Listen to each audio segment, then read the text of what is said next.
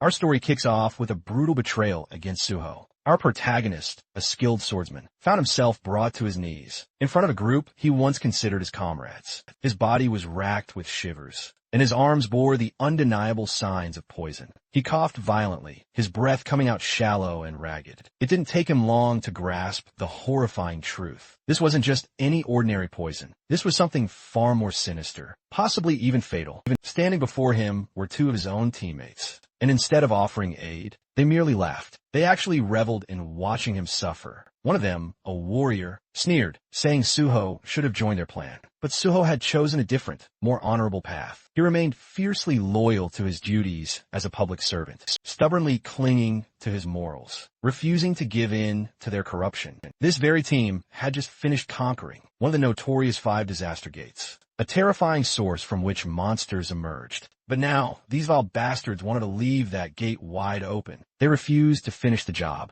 intentionally ensuring the monsters weren't entirely wiped out, so they could return again and again. Because as long as the danger lingered, so did their jobs, their influence, and their status. If the monsters vanished, the spotlight would fade, and with it, their power. Suho remembered all the time he'd spent with them, fighting side by side in countless life-threatening battles, trusting them implicitly with his very life. And now, they stood before him, watching him die without a single shred of remorse. They justified their heinous actions by claiming Suho was the only one who had dared to oppose the plan. Everyone else, apparently, was on board. Then, the archer among them stepped forward and casually extended his hand, offering Suho a supposed second chance. He said that if Suho agreed to join their side, they'd let him live. But Suho was no fool. How could he possibly trust people who had just poisoned him, and then stood by to watch him suffer? Besides, he could already feel it. His body had been pushed far beyond its limits. The poison's reach was too great. There was no turning back now. His survival was utterly impossible. But even if he couldn't survive, he could still accomplish one last thing.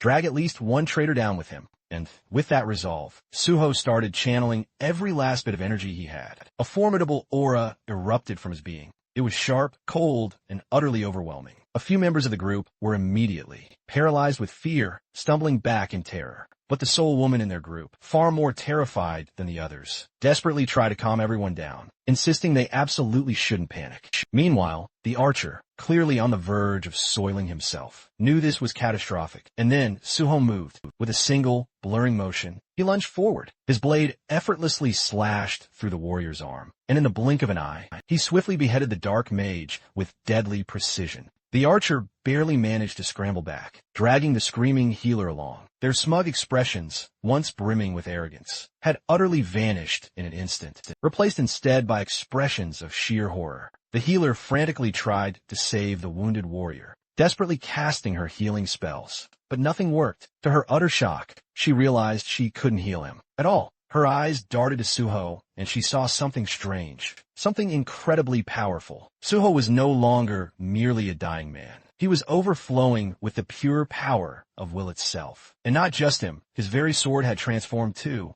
now forged entirely from that same indomitable will. It was known as the intangible sword, a weapon forged from pure, unyielding determination. But such power always came at a steep cost. The surge of energy that had kept him standing finally faded, and Suho's strength utterly gave out, and his body collapsed. He stumbled backward, toppling off the cliff behind him. He plummeted deep into the valleys below, vanishing completely from their sight, leaving nothing but a chilling silence in his wake. Suho slowly, agonizingly opened his eyes to a cacophony of chaos all around him. Shouting and blaring sirens filled the air, and the unmistakable sound of people running. A firefighter was carrying him, but he had no clue what was happening. His mind reeled, completely disoriented. A foggy blur. Everything felt unreal, like a dream, or perhaps a nightmare. The firefighter carrying him was rushing him toward a designated safe zone, moving swiftly through the crowded, panicked streets. Suho couldn't make sense of it at first. The last thing he remembered was dying. He knew he had died, so how was he here alive? Confused, and now being rescued? Then something clicked.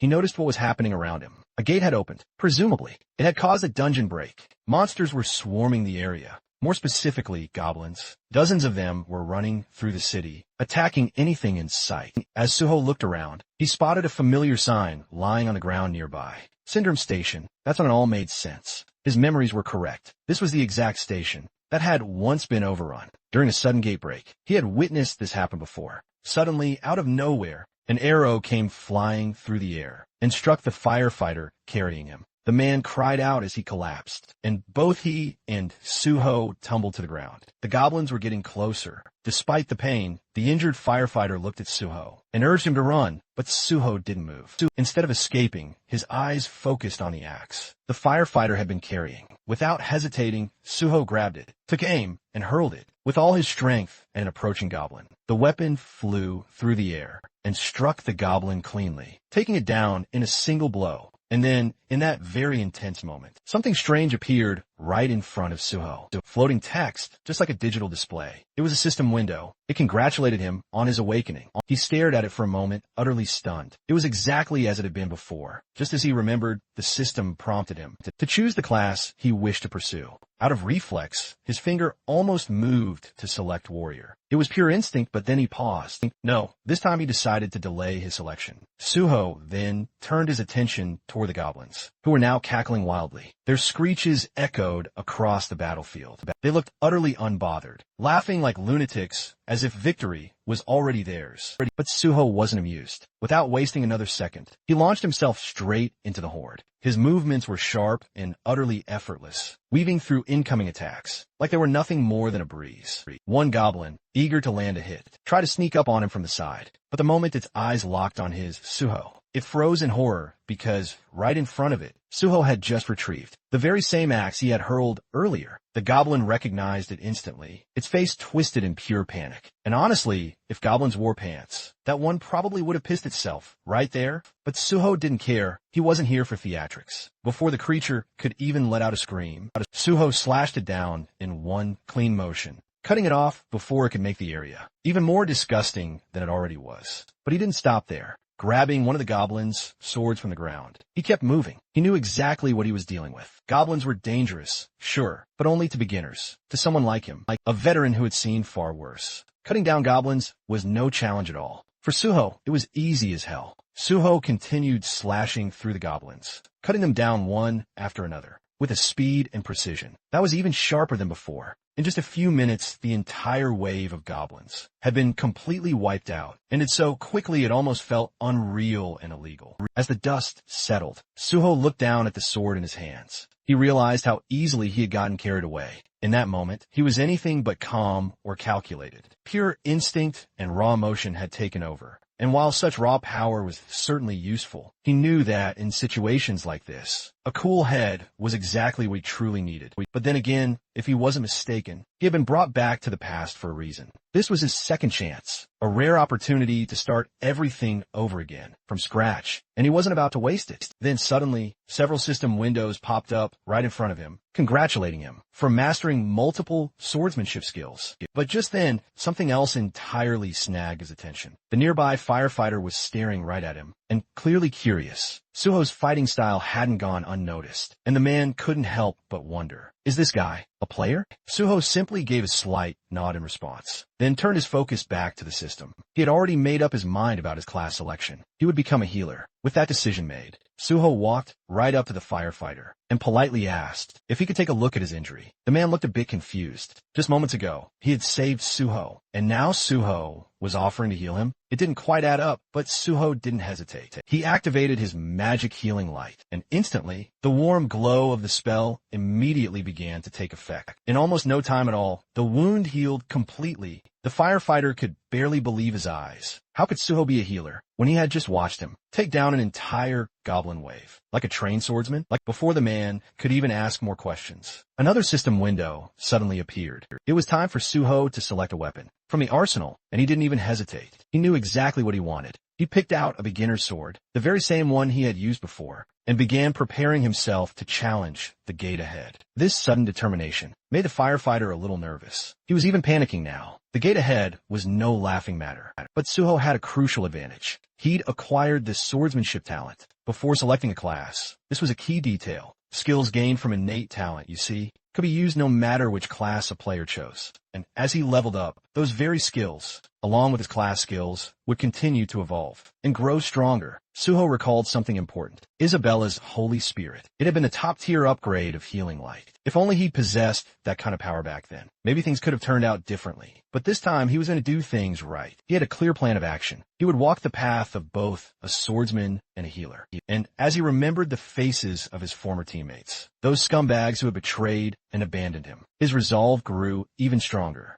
He stepped closer to the gate, the very one that had nearly killed him in his past life. Back then, he was weak and unprepared. But now, with the fundamentals of swordsmanship engraved into his very being, he knew he could handle it without a trace of hesitation. Suho began walking forward, stepping inside the gate. As Suho stepped through the entrance, he suddenly found himself standing in the middle of a dense, shadowy forest. Almost instantly, the system window appeared in front of him, displaying the name of the area. Green-Red, a strange name, but there wasn't much time to think about it. After walking for a short while, Suho stumbled upon the gruesome sight of multiple goblin corpses scattered across the forest floor. Judging by their positions and expressions, it looked like they'd been running from something or someone far more terrifying than themselves. Their twisted bodies suggested fear, not just defeat. That's when Suho heard something, a low, guttural sound from nearby. He turned his head toward the source, and just like that, he recognized what was behind it. Two towering hobgoblins, hauling the fresh corpse of a creature they just hunted. These weren't the feeble, annoying goblins he'd encountered before. Hobgoblins were a whole different beast, bigger, meaner, and far more dangerous. In the instant they spotted Suho, their eyes blazed with hungry excitement. To them, human meat was a rare, coveted treat. Without a single moment's hesitation, they tossed their previous prey aside and pointed their jagged weapons at Suho, eager to tear into fresh flesh. But what they couldn't possibly know, what they couldn't have ever guessed, was that the human they were drooling over wasn't some ordinary, easy prey. They were staring straight at a predator. The first hobgoblin charged forward, its blade swinging fast, slicing only air. Suho dodged it cleanly. He already knew he was underleveled for these enemies. His weapon wasn't strong enough to cut through their thick skin with ease, but he didn't need to rely on brute strength. He knew exactly where to strike. In one swift motion, he lunged straight at the first hobgoblin, aiming directly for its eye. The attack hit its mark. The creature let out a piercing screech, loud enough to rattle the forest trees. Suho, ever the soft-hearted one, ended the poor monster's pain by killing it. But Suho never intended to kill it so quickly. His attack had been too effective. It was a pure, habitual mistake he had made. He'd hoped to use the creature to gain skills and experience from the fight, but accidentally killed it too soon. Turning toward the remaining hobgoblin, Suho decided to make proper use of this one. The second monster, furious over its fallen comrade, roared and charged forward, swinging its weapon wildly in rage. But Suho was calm. He focused, dodging each attack with careful footwork. The hobgoblin slashed left, then right, swinging wildly and frantically, but none of its blows landed. In this world, repeating the same action over and over, which could eventually lead to him acquiring a related skill. Suho knew this, and sure enough, after evading several more attacks, a small grin formed on his face. He had obtained a dodge skill, but he wasn't done yet. Now, he aimed for his second skill. Suho began parrying the incoming strikes, deflecting the blows with precise timing. Parrying wasn't just a basic move. It had deep roots in weapon-based combat and served as a foundation for many other advanced skills. It was essential, and Suho wanted it. After a few more successful parries, the system finally notified him that he had gained the parry skill. Unfortunately, by then, the hobgoblin had already grown tired. It staggered, breathing heavily, clearly reaching its limit. And so, just like before, Suho gave it peace, this time by swiftly beheading it. It wasn't out of cruelty, just necessity. Now, with two fresh skills in hand, he was ready to fight more. He wanted to face more monsters, not for the thrill of battle, but to earn skills, gather experience points, and grow stronger. Outside the gate, the atmosphere among the waiting hunters was tense and frustrated. They just found out that someone had entered their assigned gate without permission. The moment the news spread, curses began flying left and right. Most of them were angry and felt disrespected, grumbling about how someone had the nerve to step into their territory. Some were already making plans to teach this mystery intruder a lesson. Once they came back out, they weren't going to let it slide that easily. Meanwhile, not far from the gate, a firefighter was in the middle of a serious conversation. He was speaking with a few men in suits, People from the Hunter Association. They had come to investigate, and were specifically asking about a hunter named Suho. The firefighter didn't hold back. He recounted every detail he knew. From what he witnessed, Suho was no ordinary hunter. He'd single-handedly decimated a zombie horde, and even healed his own wounds amid the chaos. One officer, absorbing the report, looked visibly stunned. He hadn't even arrived late yet, but somehow by the time he got there, the goblins were already completely obliterated. And to top it all off, the one responsible was supposedly a healer. He initially tried to dismiss it, claiming it was impossible from their experience. Healers simply didn't possess the combat power for such a feat alone. But still, if this guy truly managed to clear the gates solo, especially one swarming with goblins, then they absolutely couldn't ignore him. If he pulled it off, they would unequivocally have to recruit him. Meanwhile, Suho was out in the field, busily hunting down hobgoblins and raking in experience points. One after another, he moved quickly and efficiently, beheading multiple hobgoblins at once with ease. His attacks were clean, controlled. He deliberately spared one hobgoblin, letting it live. Just one glare from Suho was enough to make the monster bolt, faster than Usain Bolt. But that was exactly what Suho had planned from the start. He wanted the creature to escape and bring back more of its kind. With a brief break in the action, he decided to check his status. Thanks to the wave of hobgoblins he'd just defeated, both his stats and skills had improved significantly. While looking at the pile of goblin corpses around him, another thought crossed his mind. There was still something useful left in those bodies. Inside the monsters, there were magic stones. These particular ones were degraded magic stones. Nothing too rare, but each could sell for around 50,000 won. That was more than enough reason for Suho to take the time to collect them. Under normal circumstances, he wouldn't bother with this kind of work. He didn't have the luxury to slow down. But right now, his financial situation, he was more a beggar than a hunter, so he wasn't about to let these precious stones go to waste. He quickly began harvesting stones from the fallen monsters. One by one, he carefully stored them all in his inventory. By the time he finished collecting his loot, he felt a genuine sense of satisfaction. This was a surprisingly decent haul.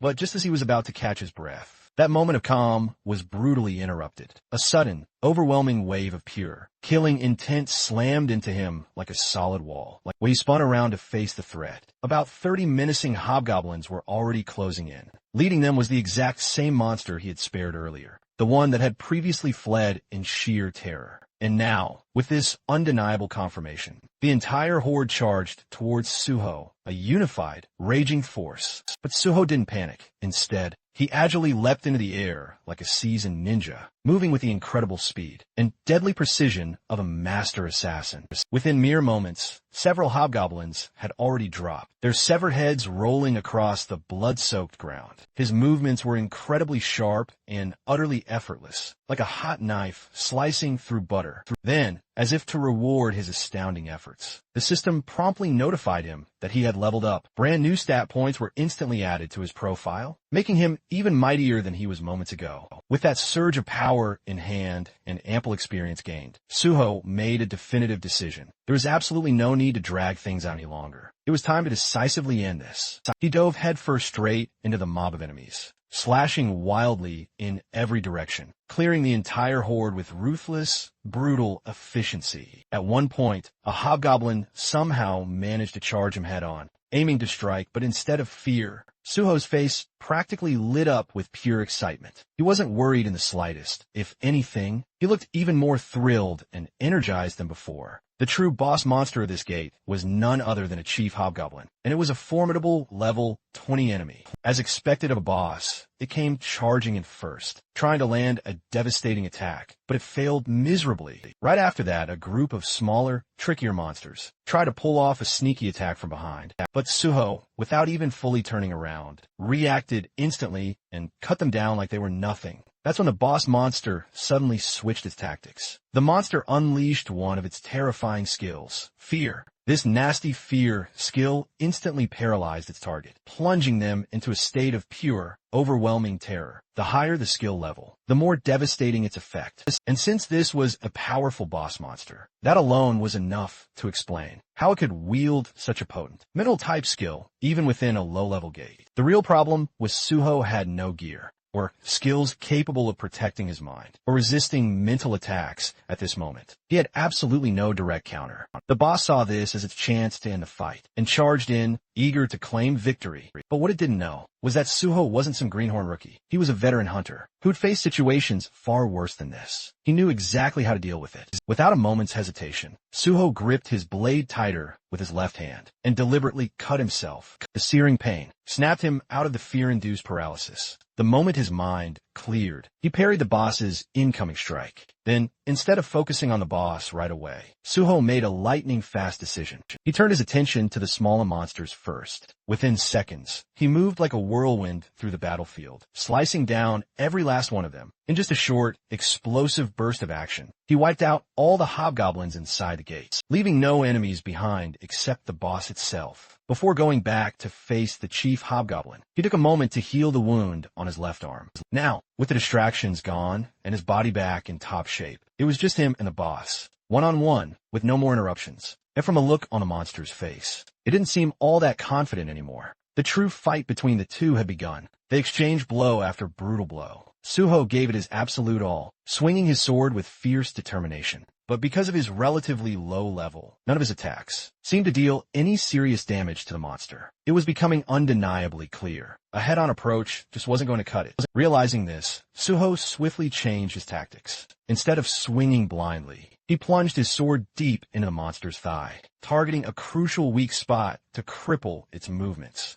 In response, the monster roared, activating its fierce skill, once again unleashing its chilling power, hoping to paralyze Suho and seize the upper hand. But this time, it failed completely. Once a person truly conquers fear, its power instantly loses its grip, and Suho had already faced it head-on and triumphed. Now completely unaffected by its terror, Suho focused all his relentless attacks on that same spot. He mercilessly slashed the injured thigh over and over, relentlessly exploiting its undeniable weakness. After a few more precise and devastating hits, the formidable boss monster finally collapsed to the ground, barely alive and clearly on the brink of oblivion. But Suho, surprisingly, wasn't finished yet. Instead of delivering the decisive final blow, he suddenly unleashed his healing light, a skill designed to restore vitality, and he cast it directly onto the monster. The creature, already bewildered and half-dead, was now completely thrown into utter disarray.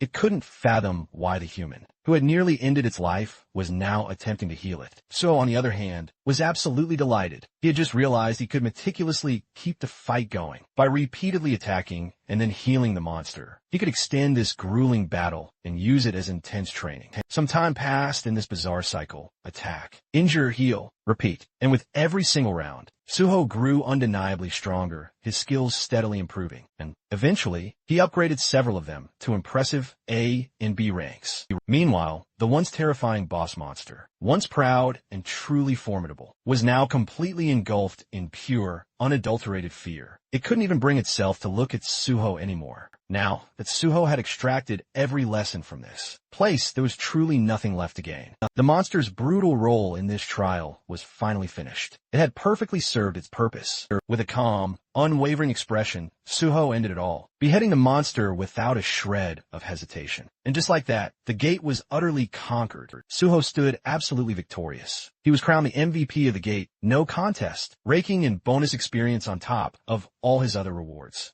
His level had now officially hit 10, a crucial milestone for any aspiring hunter. Even his healing skill, Healing Light, got a major upgrade, soaring to E rank. And along with that, he snagged a brand new skill, Cure. It might seem unassuming for now, but if his skills kept developing at this rate, it wouldn't surprise anyone if, one day, he could neutralize even 10,000 types of poisons. This was only the beginning, but the path ahead was undeniably bright. With everything finally done and dusted, it was time to move on. Suho headed straight for the gate's exit. Outside, the atmosphere crackled with tension. The gate itself had begun to subtly tremble, causing people to whisper and wonder aloud. Had the gate actually been cleared? Then, before anyone could speculate further, Suho calmly and confidently stepped out, as if the chaos he left behind didn't matter at all. There wasn't a single hint of exhaustion or discomfort etched on his face, just quiet, unwavering composure. People around him stared, utterly unable to figure out who he truly was, or what exactly he had accomplished. And Suho didn't bother explaining a thing.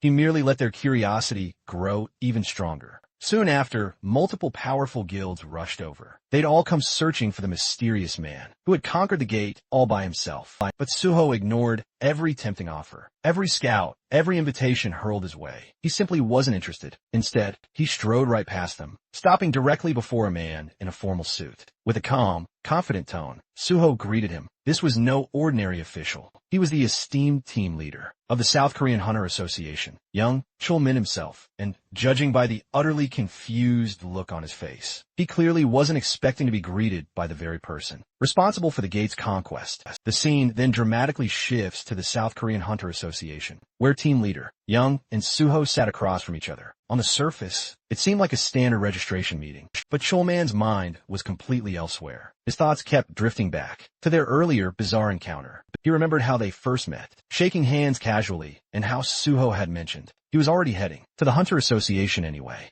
At first, Chul-man assumed it was just for a license renewal, something experienced hunters did all the time. But as their conversation progressed, it became crystal clear that Suho was actually there for initial registration. That completely caught Chul-man off guard. He was still trying to process how someone like Suho, registered as a healer of all things, had managed to clear an entire gate all by himself. In a way, Suho had acted calm, casual, munching on snacks like it was just another Tuesday. Chul-man had gone over his aptitude test results again and again. Statistically, Suho seemed more like a warrior than a healer. The numbers didn't lie. He had the physical strength and combat instincts, not to mention the composure, that you'd expect from a frontline fighter. It didn't make sense. While Chul-man was lost in thought, Suho spoke up, snapping him out of it by asking if there was a problem. That brought Chul-man back to focus. He began asking Suho a few routine questions. Background, education, that sort of thing. And that's when more pieces of the puzzle began to dramatically fall into place. We learned that Suho was a college dropout. He had been studying physical education before quitting. Most students from that department usually choose combat class, like warrior or archer if they enter the hunter field. But Suho had gone in a completely different direction. He had selected the healer class. And the reason? He just hated getting hurt. Then, he went on to explain what exactly had happened inside the gate. He described the sequence of events. He told the tale in a straightforward, almost detached way. He conveniently omitted one crucial detail. The fact that it had all been suspiciously easy for him. He simply stated he'd fought for his life, and that was the end of his story. But when Suho casually dropped the term chief hobgoblins, Chul-man went rigid. Something about that just didn't add up. Gates that spawned chief hobgoblins were notoriously difficult to clear. So, sensing Chul-man's discomfort, Suho calmly brought up his inventory. In an instant, he materialized all the loot he'd gathered from the gate, directly onto the table, landing with a heavy thud. And Chul-man was utterly caught off guard. His eyes went wide in utter shock, and for a split second, he nearly panicked. These were the valuable magic crystals Suho had collected, all from hunting down hobgoblins. The smaller crystals came from ordinary hobgoblins, while the much larger, more refined one had been dropped by the hobgoblin chief. Since Suho truly didn't know their actual value, he politely asked the team leader for assistance, if he could help facilitate their processing, even as he fought to maintain his composure. Chul-man simply couldn't take his eyes off the loot. It was an incredible haul. Regaining his composure,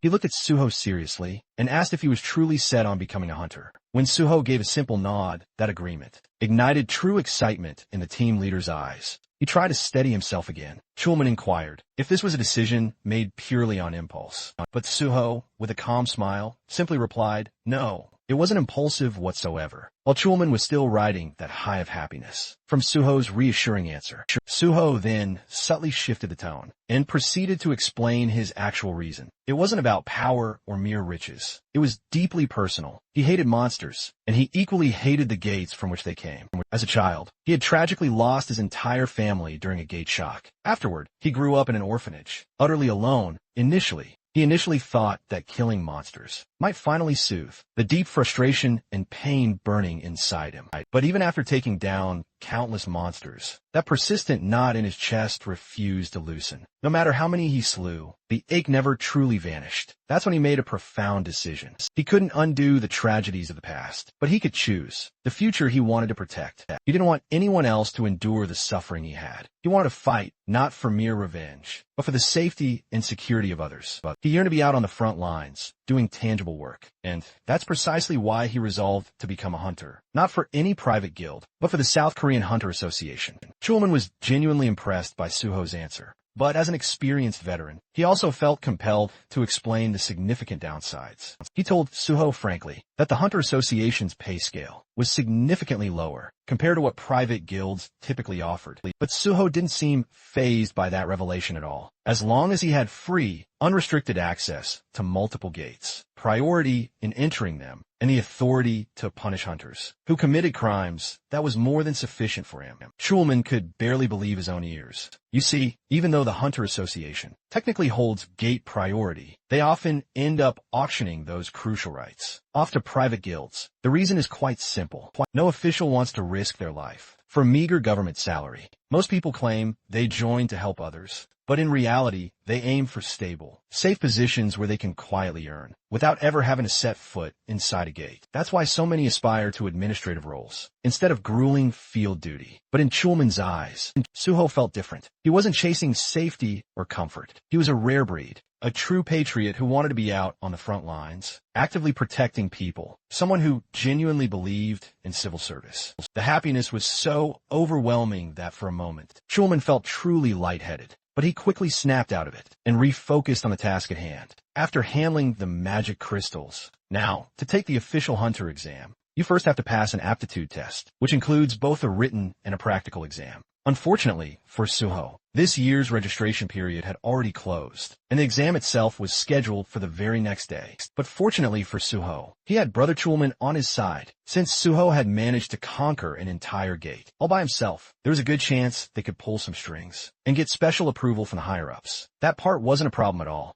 What really concerned Chulman, though, was the written test, clearing that with only one day of preparation. Almost impossible for a regular person, right? But Suho, being Suho, was incredibly confident. To him, if you ever get the chance to do something, you take it, no matter the circumstances. The only minor issue? Our boy was practically a beggar at this point. He didn't even have enough money to pay the exam registration fee. So, swallowing his pride, he asked if team leader Schulman could take care of the magic crystals for him. And Schulman, being the dependable guy he is, immediately took on the task without a second thought. Right now, the only person Suho could fully rely on was his big brother, Chulman, and he was genuinely grateful for that. After some time, they completed all the aptitude tests. Team leader Chulman then sent Suho the money they got from selling the crystals. In the next cut, Suho was munching through Chulman's food stash, like he owned the place, thanks to the magic crystals. He received 3 million won. And on top of that, since he registered as a civil servant hunter, he also got some sweet tax exemption benefits. Still, that wasn't enough for him. He had one more request. He had heard the association had a library, and he wanted to cram a bit for the written test. Tomorrow, he politely asked if the team leader could allow him access, and of course, Chulman said yes with a smile. Chuman even personally guided Suho to the library's entrance and informed him that an employee card wasn't necessary for entry. Before they parted ways, Chuman wished him the very best of luck on his exam. Suho watched him depart, quietly observing just how kind and reliable his older brother still was. Deep down, he knew that one day, Chuman would undoubtedly become the president of the association. With Chuman now gone, Suho refocused his attention on the library itself. His goal was crystal clear: find something connected to his past life. He remembered major, world-shaking events occurring, things that had rocked entire regions. But the specific details were always maddeningly hazy. Human minds simply weren't built to carry memories across multiple lifetimes, and he was no exception. Still, somewhere within this vast place lay the key, a fragment of knowledge or a skill he desperately coveted. After poking around for a bit longer, Suho finally stumbled upon something truly strange. It was a book, massive, ancient-looking, and so incredibly thick it simply wouldn't fit on any shelf. Curious, he picked it up. The moment he cracked it open, the system pinged in with a strange message. It stated that the book wasn't from this world. It also mentioned that there was a special way to use it, something far beyond merely reading its pages. And Suho, he already knew exactly what that meant. Without hesitation, he held the massive book above his head, like some RPG character triggering a hidden quest. For a split second, he felt like a complete clown. Nothing was happening. His arms were getting tired. Frustration bubbled up fast and hot, because he was damn sure This had to be the only way to activate it. Then, just before he could start cursing the book, the system spoke again. The book, Library of Memories, had taken an interest in his story. That's when the magic truly kicked in. The book shimmered, reality itself shifted, and in the blink of an eye, Suho was no longer standing in that dusty room. He now stood before a massive, otherworldly tree, its roots deep in glowing stone, its branches reaching into a sky that wasn't even real. A spiral staircase wound majestically around it, leading ever upward into the unknown. This, friends, is the Library of Memories.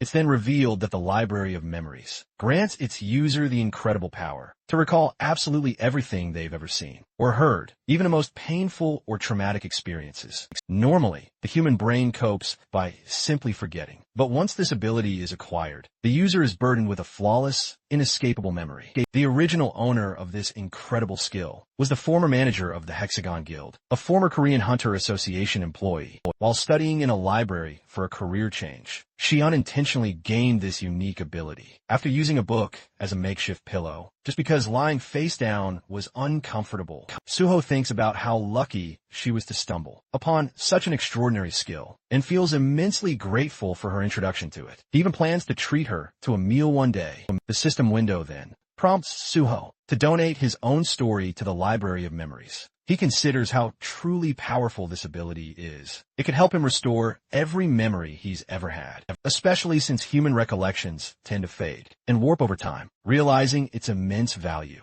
he decides that obtaining this skill is absolutely necessary to retain every single detail with flawless precision. A message immediately appears, confirming his story has been accepted. Suddenly, a strong wind whirls around him, and the system announces that the Library of Memories is now accessing and recording his experiences. Suho starts floating in midair, surrounded by radiant, shimmering texts, as a detailed diagram materializes above the book. Another message swiftly follows, stating that the Library of Memories has officially opened its doors. It will store everything he's seen and heard, giving him instant access whenever needed, while also suggesting crucial, important information. Suho stares at his hand, sensing that the recording process feels a bit off, likely because this entire space is some kind of illusion. Now that he has the skill, he decides to put it to the test. He closes his eyes and revisits a previous battle. He sees himself severely wounded. The moment floods back, brimming with vivid emotions,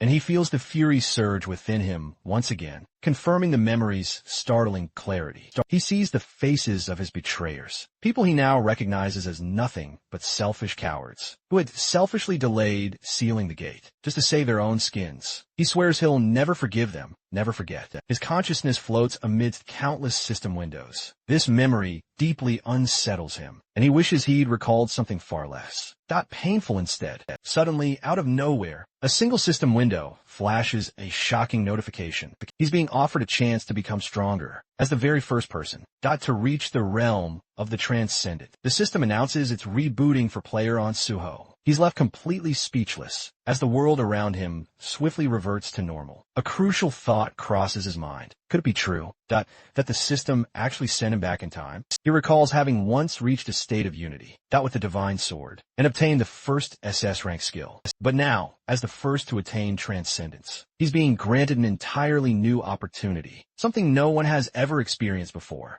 Suho begins to realize his return to the past. That might not be merely a coincidence. In the very next moment, he arrives at a specific location by taxi. As he steps out, he reflects on how truly meaningful this second chance really is now. He now has the chance to prevent the disasters that once struck him and to conquer the unpredictable gates that had caused countless casualties. Determined to tackle these gates faster than ever before, he reminds himself, every second matters. He soon arrives at a colossal building, its nexus, and he stands before it. He's immediately impressed by its sheer size and acknowledges this to be the biggest private hunter academy in the country. He also sees it as a place where he can make some serious money to secure his future with unwavering resolve. He steps inside, greeted by a cheerful receptionist. She promptly asks the reason for his visit. Suho replies he's here to meet Director Kim Soo. The receptionist, taken aback, asks if he has an appointment. Suho says no, but insists it's urgent. He simply asks her to relay a message. The solo conqueror of the Syndrome Station, a pre-catastrophe gate, is here. The scene shifts to the director's office, where a calm woman introduces herself as Kim Soo, the director of Nexus Academy. Suho introduces himself as On Suho. Director Kim invites him to sit, acknowledging his achievement at the Syndrome Gate. She then asks why he came to Nexus. Suho explains he's here to apply for a scholarship. The director is clearly taken aback by the request. Suho confirms it, casually mentioning he also plans to take the hunter license test, scheduled for the very next day. Still reeling from the revelation, Director Kim asks how long it's been since he awakened. Suho calmly replies, "It happened today." Shocked even further, she checks her documents, repeating in disbelief. An unregistered hunter who awakened just today wants to take the test tomorrow and has already solo cleared a catastrophic level gate. Suho confirms everything. He adds that a connection within the Hunter Association helped him secure a spot in the exam. His goal is simple, to rank first. His confident declaration leaves the director even more stunned. Suho then states his condition. If he ranks first, he wants to be officially granted Nexus Scholarship, student status with full financial support. Suho knew full well that for an unknown newcomer, reaching the top wouldn't be easy. But he wasn't some beginner. He was a battle-hardened veteran who had cleared countless gates. Whether anyone else believed him or not didn't matter. That choice was up to them. Director Kim recognized that. Clearing such a dangerous gate alone was no small feat. Still, she reminded him that the hunter test was a completely different matter, with an average pass rate of less than 20%. Suho made it crystal clear, if he didn't secure first place, they could completely ignore him and scrap their scholarship deal entirely. Intrigued, Director Kim asked why he chose Nexus instead of other, more prestigious academies, like Hexagon or Prime. Suho answered bluntly. Despite being the biggest academy around, Nexus had hit a serious rough patch in recent years. It hadn't produced a single top-ranking student, and that had severely hurt its reputation and admissions. Silently, Director Kim had to acknowledge the truth. Nexus was in desperate need of a major success, and no current student, so far, had shown any signs of becoming a breakout talent. If Suho really did take first place, Nexus would gain the most from the spotlight. His proposal, in that sense, was perfectly timed. Still, the director couldn't help but wonder, what kind of person makes such a bold offer? With that much confidence? Curious, she asked how much money he was expecting from the scholarship. Suho responded by asking about the rewards for becoming the top student. She explained that the prize included a full refund of tuition, an additional bonus of 30 million won, and the opportunity to immediately join the Nexus Guild. Suho nodded. It seemed fitting for the country's largest academy. But then, with a mischievous grin, he added that 300 million. One would be even better. The sheer number stunned Director Kim, but Suho kept going, saying that, considering the massive advantages that came with being the top student and the sheer scale of the academy, the amount was perfectly fair for Nexus. 300 million won wasn't much anyway. Deep down, Director Kim knew he wasn't wrong. Reluctantly, she agreed and told him that if he ranked first, she would pay him the 300 million won.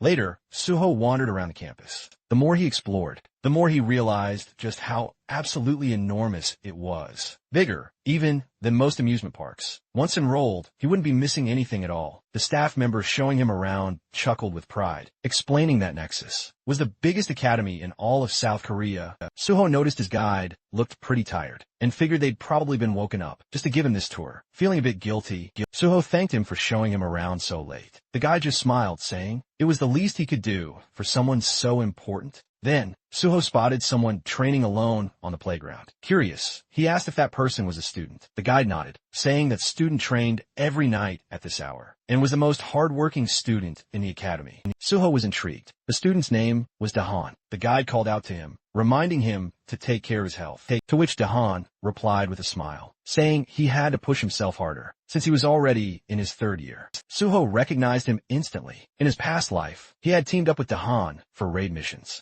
Back then, Dahan had been the nation's top tanker, famous for his unmatched endurance and defensive capabilities. It had been unfortunate when pure tankers lost their place in the meta over time, but now, seeing Dahan wielding an axe instead of shield, Suho realized Dahan still hadn't unlocked his real potential. This was a perfect opportunity. He could guide Dahan now and eventually recruit him into the Great Hunter Association. The guide introduced the two of them. After a brief greeting, Suho asked if Dahan intended to use the battle axe as his main weapon. Dahan confirmed it, Suho then asked why he chose that particular weapon. Dahan explained that, since he aimed to be a frontline fighter, his instructors had suggested the axe, saying it matched well with his build. The guide chimed in, adding that few weapons could rival the battle axe in sheer destructive force. Suho asked if Dahan had only trained with the axe. Dahan admitted he had. He called himself a slow learner, and he declared that trying multiple weapons felt like a total waste of time. He had already spent 2 grueling years just to become somewhat decent with an axe. And even now, despite all that, he didn't feel particularly skilled at all. Suho silently analyzed the grim situation and quickly pinpointed the real problem. It wasn't that Dahan lacked any effort. It was that the battle axe simply didn't suit him. It wasn't a matter of dedication or willpower. It was a clear case of poor direction. If his progress hadn't dramatically improved early on, he should have switched weapons immediately. Suho found it absolutely surprising that even the top academy in the entire country missed something so incredibly obvious. He then suggested a completely different mindset. Since players would eventually receive significant stat adjustments, it made far more sense to pick a weapon that naturally felt right to them. With the right skill correction effects, proficiency could skyrocket quickly, but true, impactful performance in battle relied heavily on knowledge and raw experience. In Dahan's case, the battle axe was clearly a terrible mismatch. While it delivered undeniably heavy hits, the long cooldowns left users incredibly vulnerable. And considering Dahan's already large frame, it became even harder to protect him effectively in combat. When Dahan heard this, he was absolutely taken aback. He'd spent the last 3 grueling years training with an axe. Suho acknowledged his unwavering dedication, but calmly pointed out that Dahan's true strength might actually lie in tanking. He then advised Dahan to immediately try using a sturdy kite shield on his left arm and a powerful one-handed blunt weapon in his right hand. According to Suho, this specific setup would significantly enhance Dahan's overall combat effectiveness dramatically. Dahan hesitated, understandably. Switching roles right before the crucial exam felt incredibly risky, especially since the test was happening the very next day. Suho then urged him to deeply think about what truly forms the unbreakable backbone of a raid party. While many blindly believed it was the powerful mage, in cold reality, it was always unequivocally the tank. A tank's primary job was to draw the enemy's relentless focus and properly protect the entire team. A tank absolutely needed a shield and a secondary weapon for vital crowd control. Suho's reasoning finally resonated with Dahan. Motivated by this insight, he decided to give it a shot. Suho was glad Dahan didn't let doubt hold him back, appreciating his quick thinking and adaptability. And Suho wished him good luck, and Dahan thanked him before heading off. Immediately after, the guide explained that Director Kim had requested him to give Suho a tour, which was why he'd introduced him as a guest. But now the guide was curious. Was Suho actually an instructor? He seemed to know so much about combat and contracts. Suho clarified that he was indeed an instructor, though internally he realized it probably looked quite suspicious for someone without a license to know so much. He explained he was more of a stakeholder. The guide nodded, mentioning he'd just received a call. The contract was ready, and it was time to return to the director's office. Then came the day of the hunter test. The area in front of the association building was absolutely packed with examinees, all armed with their swords and ready to earn their hunter licenses. Everyone had been preparing relentlessly for this very moment, sharpening their skills and reaching peak performance. Ironically, Suho, the same man who had cleared a gate all by himself, was in his absolute worst condition. After finishing the test, Suho walked out, reflecting on the true purpose behind it. It had been organized because of concerns over possible doping, but in his opinion, those measures meant nothing. Most cheaters didn't use drugs. They used skill buffs during the test itself. One woman in particular, and several others, had shown magic levels no one at level 5 should naturally possess. The system then notified Suho that his magic sensing ability was far sharper than most. He had fully mastered the skill of magic detection. Thanks to that, Suho found it easier to notice oddities. Even though no official reports had surfaced yet, he could already sense widespread cheating. Using illicit buffs, he realized it was time to stop this. Glancing at Schulman, Suho felt a pang of gratitude for at least one honest soul nearby as he walked through the hall, where other candidates buzzed about their exams. He couldn't shake the feeling he'd accidentally become a cheater himself. Chulman approached, asking how the test went. Suho confidently replied he'd pass, but then questioned Chulman's presence. Chulman explained he was lending a hand, as the association was perpetually short-staffed. He'd also heard this written test was the toughest one yet, but Suho's confidence was truly impressive. Suho replied he believed he'd aced it, then asked if he could raise a point. Chulman readily agreed, as long as it wasn't about the test itself. Suho admitted it was somewhat related. He pointed out that during the exam, there hadn't been any checks for buffs and asked why. Chulman inquired, "What do you mean by buff checks?" Suho explained that while the association did conduct urine and blood tests to prevent drug use and confiscated personal items to prevent gear-based cheating, they didn't seem to check for skill-based cheating. He suggested that utilizing magic detection could more effectively pinpoint buffed individuals. Chulman genuinely appreciated the input and promised to look into it before the practical exam. Suho said he'd prepare for the next test. Before he could leave, Chulman stopped him and expressed his personal hope that Suho would excel and that they'd eventually work together. He wished him luck on the practical, and Suho thanked him. 30 minutes later, at the site of the practical test, the announcer informed everyone that the exam was delayed by 2 hours due to issues with the dive capsules. All candidates were instructed to grab lunch at the cafeteria and wait either in the lounge or training area. But Suho wasn't buying it. It felt like an excuse. He suspected brother Chulman had already started cracking down on those trying to cheat. Using buffs, things were moving swiftly, just as he'd expected, with 1,200 candidates and a pass rate under 10%. Spotting cheaters could easily drop that rate to 7%. Anyone who passed under those conditions would undoubtedly be top-tier talent. Suho decided to observe the other candidates to spot anyone who might be worth keeping an eye on. Just then, voices caught his attention. One man was challenging another to a match. The second guy snapped back, telling him to back off and stop picking fights. But the first guy clarified he only wanted to spar, joking that the other was afraid his lack of skill would be exposed. Annoyed, the second man shoved him and told him to stay out of his face. The first man then raised a wooden sword and asked what would happen if he struck first. Before anything could escalate, Suho stepped in and blocked the wooden sword with his own, making the attacker pull back. The second man was stunned and asked Suho if he'd lost his mind, but Suho calmly said he'd handle it and told the man to stay out of it. The guy asked who Suho was. Was he some sort of officer? Suho simply said he was just another test taker, but warned that dealing with someone like this attacker would only cause unnecessary trouble, so it was best to leave it to him. The attacker then questioned why Suho was getting involved. Suho smiled, introduced himself, and offered to be the attacker's sparring partner, since he was so eager for one. But the attacker wasn't impressed. He scoffed, saying he wouldn't waste his time sparring with someone weak like Suho. That word weak caught Suho off guard. The attacker claimed Suho just got lucky earlier and warned him not to get arrogant, ordering him to leave. But Suho turned the tables. He asked the attacker if he was scared. The attacker, clearly annoyed, snarled, "What is that supposed to mean?"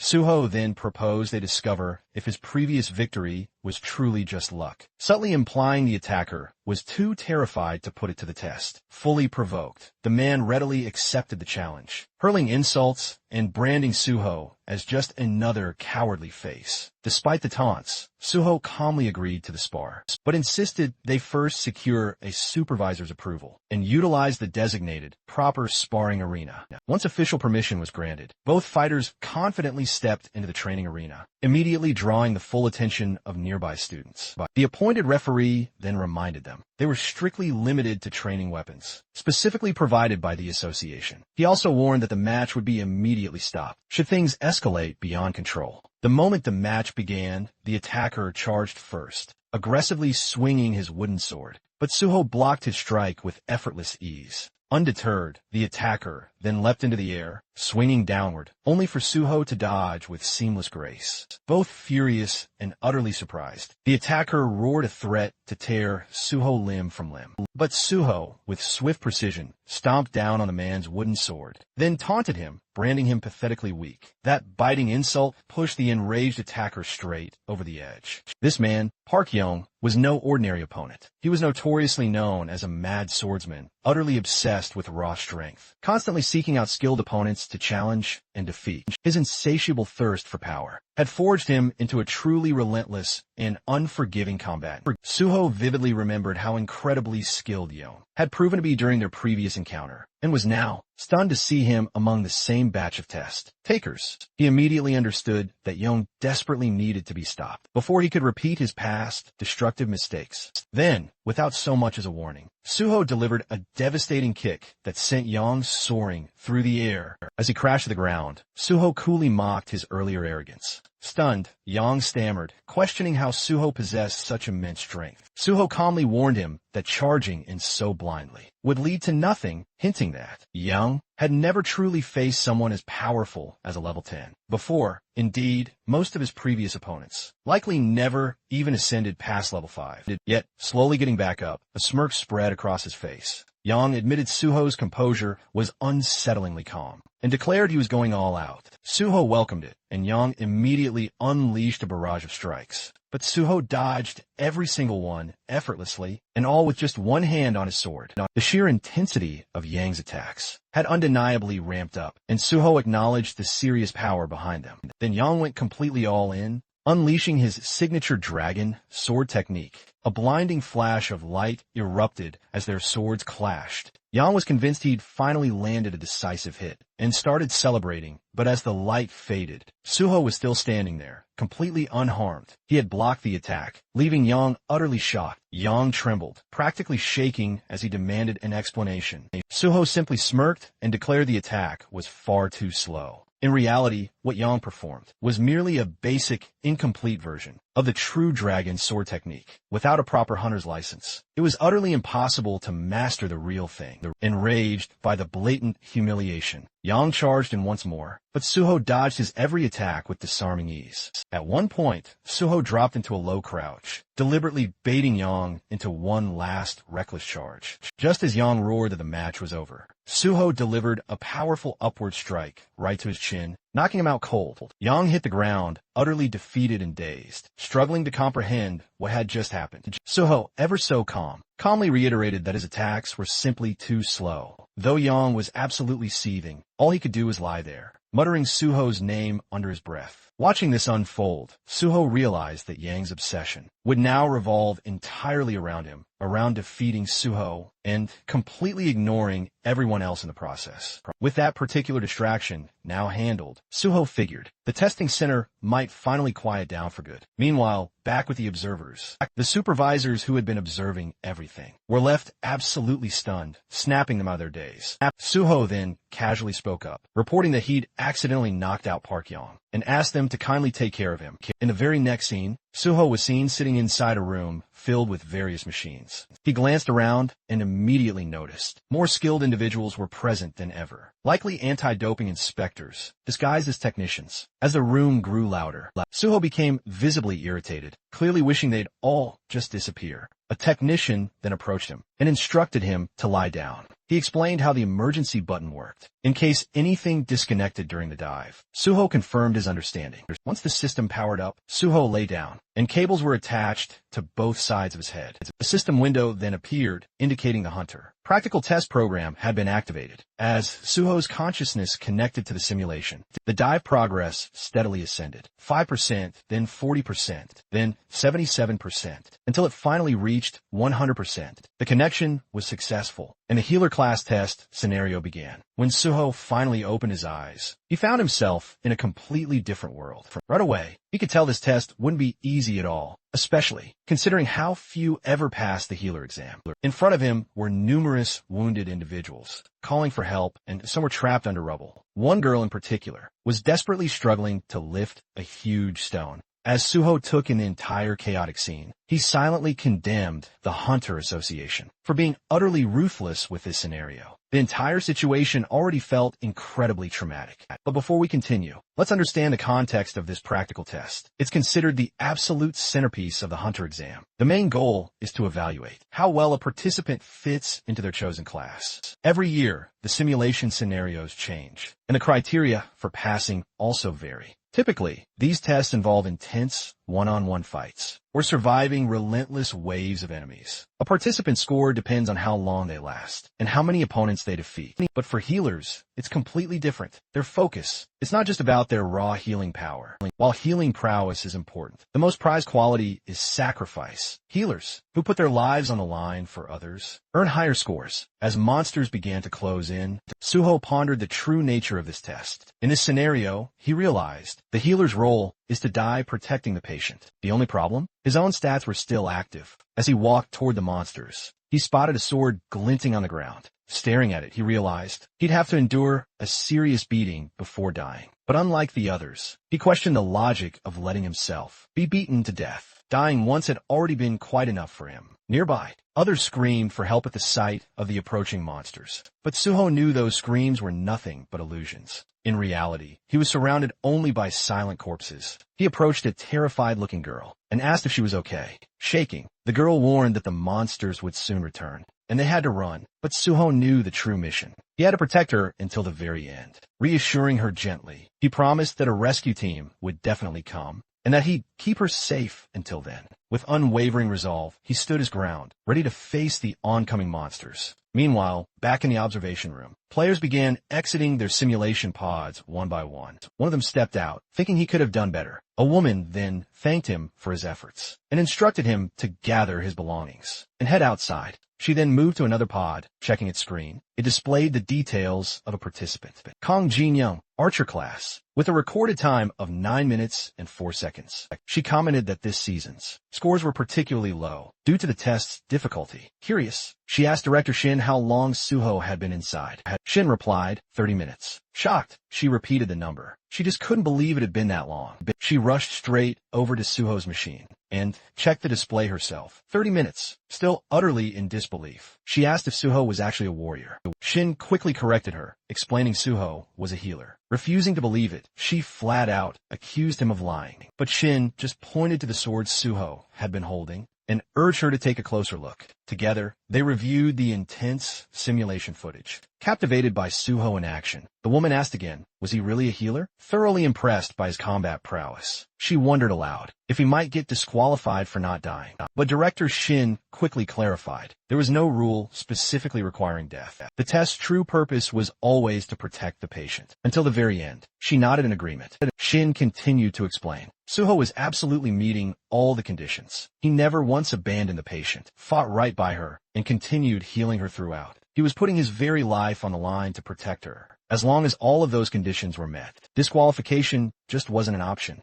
Upon hearing that, the woman instantly concluded that the top score for this exam had already been decided. Meanwhile, Suho was still fiercely battling inside the simulation, showcasing incredible skill. He sliced through the monsters with a single decisive blow. But even after that clear victory, Suho felt it still wasn't enough. He needed to be faster. As more monsters appeared, he eliminated them one after another, showing unwavering focus. Eventually, he wiped them all out. A system message then popped up. Your understanding of the skill footplay is very high. Congratulations, you've mastered footplay. Suho read the message and realized that although this was just a simulation, since it was based on real-world mechanics, the system could still fully recognize his physical control. The system acknowledged that he was directly controlling his body, making it possible to master physical skills. That is, even here, though, the experience gained was less than in real combat. It was still a fantastic way to train. Beyond just swordsmanship, he'd honed countless other skills, boosting all his basic sword techniques to A rank. No EXP points or item rewards came with it, but the results? Still incredibly satisfying. If he could eventually elevate all his sword skills to A rank or beyond, he might just forge a technique, like Park Yong's legendary dragon sword technique. Another message popped up. Great achievement. Your mastery of swordsmanship far exceeds anyone else's. The system is thoroughly impressed by your unique style and wishes to register it. Would you like to forge a brand new swordsmanship skill by combining your basic sword techniques and footwork? Suho grinned, finally ready to craft his own signature style. Guardian Sword. A confirmation window appeared, asking if that would be the official name. Suho confirmed. Another message. congratulated him on his supreme mastery and recognized the birth of a brand new, unique swordsmanship skill, Guardian Sword S. This powerful new ability instantly boosted the effects of all his sword and footwork skills by a whopping 50%. As a reward for this monumental achievement, the system granted him 10 bonus stat points and expressed its hope that Suho would keep treading the path of the sword. A final message confirmed he had unlocked Sword Mastery S,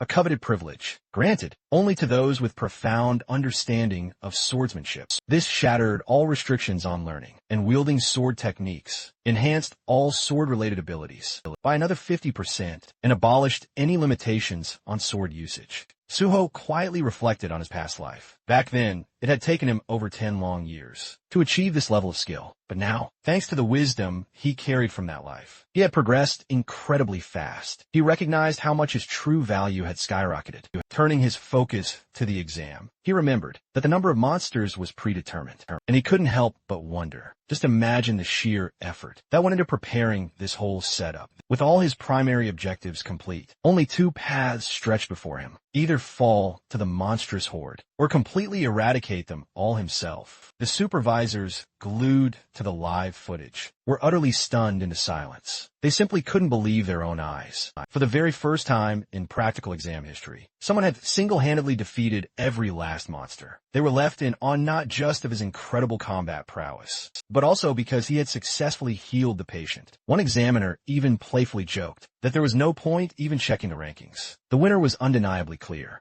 A few days later, the scene dramatically shifted to the Hexagon Guild's headquarters. A supremely confident guild member declared that their star student, Kian, would absolutely be this year's top scorer. Another member enthusiastically agreed, brimming with pride over the intense training they'd poured into him. But then, someone spotted a congratulatory letter. As it was read aloud, a wave of confusion quickly spread. Kian wasn't the top scorer after all. The name proudly displayed on the letter was Oh Suho. Everyone was stunned. The atmosphere immediately shifted, becoming tense and bewildered as someone frantically asked, "Where's Kian?" At that very moment, the guild master received a call, and the scene dramatically changed once more. Suho was now on the phone with the team leader. The leader apologized for the delayed congratulations, explaining he'd been completely swamped with work. But he made sure to heap praise on Suho for absolutely crushing it and earning the highest score. He admitted honestly he hadn't expected such phenomenal consistency from him. Suho responded humbly, crediting it all to the team leader's guidance, though the leader quickly deflected the credit, stating Suho's incredible achievements were entirely his own doing. He also pointed out that Suho's exceptional performance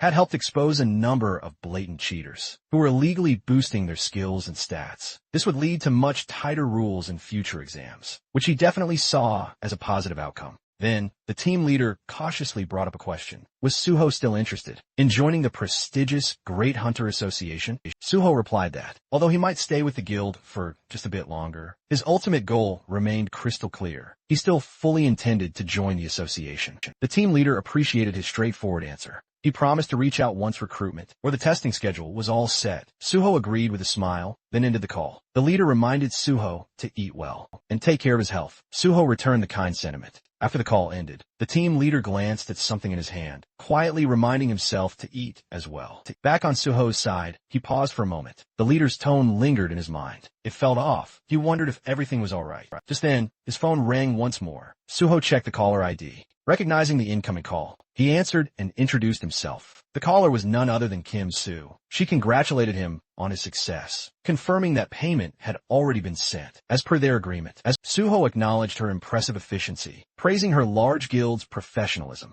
Then came her big proposal. She invited Suho to join the Nexus Guild, promising benefits far superior to what any other guild could offer. Curious, Suho asked just how far they'd go. Kim Soo assured him she'd do everything possible to match his lofty expectations. As a top student and scholarship recipient, she explained, adjusting the contract terms would be no problem at all. She even suggested meeting in person to finalize the deal. Suho, however, politely declined for now, mentioning he had personal plans that day. He promised to review his schedule and get back to her soon. Still, he did hint that, considering he was a Nexus scholarship recipient, it would be logical to join Nexus over any other guild. Kim Soo was absolutely overjoyed by his response. Her excitement was so intense that even her nearby co-workers noticed. She practically begged him not to sign with another guild. In the meantime, amused by her enthusiasm, Suho chuckled and agreed to meet soon as the call ended. Suho couldn't help but smile. The echo of her thrilled voice still rang in his ears. Right at that moment, the taxi driver let him know they had reached their destination.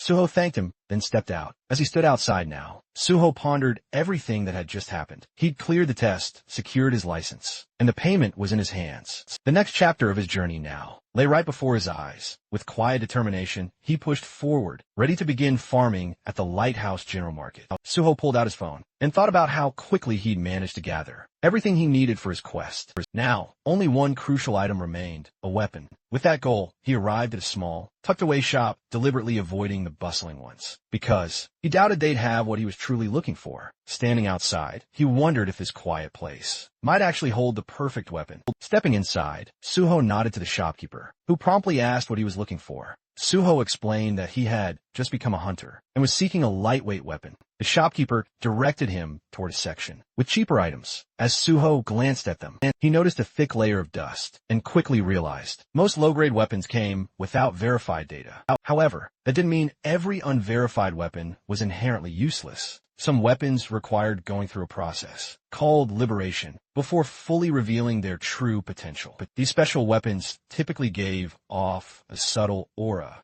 a distinct kind of signal, though most players in places like this wouldn't recognize it. Suho then picked up one of the weapons and activated his magic detection skill. A faint smile touched his lips. He had found it. After walking out with the weapon, Suho mused to himself that, if the owner ever discovered the spear's true worth, he'd deeply regret letting it go for such a paltry sum. But for now, the real work was about to begin. Suho closed his eyes, focused his mind, and began pouring his magical energy into the weapon. The spear devoured his power with shocking speed, relentlessly siphoning his energy away. Realizing the immense toll it was taking, Suho faltered, then crumbled to the ground, utterly spent and drained. He knew that if he pushed himself even a moment longer, he might have collapsed from sheer magic depletion. To fully awaken this powerful weapon, he required a magic stat of at least 100. Though he couldn't wield it just yet, he knew it would be an incredible asset in the future. He promised himself he'd level up quickly and unleash its full potential very soon.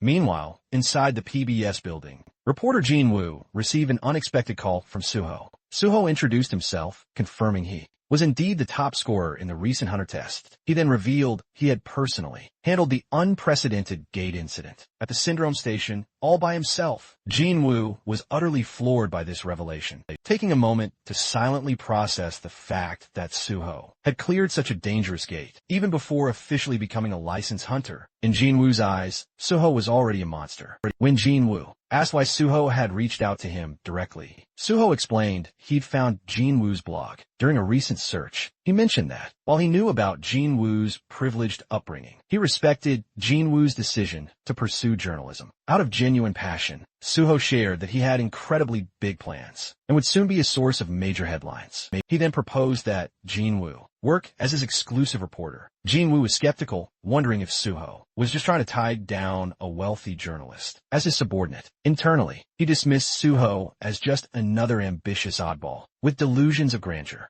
Even though he understood what Suho was suggesting, Jin Woo was clearly uncomfortable with the idea. He admitted he craved exclusives, but he had no desire to work under anyone. Suho clarified that he wasn't looking for a subordinate, but a reliable partner. Jin Woo responded bluntly, suggesting that Suho's offer seemed like a tactic to boost his own market value. Before joining a guild, Suho conceded there was some truth to that, but not entirely. He wasn't doing this to boost his value, though. He was doing it for fame. His ultimate goal? To become a civil servant. Jin Woo was completely caught off guard. Did Suho mean joining the Hunter Association? The thought of chasing fame to become a public official. It seemed absurd to him, but Suho was dead serious. He wanted to work directly in the field as part of the Hunter Association. That made Jin Woo question his background. Was Suho another rich kid, treating hunter work like a side quest? Suho then revealed he was actually a gate orphan, and his past was what drove him toward public service. It truly shaped his purpose in life, to conquer gates. As Jin Woo glanced at his laptop, he questioned if Suho was really being serious. With so many strange people popping up lately, it was getting hard to tell. But in the end, he decided it didn't matter all that much. He acknowledged Suho's point of view, but declined the offer. He preferred choosing his own stories to cover. Still, Suho didn't give up. He suggested a bet. Curious, Jinwoo asked what kind. Suho proposed to earn Jinwoo's trust by proving himself as a hunter. He announced he would attempt to clear the Tower of Challenge alone. That very day, Jinwoo was stunned. That tower was infamous. Clearing it was considered impossible, even for a full party. Doing it solo sounded downright insane. But Suho was confident that if he pulled it off, it would be enough to convince Jinwoo. If he succeeded, he wanted Jinwoo to become his personal and exclusive reporter. Suho remembered the Jinwoo from his past life, a top-tier broadcaster from PBS, famous for his pride and elite background. He'd gained popularity as a journalist who never took requests. Yet, in Suho's previous life, they had teamed up many times, thanks to Jinwoo's sharp reporting and rare influence over public opinion. But that same brilliance made him dangerous to others, like a thorn always in someone's side. Eventually, Jinwoo became entangled in political conflicts, forcing him into early retirement, until he eventually vanished from the public eye.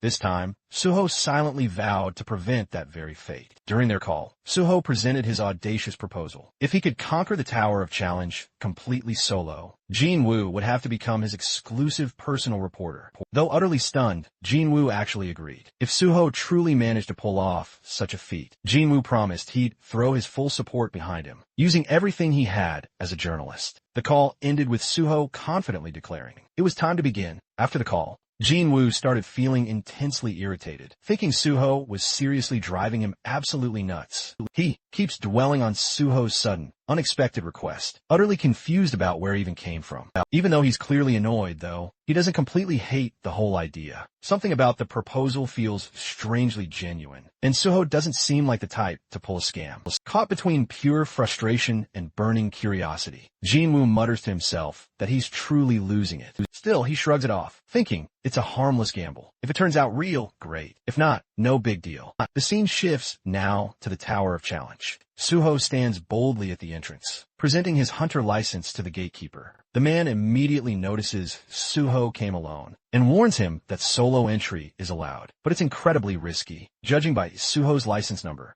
He assumes Suho just barely passed his test. The gatekeeper suggests teaming up, since even the lower levels often lead to nasty injuries, or worse. But Suho firmly insists on going in alone. Respecting his choice, however, the man informs him of the 70,001 entry fee and tells him to pay once he receives the invoice. Suho nods and thanks him as he steps forward. The gatekeeper shouts after him to be careful and retreat if things get too dangerous. Suho simply gives a brief nod and walks inside. And while walking, Suho reflects on the Tower Challenge. It's widely known as a critical training ground for players. Below level 20, this public gate, notably, is government maintained and was designed to help players power up. Now that his level's been reset, there's no better place to begin anew. As he pushes the door open and steps inside, the system immediately announces his arrival. It warns him he can give up at any time, and if he declares withdrawal, he'll be instantly teleported back to the entrance. Suho summons his sword just as the system triggers. The start of the first floor challenge.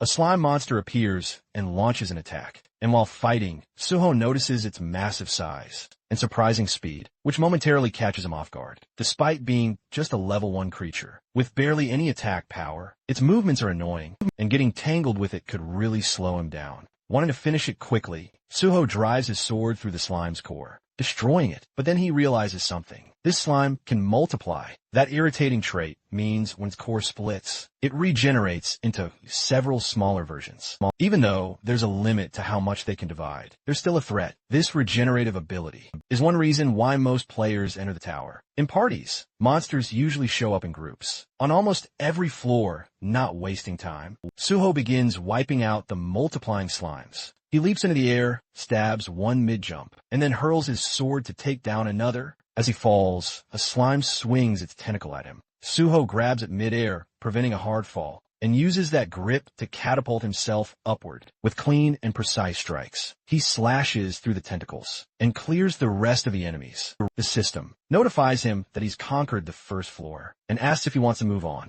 Suho looks up, full of resolve. With 48 more floors to go, there's no time to waste. The system then signals the start of the second floor. Challenge. Suho thinks back to the Tower of Challenge, remembering that in his past life, the highest official record reached was the 48th floor. At present, the highest record currently only reaches the 29th floor. Both of these milestones were conquered through party play. Challengers typically enter the tower in parties, and the number of participants directly determines the difficulty level. The more people in party, the less experience each person earns, but it's also a safer way to progress. Most hunters aiming for top records typically form parties of level 20 members. With these thoughts in mind, Suho effortlessly clears the 18th floor and looks upward, realizing he doesn't need to follow the usual methods at all. Without a moment's hesitation, he boldly accepts the challenge for the 19th floor, activating the next stage instantly. Unlike the earlier levels swarming with multiple enemies, this floor presents only a single, incredibly powerful monster. While that certainly makes the opponent stronger, it also means that defeating it alone is enough to clear the stage. The moment the monster appears, Suho charges in without hesitation and defeats it with a single decisive sword strike. The system promptly announces the successful completion of the 19th floor and offers him the option to proceed to the 20th. Instead, Suho decides to pause his challenge and meticulously examines the monster's body. He immediately notices something strange. Unlike other defeated monsters that vanish instantly, this one leaves behind a peculiar red gate. It's a clear, intriguing hint from the tower that there's something far more to uncover. Suho retrieves a mysterious item from the remains, realizing it holds a very specific purpose, even though it can't be used on its own. Employing his magic detection ability, he uncovers a hidden space linked directly to the red gate. This hidden area is revealed to be the subspace fortress of the legendary Fortress King, Yongpyong. This subspace is truly unique because, unlike others typically created using items, it actually allows living beings to enter and leave freely. Stepping inside, Suho finds himself in a cavernous, cave-like expanse.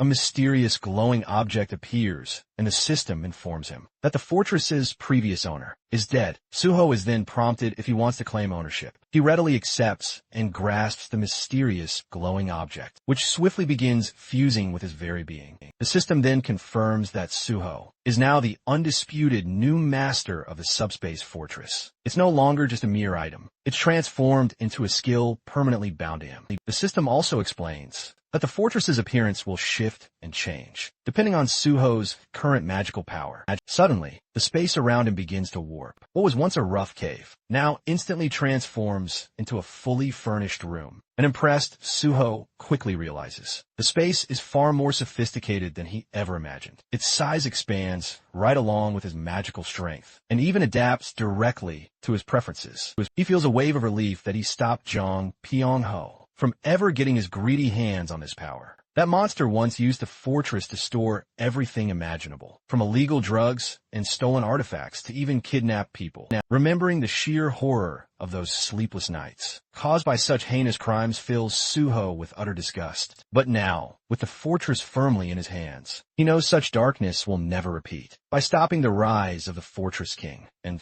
gaining such a powerful personal base, Suho feels he scored an absolutely massive win. With this newfound resolve, he steels himself, ready to keep moving forward. Meanwhile, Jinwoo was scrolling through his phone, reading an article with growing interest. He noticed something peculiar. A lot of students had started gravitating toward Nexus. Lately, Suho had once talked about wanting to join the Great Hunter Association, but this exclusive media coverage strongly suggested that Nexus was incredibly confident Suho would ultimately join them. Jinwoo felt uncertain. Only time would truly tell. Still, he couldn't stop thinking about how many floors Suho had already cleared. Right then, a system alert abruptly popped up. The 30th floor had just been conquered. The Tower of Challenge record had been shattered, and someone was already advancing to the 31st floor. The nearby crowd went utterly silent in disbelief. Murmurs spread. Was it a new record, a team raid, or something even more insane? Their shock only deepened when the system immediately announced the 31st floor had just been cleared. Just moments after he started, Jinwoo froze. If this was truly Suho, but then he'd completely misjudged him until this moment. Jinwoo had previously dismissed Suho's wins as pure luck and theatrics. But if this insane pace was truly real, then Suho was a rival he'd be stuck competing against. For a long time inside the Hunter Association. Director Kim heard the news and was visibly rattled. She quickly confirmed the reports. Suho was actually smashing records live, fully realizing Suho's immense value. She decided they had to make an offer so tempting that it simply couldn't be refused. She instantly ordered her team to alert the president, and the office manager, then head straight to headquarters. Meanwhile, Suho's rapid ascent through, the Tower of Challenge. That was something the world had truly never seen. If Suho truly wanted to join the association, this was a once-in-a-generation talent. Just then, Chulman's phone suddenly rang. It was the association's vice president. Curious, Chulman picked up the call. The VP immediately asked for his location. Upon hearing Chulman was near the tower in Pango, he instantly jumped on the opportunity. He ordered Chulman to bring Suho in. Chulman lit up, thinking he'd finally been given the chance to recruit Suho himself. But the VP quickly shut that idea down. He didn't want a recruitment at all.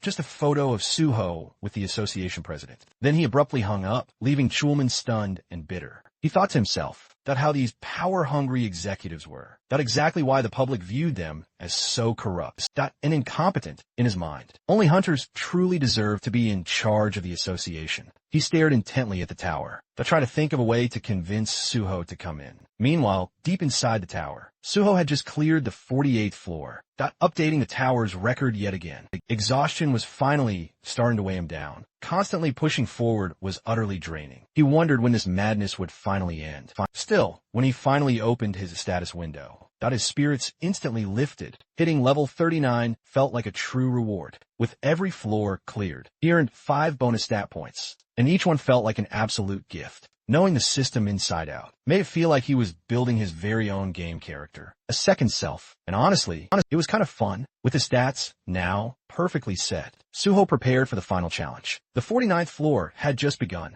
A glowing crystal appeared right in front of him, and from it emerged the final boss, a tower dragon, level 49. Suho stared at it, immediately recognizing just how absolutely broken this thing was. Even without pure blood traits, just being a dragonborn made it absurdly powerful. It made him question if this floor was ever even meant to be beaten. But Suho knew exactly why he was here. He wasn't going to hesitate, not now. Gritting his teeth, sword in hand, he charged at the final boss with full resolve. Ready to end this, Suho moved in to confront the dragon, ready to attack. In response, the dragon launched its own devastating assault, forcing Suho to leap into the air to evade it. While airborne, he quickly noticed something important. For a beast of its enormous size, the dragon was shockingly fast. Suddenly, a dark aura leaked from its claws, creating a powerful pulling force that dragged Suho straight toward its gaping jaws. Right before he was completely sucked in, Suho grabbed the dragon's mouth, hoisted himself over its head, and slammed his sword down with all his strength. The dragon roared furiously and tossed its head so violently that Suho was flung away, forcing him to retreat to safety. As he caught his breath, Suho realized something truly concerning. His strongest strike hadn't even left a scratch. All he had managed to do was annoy the creature. The dragon then smashed the ground with overwhelming power, sending deep cracks tearing through the floor. Suho ducked behind a large rock, silently grateful for his incredibly high stats. Without them, that shockwave would have instantly killed him. He quickly understood one thing. Even though the dragon's level wasn't incredibly high, its natural traits made its body absurdly durable. Standard attacks were utterly useless. He needed to target its one weak point, the reverse scale. Since this dragon wasn't level 100 yet, it likely couldn't completely hide that scale. After swiftly scanning its body, Suho spotted the vulnerable point near its tail. Without wasting a single second, he charged in and struck the rock hard scale with all his might. The dragon howled in agony, and a system notification appeared. The tower dragon had entered a rage. After its weakness was struck, Suho left his sword lodged deep in the reverse scale, knowing the fight wouldn't end quickly. Dragging this battle out would only make it more dangerous. He channeled even more power, pushing the blade deeper. Enraged, the dragon unleashed its fear-based ability. Suho's body froze as he slipped into a hallucination state. The system confirmed he had fallen under fear. He tried to cure himself, but the system informed him that such a high-level fear couldn't be removed. Before the dragon could crush him with its tail, Suho opened the entrance to his subspace and vanished. Inside, he immediately chugged a purification potion. The system confirmed the potion's effects. As the hallucinations vanished, relieved, he reminded himself that only people he allowed could enter this subspace. He had bought the potion casually from the general market, unaware that he would need it so soon. The fight was far more intense than he had expected. And even after removing the fear status once, he wouldn't get immediate resistance, and cure spells were useless. That meant he would have to repeatedly retreat into his subspace and rely on purification potions, something clearly unsustainable. Needing a new plan, he scrolled through his inventory. For a moment, he thought about calling the mad pulverization scholar, but before he could decide, the system chimed in with a notification. He just learned a basic combination formula from a skill book, and a combination jar instantly popped up, realizing its true potential. He carefully dropped 3 unusual items into the jar: the unknown thief's socks, the unknown minstrel's instrument, and the unknown cleaner's broom. The jar immediately sparked to life, beginning its fusion process. Suho knew that any combination using an absolute formula was always guaranteed to succeed. Many so-called trash items actually held incredible hidden value. And just like that, the process finished with a success. A rare treasure had been created. First Mumu, a ring formed from a basic level formula. Suho also instantly gained 10 bonus stat points for creating a first ever item. He understood that first-time items were usually S grade or above, and this one was S+.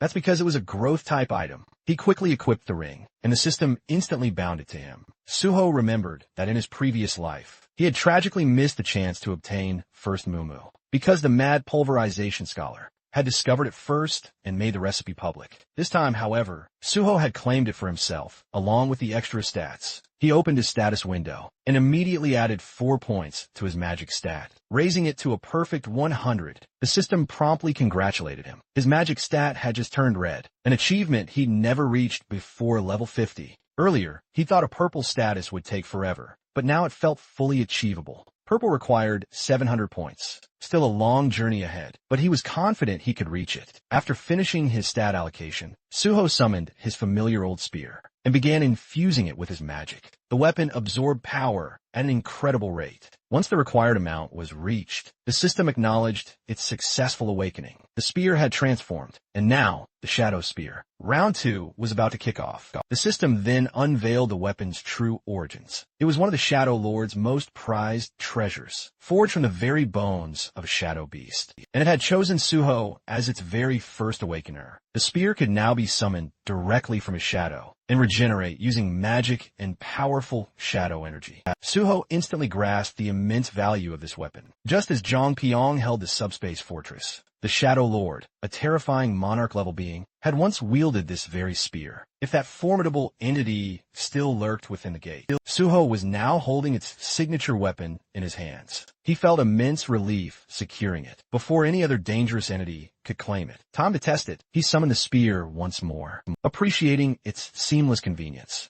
Since he couldn't exactly attack from within his subspace fortress, he needed to step out and strike the reverse scale. While the dragon slept, Suho exited the subspace and climbed to a rocky ledge overlooking the colossal beast. Raising the fearsome shadow spear, he hurled it straight into the stone, embedded deep within the dragon's tail. The spear pierced clean through, and the dragon writhed in agonizing pain. Suho quickly jumped down. As the system announced the dragon had entered another enraged state, it unleashed its terrifying dragon fear. But Suho instantly retreated back into his subspace, evading all status effects completely. His hit-and-run tactics continued relentlessly. Suho struck repeatedly, retreating back each time. The process took longer than he'd anticipated, but soon, the reverse scale's durability dropped. Under 10%, it wasn't completely destroyed, but it had become too weak to protect the dragon. Stealth would no longer cut it. Suho abandoned all subtlety and went for a full assault. Bursting forth from the fortress, he launched himself high into the air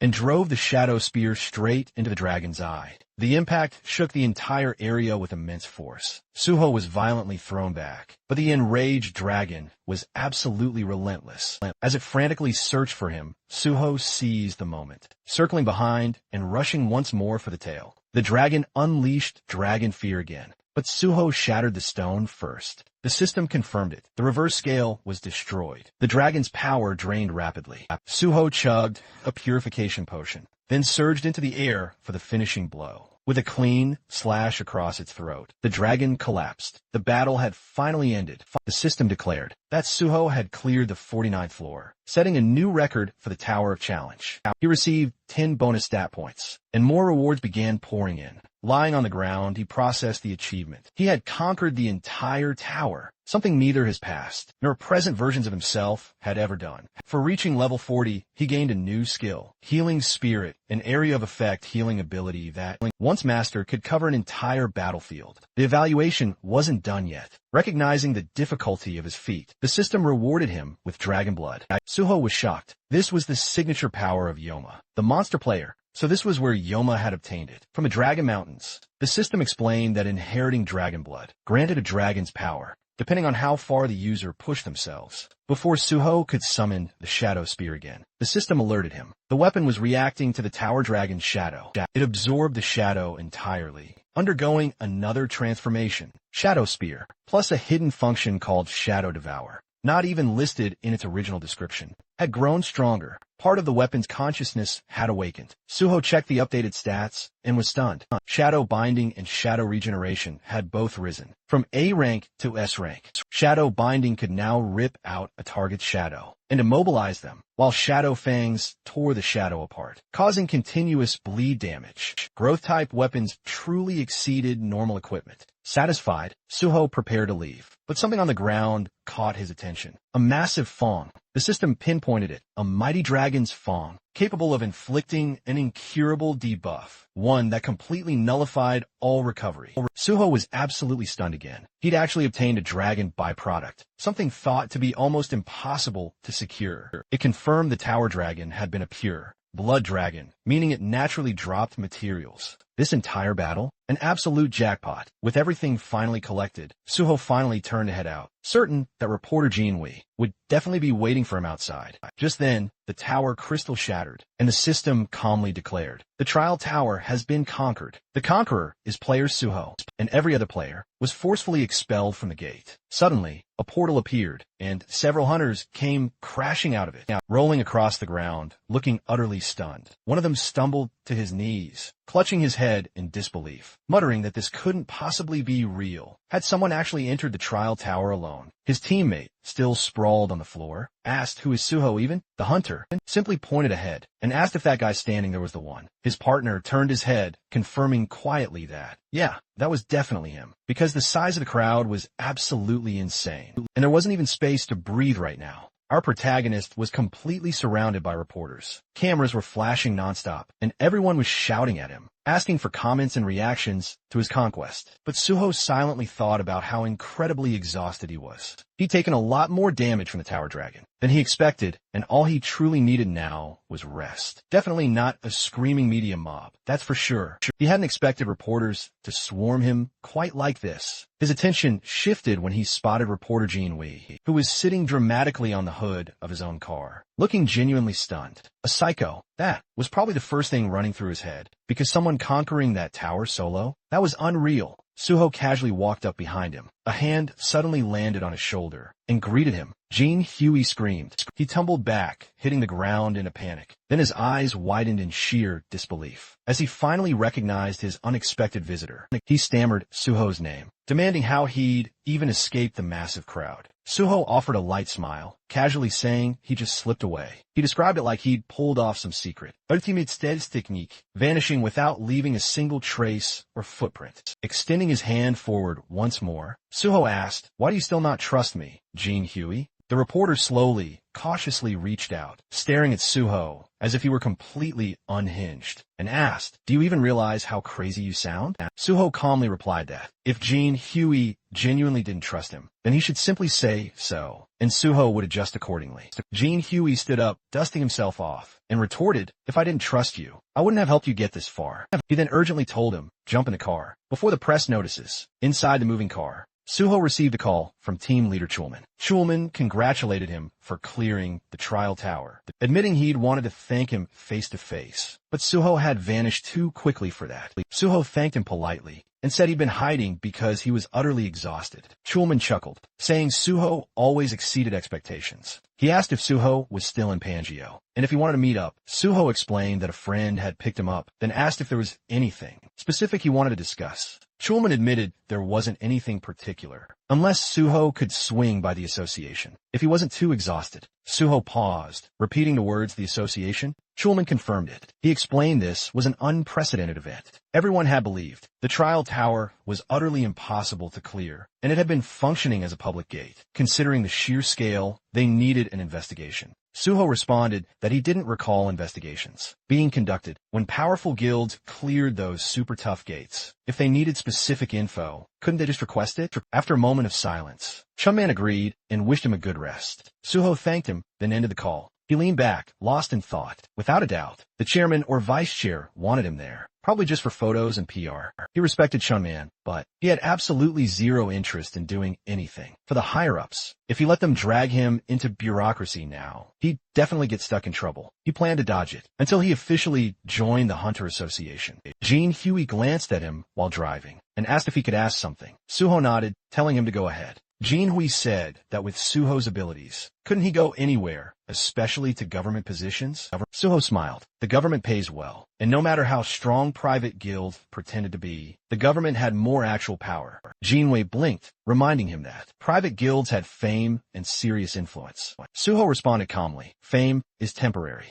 nothing but a staged spotlight. Right now, private guilds look like heroes, but eventually, the public won't admire them. They'll fear them. Jinwei nodded slowly, conceding Suho had a point. Suho sighed and continued. If I want to end the gate crisis, I need support. I can't do it alone. That's why I chose the Government Association. Jinwei smiled, saying Suho would have a massive advantage among players, because no one else had that level of duty and conviction. Suho thanked him, while healing his arm with a small spell. Then, Jean Huey asked if he planned to apply through normal general recruitment. He said it would be a total waste for someone like Suho to take a level 9 field position. Suho answered that he wasn't applying for that. Jean Huey then guessed level 7, but Suho replied, I want level 5. Jean Huey almost yelled, are you serious? Suho told him to stop asking, are you serious?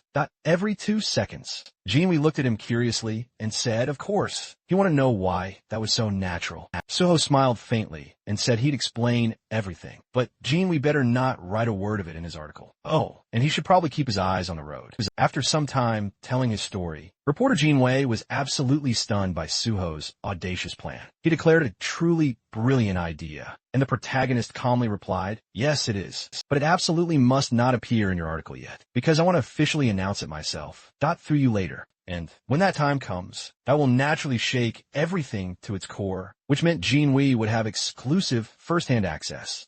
Before anyone else in his company. Jean Wei stared at him, then asked, are you planning to squeeze every single drop of benefit out of me? Suho simply replied, if I'm friends with a reporter, I should obviously use that fact to my advantage, shouldn't I? Jean Wei laughed and conceded, fine. You can use me as much as you want. Then, a sudden thought struck him. Do you want to go home now? Since your personal information has already been leaked, and there are probably countless people waiting near your house. The protagonist smiled, answering casually, I'll just disappear again, but the same way I did back at the tower. But Jean Huey hesitated, then offered, maybe that you should just stay with me for now. He explained, I live alone in a really big house. The guest room is beautifully furnished, and the security is tight enough that nobody could possibly break in. Suho paused for a moment, but then asked, where exactly do you live? Jean Wu proudly answered, my home is in Kaiser. Cheongdam. Suho couldn't help but think, with genuine surprise, those are premium, luxury apartments worth hundreds of billions. Once they arrived, Suho stepped inside and froze for a second. Not because he was impressed, but because this place screamed final boss of rich kid housing. It was the kind of luxury that didn't need to brag. It just was expecting you to stare in awe.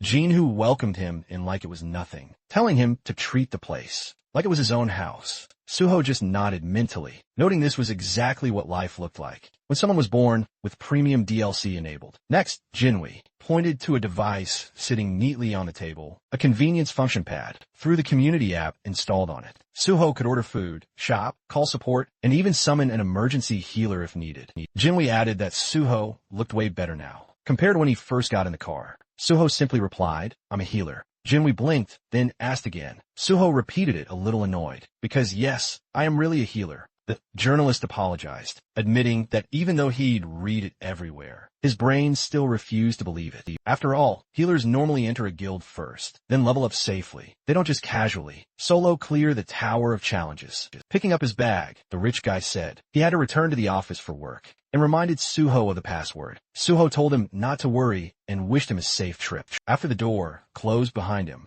Suho finally opened his system window and checked his status. He decided it was time to distribute the stat points he earned from clearing the tower. He balanced stamina with the other attributes and poured the remaining points into sensitivity. And at this level, it wasn't just an elite route anymore. It was the path of a successor. And even he had to admit, his stats were looking absolutely insane now. Once that was handled, Suho switched to a different task. He'd been a master at detecting surveillance equipment in the past, and with his newly improved sensitivity, he could probably detect anything. Even if he trusted Jinhu, he wasn't stupid enough to blindly assume. A conglomerate kid's place was completely clean, better paranoid than dead. After meticulously checking every single detail for ages, Suho finally collapsed onto the sofa. Drained, he noted the house was absolutely massive, way grander than any subspace-grade home he'd ever seen. Honestly, it felt like finding hidden cameras here was tougher than slaying that dragon just hours ago. With not a single device detected, he finally allowed himself to relax.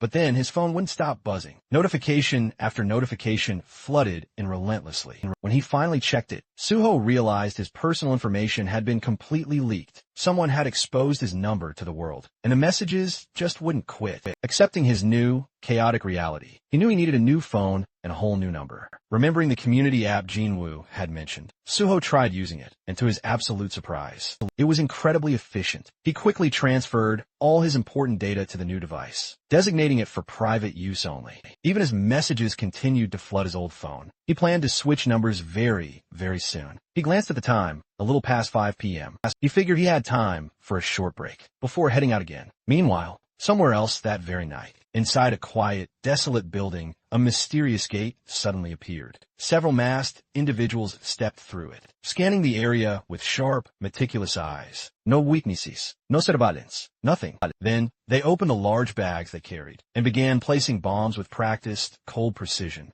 And while they were still in the middle of setting everything up, Suho suddenly appeared behind them, utterly calm, as if he just walked in on a casual meeting. Instead of a full-blown terrorist operation, he simply stated that bombing public buildings wasn't exactly a brilliant idea. The masked group froze instantly, utterly confused, because this building was supposed to be completely empty today. Suho agreed. Normally, yes, but he came because he expected exactly something like this. Panic erupted. One man yelled for everyone to retreat and scrambled frantically toward the gate. A girl in the group stumbled and fell hard to the floor. Her teammates hesitated, asking if she just tripped. One of them tried to lift her, but she wouldn't budge. Another insisted they hurry and yank her through, yet the girl's legs remained rooted to the floor. What they didn't know yet was that Suho had already used Shadowbind, chaining her with his dark energy. Still struggling, the man shouted that something was terribly wrong. Then the girl muttered one cold word, abandon. The man refused, unwilling to leave her behind, but the girl insisted and ordered them to kill Suho. The remaining 3 charged forward together, fueled by sheer panic.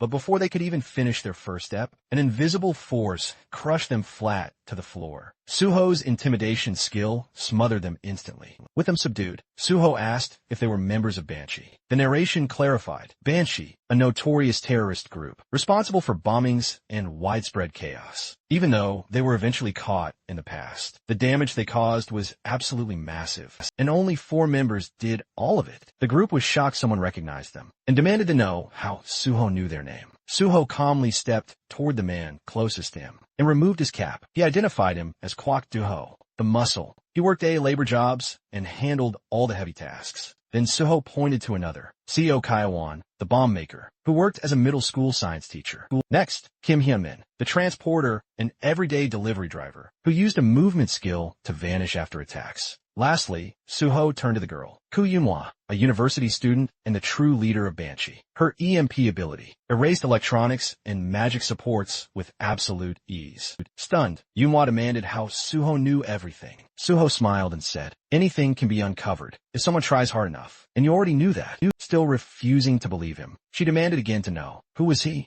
Suho acknowledged her quickness and reminded her she already knew the answer. He declared that if she still didn't trust him, he could prove it right then by handing her over to the authorities. Realizing he wasn't bluffing, she finally asked what he wanted. Suho retorted she should have agreed earlier and added this wasn't an ideal place to talk. He told her to retrieve the bomb, suggesting they talk at their hideout instead. She stared at him, wondering just how much he knew, but she finally agreed. Suho then turned to Hyunmin, asking if he could move, and told him to open the door. After all, they weren't exactly taking a taxi. Once inside their hideout, Suho told everyone to relax and take off their masks if they wished. Yanawa refused, but then ripped hers off anyway, telling him she only did it because the room felt stuffy, not because he told her to. She demanded answers again. How did he know who they were? Why did he approach them? And why would someone famous for conquering gates go after a terrorist cell? Suho just smiled, admitting she'd asked so many things at once that he didn't even know where to start. He explained he used his own unique skills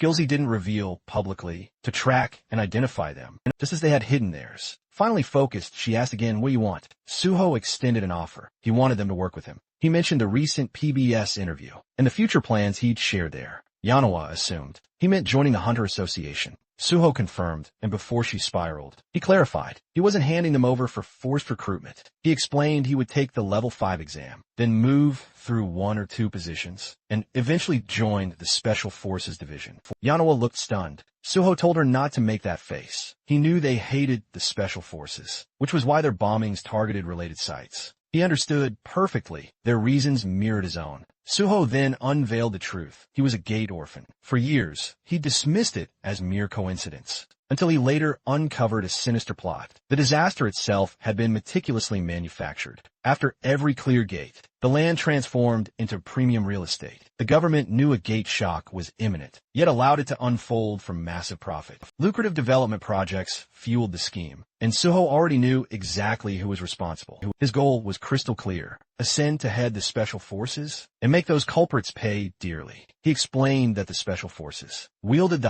highest authority within the association, swayed other government offices, and even prosecuted hunters. He offered them revenge, but via a strategic, lawful path, not reckless terrorism. Yet, Yunhwa still pointed out, there was no guarantee Suho would pass the level 5 test. Suho smirked, telling her to simply wait and watch. And with one final, chilling warning, another attack would mean he'd personally hand them over to the government. As he finished the conversation inside, Suho knew they had to be utterly shocked. In his past life, Banshee had remained an untouchable ghost. During interrogation, he realized they were just like him, victims twisted into villains by revenge. If only someone had guided them sooner, perhaps things wouldn't have spiraled out of control. So this time, before they crossed the line entirely, Suho planned to redirect them. No matter how long it took, he was certain Yunhwa would accept. His offer was simply too tempting, and his competence undeniable. He told them to think carefully and make a wise choice. The scene then shifted to the South Korean Hunter Association, where the vice president was already in a sour mood, lecturing team leader young Chulman for failing what he called a simple task. He reminded him that even the president had cleared his entire schedule. Just for meeting Suho, he let it slide this time, but he made it crystal clear if that same mistake ever happened again, there would be dire consequences. All Chulman could do was bow his head and meekly acknowledge the warning before being dismissed and ordered back to work. The moment he stepped outside, he let out a long, weary sigh, thinking about how long he'd been stuck there, enduring endless complaints. For a second, he genuinely considered quitting everything and joining a civilian guild instead. But then he reminded himself why he joined the Hunter Association in the first place. After surviving so much already, enduring one more miserable moment wasn't impossible. So he whispered to himself, "Stay strong." Just then, Pyong Songyal, the head of the Special Investigation Department, suddenly appeared, placing a hand on his shoulder. And Chulman, already irritated, wondered why he had to run into this person right now. Trying to act normal, he forced a polite tone and asked what the chief was doing here. And Pyong responded with his usual playful attitude, saying he'd heard his cherished team leader, Yang, was getting an earful again. He even complimented Yang's patience for enduring the old man's constant nagging. But Yang immediately took the blame, saying everything was his fault. As they walked together, Pyong shifted the conversation and brought up rumors about Suho supposedly causing trouble. But Chulman clarified that Suho wasn't exactly causing trouble. Though, yes, the story was spreading fast. Pyong noted only a handful of people were aware, and then casually offered his help. When Chulman asked what he meant, Pyong gave him an absurd suggestion. Just accuse Suho of something, drag him in for questioning, and clear things up later. Because, according to Pyong, it was all about making the process look clean and controlled. If Suho was summoned, the president would be pleased. The whole ordeal would appear expertly managed, and Suho would be promptly released afterward, making the association look completely authoritative. He then pointed out that, since Suho already intended to join the Hunter Association, this arrangement would benefit everyone involved. Yong stared intently, cautiously labeling Pai's ideas as utterly mischievous.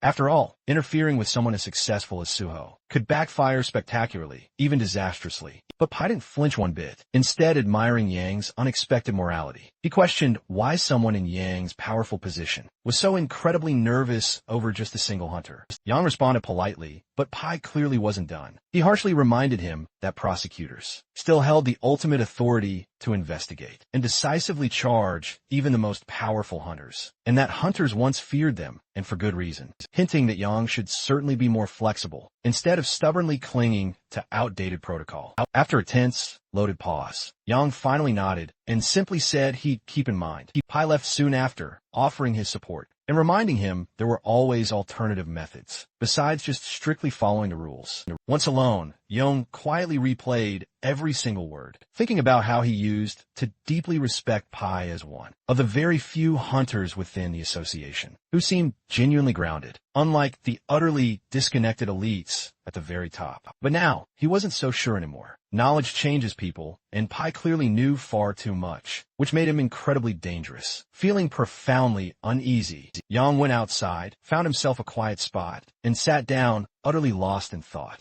His mind immediately drifted back to Suho, how the guy had initially shown full support for the association, but had then suddenly distanced himself. It wasn't entirely shocking, though, since major guilds often offered truly ridiculous benefits that could easily sway anyone. Yet, Yang still wondered what Suho was genuinely thinking. Meanwhile, Suho stepped out of a taxi elsewhere and calmly activated the mysterious ring on his finger. It was called First Mumu. He thought about how incredibly reckless he had been when he first activated it back then. But now, after conquering the Tower of Challenge, he had completely mastered its usage. Time to make a move. He headed straight for the Seoul Central Blood Center and activated his magic detection skill, scanning the surroundings until he found it. A faint trail of magical energy. Gates naturally emanated magic, so even hidden ones leaked traces. Following the signal, Suho found a faint gate hidden like mist, one that required specific conditions to open. Without hesitation, he pulled out a knife, sliced his palm, letting his blood drip toward the gate, because he already knew this one demanded blood. And once it absorbed enough, the system confirmed the condition was met. A hidden gate was discovered, and Suho earned 5 bonus stat points. The gate's name was Blood's Decree. Entering, Suho tossed some glow-in-the-dark powder forward to illuminate the cave-like environment. The first stage was clearly a cave system, so he moved deeper until a mysterious liquid dripped onto his head. He looked up and realized it wasn't cave water. It was saliva. Countless vampire bats hovered above him, all roughly level 63, and Suho smirked at the dramatic welcome. Without hesitation, he activated intimidation, and instantly, every bat lost control and crashed to the floor. Calmly, he stepped toward one bat and drove his shadow spear straight through its body, letting the spear devour its shadow, killing every bat in the room at once. Opening his status window, he felt satisfied. This method was perfect for wiping out low-tier enemies. With an S-class intimidation skill, level gaps became meaningless. Most hunters focused on 2 primary stats, but Suho had decoded the full color-coded stat system and planned to raise everything evenly. Reviewing his numbers again, he wondered if his level was too absurd just for hunting bats. His curiosity led him to check the combat log, and that's when he noticed something strange. Among the corpses was a blood slime.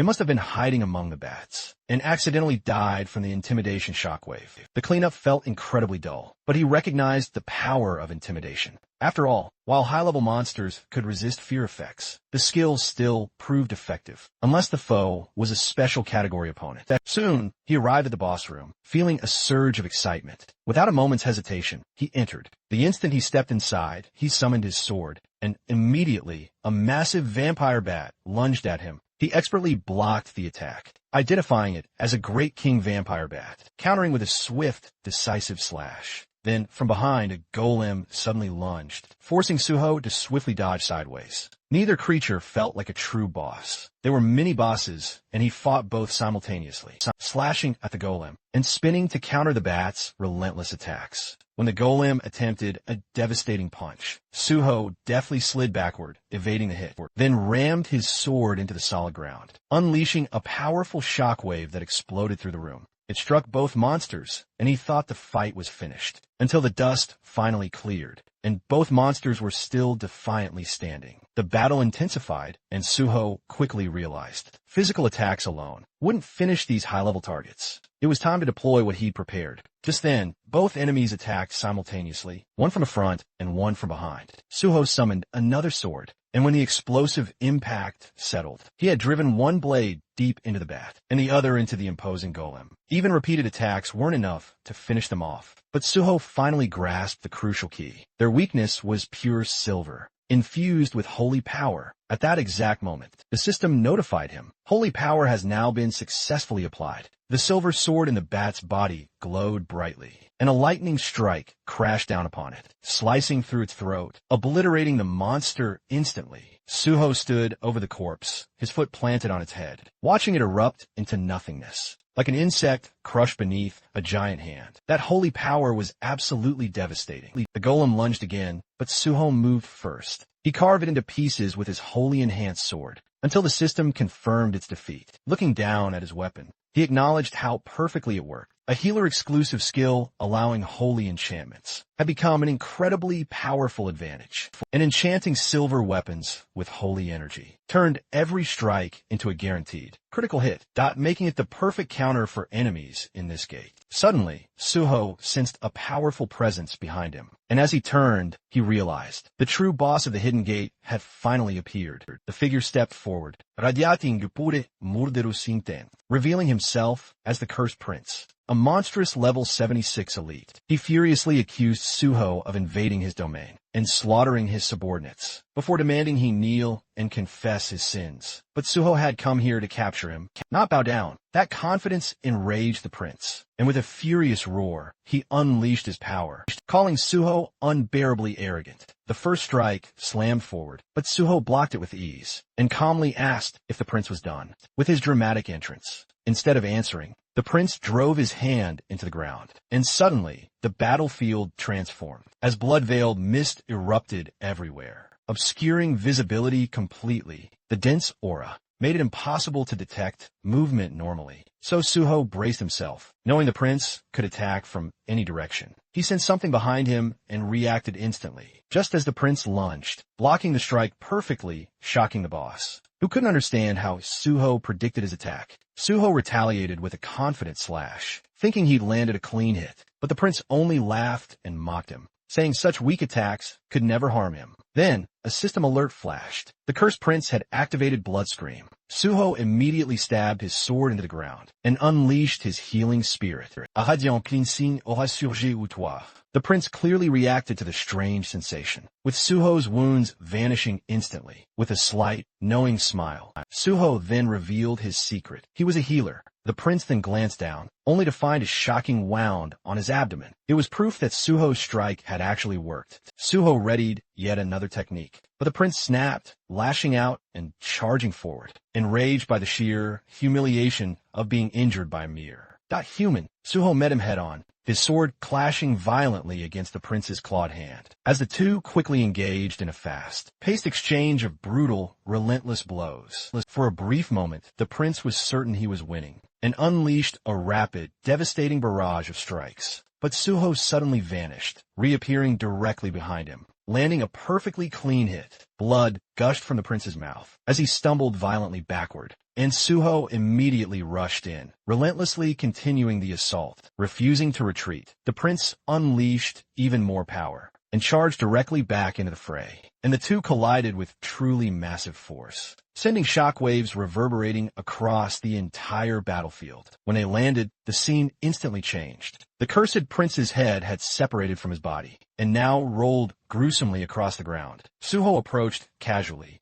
and crouched right next to the severed head, mocking how incredibly easy the win had been, until the head suddenly lunged forward, biting his hand. The still living prince cursed Suho inside his mind, demanding his blood and vowing to enslave him. With a pure look of utter disgust, Suho ripped the head off, casually tossing it aside, thinking the prince was nothing more than a mosquito, biting without any warning. Then, the system announced the start of kin conversion. Suho suddenly collapsed to the ground, as blood rapidly drained from his body. Dizziness and a pounding headache quickly overwhelmed him, while a violent, agonizing thirst clawed at his throat. Inside his mind, the prince declared it was already far too late, but Suho immediately told him to shut up, refusing to listen as the conversion continued. Suho reminded himself that to gain the vampire trait, synchronization needed to hit a specific threshold, and once it did, he had to instantly purify the infection with holy water as kin conversion reached 50%. Suho thought he was on the verge of acquiring the trait, and reached for the bottle, only for it to abruptly shatter.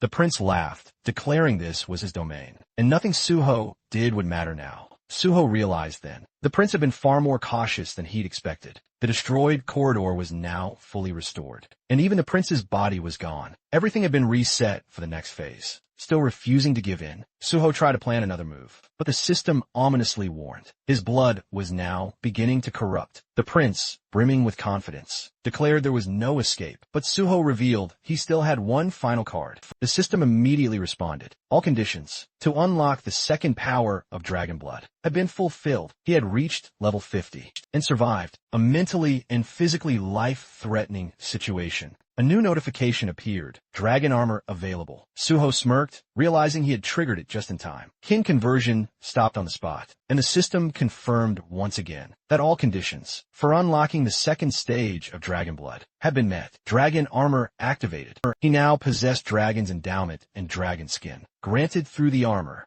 The moment the dragon's endowment effect activated, further assimilation was blocked and purification began. The corrupted blood inside him converted into pure blood and was absorbed into his system, while the remaining corruption was utterly destroyed. Thanks to the dragon blood effect, Suho successfully mastered the unknown power hidden within the corrupted vampire blood and felt his body become lighter. He remembered planning to unlock the second dragon blood power using a custom gate at level 50, but instead, it happened here. Suddenly, checking his newly unlocked skill, he saw Dragon's Endowment, an innate trait exclusive to those of dragon blood, a mark of nobility and superiority. While active, it granted immunity to infection, corruption, and automatically absorbed corrupted sources. To purify, heal, and evolve, the system had never shown the second awakening condition, but Suho had learned it from Yoma. Since kin conversion was life-threatening, the system recognized it as the trigger. Although the endowment purified his blood, it also preserved the vampire power within it. He checked another skill, one tied to vampirism. Seal for now, proof that he had nearly become a vampire, and he wondered if he technically acquired it or not. His original goal was to obtain vampire traits, but dragon and vampire blood clearly couldn't coexist fully. Still, the skills he gained were strong enough, so he accepted it. Another new skill appeared, Blood Weapon, a rare ability, only usable by noble-level vampires or higher, but requiring huge quantities of blood. He concluded he would need to hunt a large number of monsters, and planned to develop Phantom Shadow alongside it. Just then, the cursed prince began mumbling to himself again, and Suho told him to stop, because his rambling was annoying and incomprehensible. The prince lamented, and questioned how Suho could still be alive, after being bitten, muttering about curses, calling himself useless. That was when Suho realized Phase 2 was beginning. The system confirmed it. The cursed king laments his fate. His power surges dramatically. Suddenly, blood rained from above, and from within, that crimson downpour. The cursed king emerged once more, now level 80, radiating fury, as he furiously declared he would destroy all beings superior to him. Burn them. I'll crush them and cast them into the abyss. His monstrous blood wings unfurled fully, and a chilling scream ripped through the entire chamber. Suho immediately sensed an overwhelming, sudden spike in magic power. This was no longer the monster he knew. The Cursed King had evolved into something entirely monstrous and new. The king launched a devastating dark force attack that detonated into a massive, earth-shattering explosion. But when the smoke and dust finally cleared, Suho was nowhere to be seen, only to reappear, soaring above the king's monstrous wing, and unleash a devastating sword strike. Yet, the Cursed King barely flinched. He scoffed, claiming a mere blow like that could never bring him down. Suho realized that not only was its power growing, but its intelligence was sharpening too. The king swung his colossal wing like a bludgeon, smacking Suho away with horrifying brute strength. Suho quickly steadied himself and immediately recognized the profound danger. The king rushed in, launching another fierce attack, and Suho blocked the incoming strikes head-on, with his sword glowing as he activated his holy power, and boldly declaring that holiness would surely surpass all the strength the king possessed. But in the very next instant, the Cursed King brutally shattered Suho's weapon and scoffed that holy power meant absolutely nothing to him now. Suho quickly retreated, his mind racing to analyze the situation. A wholly enhanced weapon had broken like fragile glass, meaning normal weapons wouldn't stand a chance anymore. With no hesitation, he summoned forth his deadly, bloody sword. Upon seeing it, the Cursed King erupted with pure rage, demanding Suho hand it over, all while launching another brutal assault. But Suho, with a flash of brilliance, infused the bloody sword with holy power and sliced right through the king's attack, completely shocking the king, who simply couldn't comprehend what just happened. Suho finally understood the key. Blood weapons scaled in both power and durability. Based on his own stats and at his current level, the sword had already reached red rank, more than enough to definitively end this fight. The Cursed King conjured a wicked bloody spear, vowing to utterly tear Suho apart, and charged in. The attack came with terrifying speed, but Suho deftly shifted his bloody sword into a defensive shield form, and perfectly blocked the spear, leaving the king utterly stunned yet again. Suho then coolly informed him he wasn't the only one capable of reshaping a blood weapon. He then seamlessly reverted the shield back into a razor-sharp blade, and in one clean, decisive motion, slashed the Cursed King's throat. His severed head then hit the floor, still sporting a twisted, arrogant smile, and boldly declared that merely cutting off his head meant absolutely nothing. Suho, however, simply kicked the head across the floor and instantly summoned his shadow spear, slamming it forcefully into the ground. Immediately, shadowy chains erupted and violently wrapped around the Cursed King's severed head, securely locking it in place with shadow bond. Suho knew he had to finish this now, before this monstrous king could cause any more trouble. The system then notified him that vampire blood had been activated, and the absorbed blood was now securely stored within the blood jade. Meanwhile, the Cursed King screamed, demanding Suho remove his hands. Suho, ignoring him, carefully examined the blood jade. It was his very first time seeing it in person, and it already held a massive amount of collected blood. According to the Blood Monarch, the blood jade could only be seen by its true owner. The Blood Monarch himself was once just a normal healer, working at the Central Blood Institute, until fate dramatically dragged him into a hidden gate. Through Blood's decree, he eventually reached the boss room, but tragically failed to defeat the Cursed King and was bitten, effectively turning him into a vampire. Normally, that would spell certain death, since once bitten, the victim simply becomes a monster, and the gate permanently seals shut. But the Blood Monarch resisted the curse, ingeniously using his healing abilities, and neutralized the kin conversion. In that pivotal moment, new vampire skills awakened, and completely reshaped his entire stat system. With this newfound power, he easily defeated the Cursed King, conquered the gate, and became infamously known as the Blood Monarch, a global villain feared throughout the entire world. Eventually, Suho caught him and extracted all the critical information about kin conversion, blood weapons, and vampire blood. But even now, the Cursed King exploded in fury, vowing revenge, absolutely refusing to accept such humiliation. Suho merely smirked, daring him to try.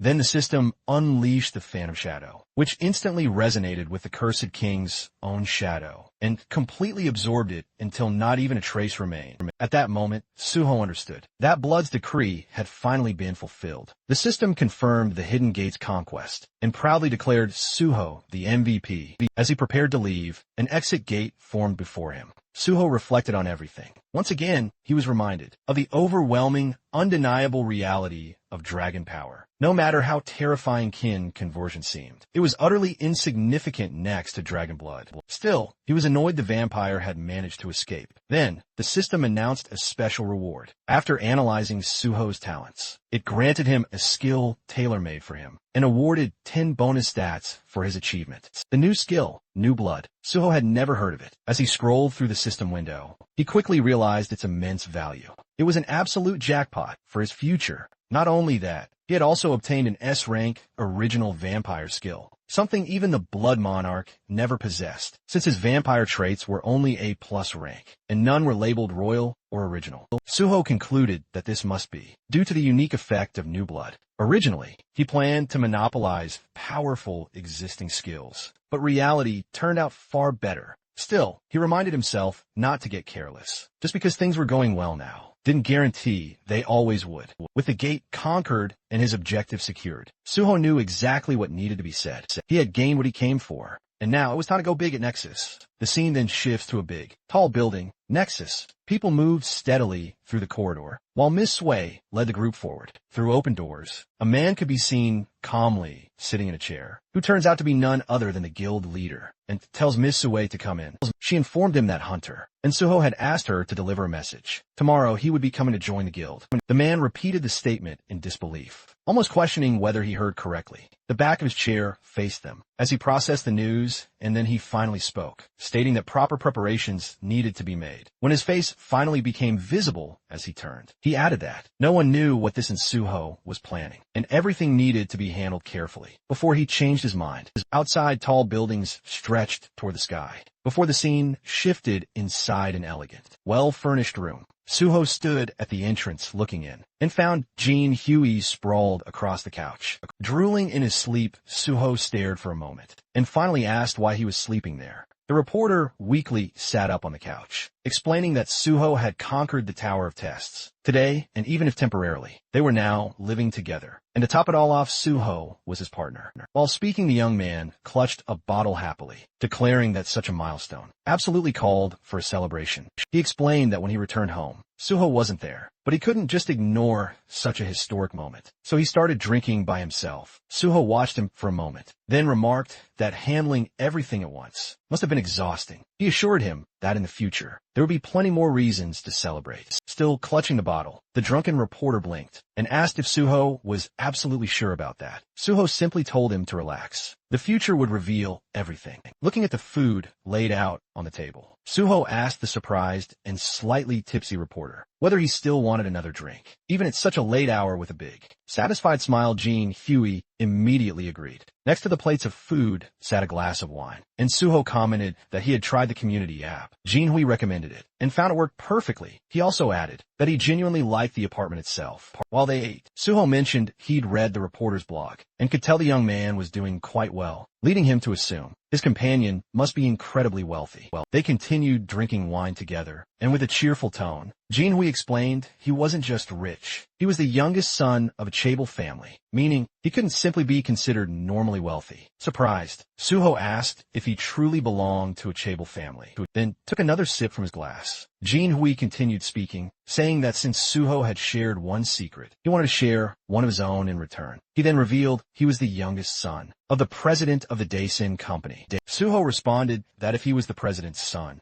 then he was likely also the heir. But the reporter shook his head and explained that his father had many children from different women, and his own mother had been just a mistress, meaning he was merely an illegitimate son. He admitted he had never told anyone that, but since he would likely be working with Suho for a long time, he felt Suho should know everything. Suho looked at him with surprise and asked if that meant journalism was just a hobby for him. Jinhui answered that it was partially true, and he genuinely enjoyed the work. He added that his father gave him anything he wanted, yet he had no right to inheritance and no influence within the company. He had even been offered the opportunity to run a subsidiary company, but he refused, admitting openly that he was a good reporter, but knew nothing about business. Suho lifted his glass again, remarking that, at the very least, Jinhui was an excellent journalist. Jinhui smiled brightly. That means a lot to hear, the reporter replied warmly. He confessed he'd never met a hunter quite like Suho before. Soon after, both men slowly rose to their feet. Jinwoo then suggested they share a toast. Suho agreed, not missing a beat. Their glasses clinked together with a soft chime.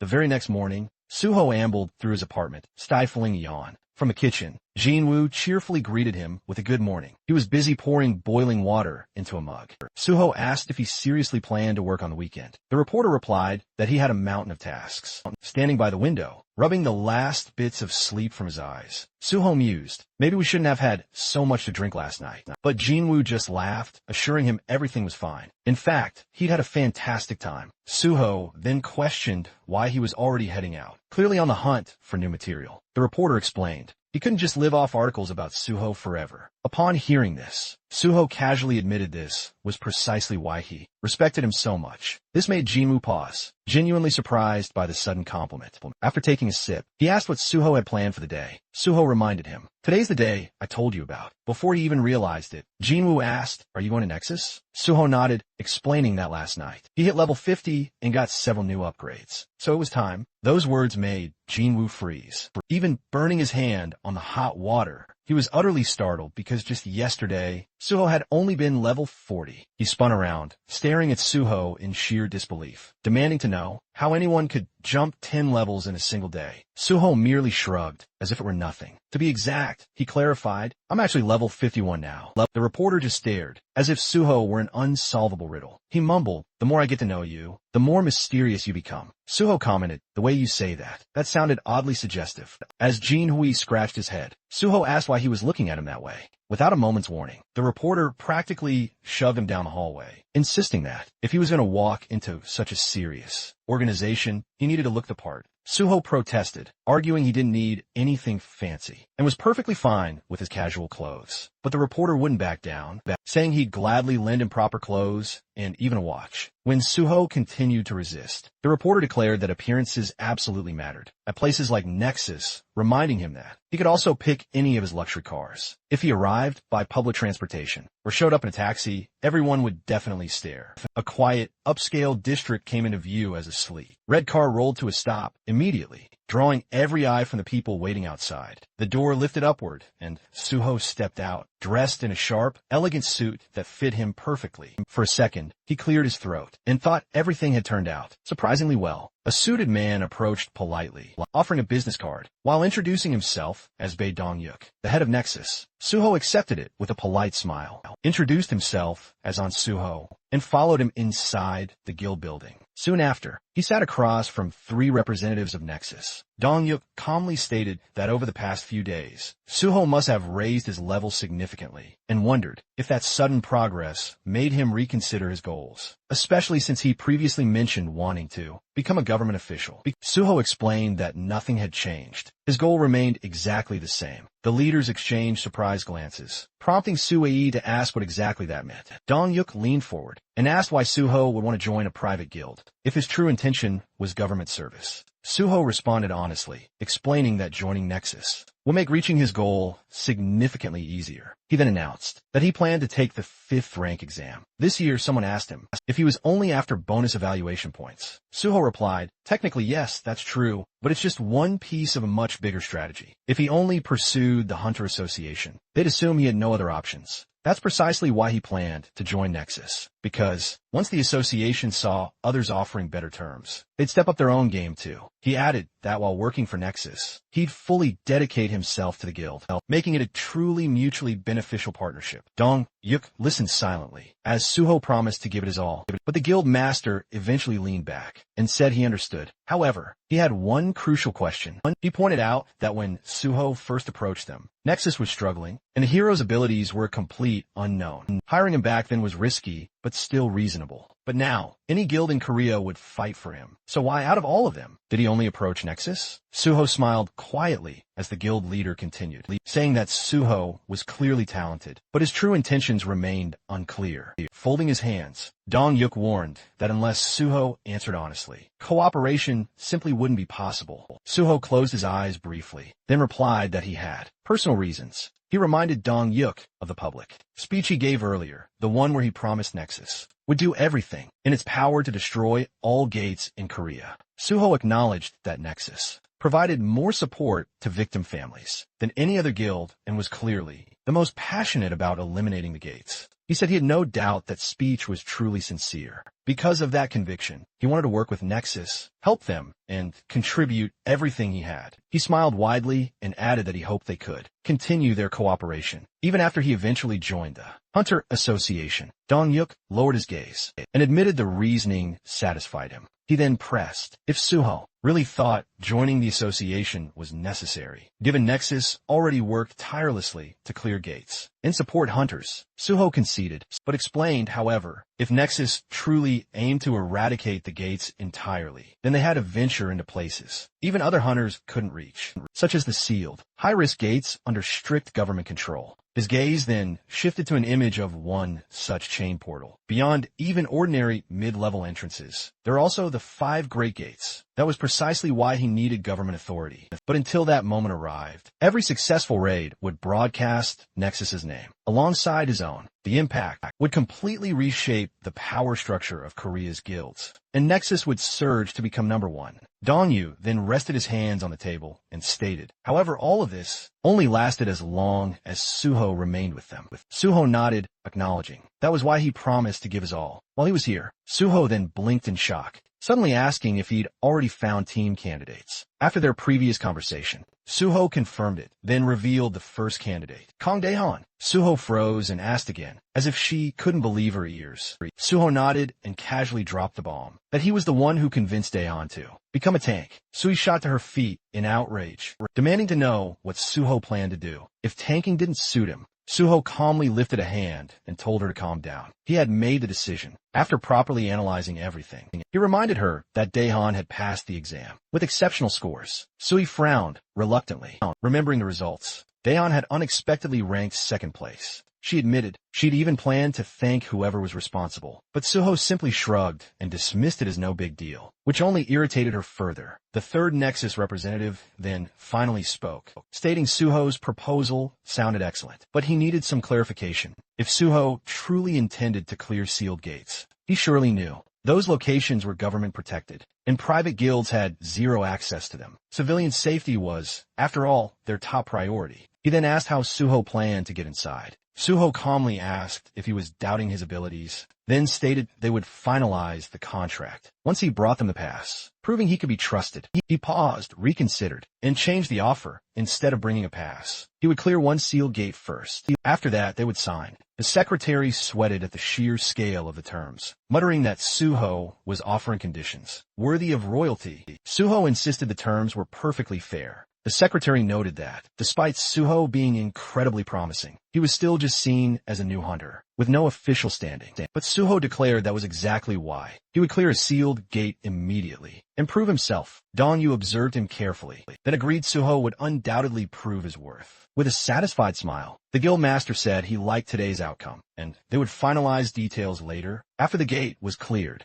Later, Suho left the building and drove away. Dong-yu and his secretary stood by the window, watching the red car disappear. The guildmaster quietly ordered preparations, assemble a special support team, and prepare all necessary documents for Suho. The secretary hesitated and asked whether they should wait until Suho made good on his promise. Dong-yu replied with a confident smile that Suho would absolutely follow through, and supporting him early would only strengthen their alliance. Closing his eyes, he said he believed Suho would keep his word. The secretary, slightly overwhelmed, asked what made the guild master so certain. Dong-yu answered that it wasn't a guess, and the secretary already knew it. The man finally nodded. Suho's determined gaze flashed in his mind, along with the unwavering certainty in his voice. Meanwhile, the scene shifts to the colossal Great Hunter Association, headquarters in South Korea. Inside one of their many offices, Young Chulman sat slumped over his computer, clutching his head in utter frustration. He was desperately trying to figure out how to get Suho into their organization when the man showed absolutely no intention of joining willingly. Chulman briefly considered offering him a reward for clearing the test tower, but immediately dismissed the thought, knowing full well that upper management would never approve it. They didn't want a picture of Suho receiving thanks. They wanted a picture where Suho stood, smiling right beside the association president, making it look like they were already best buds. While Chulman absolutely hated the idea of using force or pressure, his mind kept replaying Chief Pai's earlier suggestion, a suggestion that basically amounted to dragging Suho in by sheer force. If necessary, Chulman groaned loudly, dropping his head onto the desk. He wondered why he ever chose such a stressful job. As he cursed his life choices yet again, his phone suddenly vibrated. The caller ID was an unknown number. With low energy, he picked up and mumbled his introduction. "This is young Chulman speaking." He tried to figure out who would be calling him from an unrecognized number, but the moment he heard the voice on the other end, his entire expression completely transformed. It was Suho. Chulman shot upright in his chair, eyes wide, barely believing his own ears. The scene then jumps to a small gobop restaurant, where steam rises invitingly from simmering pots. Suho and Chulman are seated at a table, facing each other. Suho comments that he hasn't visited this place in a long time, and notes that the restaurant serves the best boiled pork. Chulman blinks and asks in surprise how Suho knew about this place. With a calm smile, however, Suho casually lies that he used to come here often, back when he used to work nearby. Chulman slowly nodded, accepting his explanation. He scooped up a spoonful of soup and confessed he never thought Suho would reach out first. Then he asked why Suho had changed his number. Suho calmly explained that he'd been getting far too many calls, so he simply got a second number, and now Chulman could use that one instead. The civil servant nodded in understanding and commented that Suho must be utterly exhausted from all that unwanted attention. Lowering his gaze, Chulman genuinely thanked him for contacting him, admitting he'd almost given up hope of ever seeing him again. Suho asked how he could even think that, and picked up his chopsticks. Then he calmly asked if the higher-ups were pressuring him, and if they wanted Chulman to convince him to join the association. Caught completely off guard, Chulman stiffened, raising a hand to his face, as if trying to shield his reaction. He nervously asked why Suho would assume that. Holding his chopsticks near his cheek, Suho explained he found it rather odd that the association president suddenly requested a meeting after the tower cleared, because normally, no matter how difficult the gate, the association simply handled paperwork. They never actively tried to recruit anyone. Speechless, Chulman stared downward with a nervous smile. Suho continued, explaining that after thinking about it, he realized the executives only wanted to take photos for publicity. Upon hearing that, Chulman looked at him almost fearfully, but Suho reassured him that everything was fine. He just wished they had been straightforward about it, since there was nothing wrong with saying so. Chulman apologized, but Suho waved it off, saying there was no need. He had already understood the situation himself. In fact, he was even grateful to Chulman. The civil servant pointed to himself in confusion, unable to believe he'd heard that correctly. Suho continued, explaining that situations like this often involve blackmail or even force, but Chulman handled everything like a true pro, rubbing the back of his neck, clearly embarrassed. Chulman admitted it still just felt wrong. That's when Suho casually dropped the bomb that he decided to visit the association. Chulman froze mid-motion, asking, "Are you serious?" Suho just kept eating comfortably, confirming it. He explained he wanted to thank Chulman and felt meeting the association executives could actually be pretty beneficial. Chulman slowly nodded, agreeing it truly could be. Suho asked when he should visit the association. Chulman suggested they discuss it after they finished their food, but halfway through speaking, realization struck him, and he shot up from his seat, eyes practically sparkling with excitement. With sudden, fierce determination, he declared he'd arrange a meeting immediately. Sometime later, the dynamic duo arrived at the building of the Korean Hunters Association. Suho even posed for a photo beside the president of the organization. Young Kyung-won smiled for the camera, then told Suho he was glad to finally meet him. He commented that Suho must be incredibly busy, so he truly appreciated him accepting the invitation. The vice president, Park Hye-man, added that it wasn't every day someone got to meet such a promising newcomer. Suho smiled politely, replying that meeting the leaders of the association was a great honor. Behind that expression, however, he could barely tolerate the sight of these people. It had been a while since he last saw them, but disgust immediately resurfaced. Kyungwon asked if Suho truly intended to join the Korean Hunters Association. Narrowing his eyes slightly, Suho answered that it was his dream, exactly what he'd said during the interview. Before the exam, the president asked why. With his gaze lowered, Suho explained that he became an orphan due to a gate outbreak, and he wanted to eliminate portals as soon as possible to protect humanity. But in his mind, Suho reminded himself that this was only one reason. The other was to stop the president and his cronies from tearing the association apart from the inside. Kyungwon cheerfully showered Suho with praise for his noble intentions, while Suho silently noted that this man would cling to his position until the very last moment, right up until he was shoved out. He couldn't wait to see what kind of face this old pig would make when that day finally arrived. And Kyungwon wasn't the only problem infesting the association. Then Park Hyo-man spoke again, claiming Suho really knew how to make a good impression. Arms folded across his chest, he said that Suho didn't care about material gain and only wanted to protect the general public, which was truly worthy of respect. The vice president pressed his fingertips together and solemnly added that Suho had grown into a strong and noble man. His parents would be proud. Suho thanked him politely, while thinking that Kyungwon was most likely the one who proposed this whole recruitment stunt. In his mind, Suho labeled him a pathetic bootlicker who existed solely to polish Kyungwon's shoes. Because of fools like these, most gates hadn't been cleared in his previous life, and he intended to take away their chance to ruin things again. Then Hyo-man happily asked which department Suho wanted to join. Suho rubbed his chin thoughtfully and replied that he had considered several options, but ultimately chose the gate department. Hyo-man froze in shock, while the vice president asked why. Suho calmly explained that unlike private guilds, the association had direct access to gates, handled the initial inspections, and could participate in raids.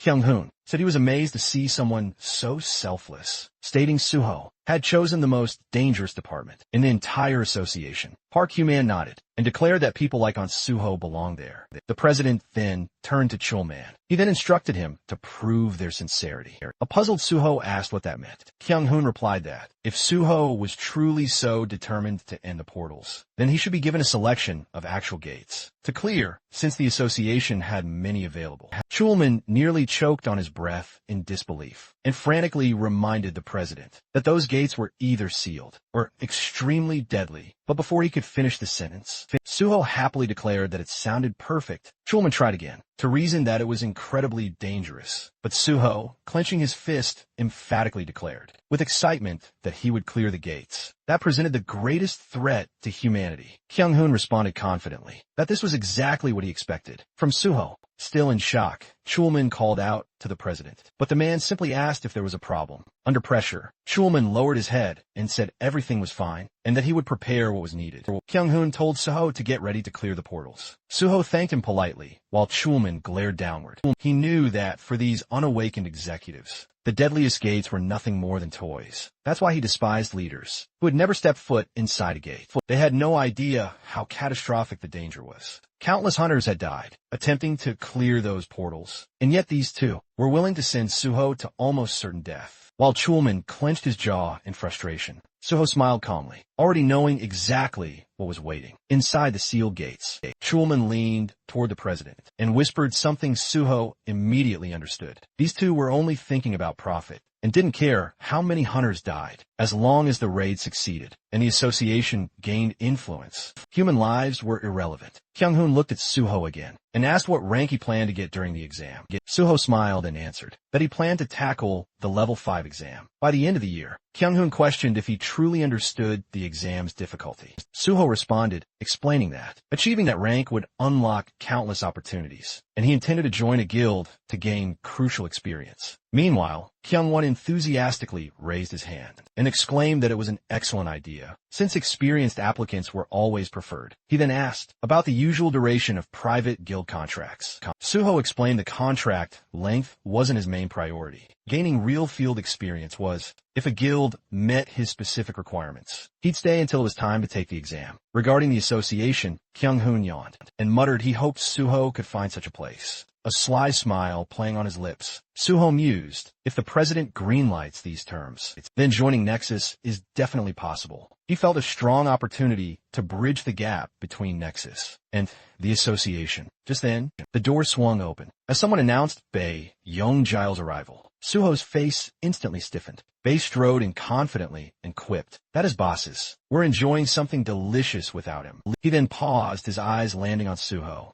His lips stretched into an exaggerated grin. He politely began to turn and leave, but Kyuan quickly told him to stay, pointing at Suho and introducing him as the hunter who single-handedly cleared the test tower. Bae concentrated, trying to recall the name, then suddenly exclaimed he remembered, letting out a laugh. He declared it was incredible to finally meet him, and extended his hand enthusiastically, introducing himself as chief of the special department. Suho firmly shook his hand, introducing himself as on Suho. They exchanged a few polite compliments, though Suho's smile remained unervingly sharp. Once seated, Kyuan raised his hand and informed Bae that Suho intended to tackle the level 5 exam. Bae blinked in utter shock, stating it would be incredibly difficult. Suho simply stated he wanted to try anyway. Bae stared at him, absolutely stunned. One of the executives then added, the association was planning to grant Suho access to sealed gates, since he boldly claimed he could clear them. Pai froze, his eyes wide as saucers. He then mumbled under his breath, covering his mouth in sheer disbelief. Gazing worriedly at Suho, he asked if he was genuinely sure, because those gates were incredibly perilous. Suho noticed the palpable anxiety on his face, and found it strangely amusing. He replied that he was well aware of the danger. Still uneasy, Pai crossed his arms, and admitted he couldn't stop Suho, even if he desperately wanted to. But he sincerely hoped things would go well. Suho silently acknowledged Pai as a true hunter, someone who valued talent above all else. His expression showed genuine concern, not for himself, but for the possibility that someone so promising might die needlessly. Pai then added that, if Suho wanted to join the special department, he would personally take care of him. Suman immediately raised a warning finger and warned him not to poach. Suho had already chosen the gate department. Pai asked why. Suman explained that Suho wanted to destroy all gates and gain priority access to them. Pai nodded slowly, finally understanding. He stated that if that was all that mattered, then his department could also support him. Turning his head, he slyly smiled at Chulman and asked him to confirm that. Sadly, Chulman just nodded, his hands on his hips. Pai commented that if Suho passed the level 5 exam, his relationship with Chulman might become rather complicated, facing the young hunter. He added that they could discuss all of that after the exam, but for now, he sincerely wished Suho success. Suho thanked him politely, thinking privately, what a sly fox. Suho quietly glanced at Chulman, already realizing that if he passed the exam, he would outrank him, and that alone would put Chulman in a painfully awkward position. Suho let out a soft, almost imperceptible sigh. That was precisely why dealing with Chulman always felt so incredibly complicated. He didn't want Chulman to feel cornered or overshadowed. Once the meeting concluded, the two walked side by side down the long corridor. Chulman kept his gaze glued to the floor, shoulders slumped with worry. Suho snuck another glance his way, before finally speaking up and asking if Chief Pai's earlier words were weighing on him. Chulman admitted that, of course they were. He knew better than anyone just how talented Suho truly was. But even with all that incredible ability, clearing a sealed gate was beyond perilous. His tone grave, he urged Suho to be extremely cautious, and offered to personally speak to the president, so that the association itself would provide as much support as humanly possible. Suho looked at him with genuine appreciation, assuring him he truly valued that concern. But Chulman wasn't just speaking out of politeness. He meant every single word. He reminded Suho that he had only recently become a hunter, after all, and warned him once more that sealed gates were nothing like ordinary ones. Then he directly asked if Suho understood why the government trusted no one, except the Hunter Association itself, to clear them. Suho calmly replied that even top-tier guilds were rarely allowed into sealed gates due to strict national safety protocols. Chulman abruptly stopped walking and looked at him with utter confusion, asking why he would still insist on going there.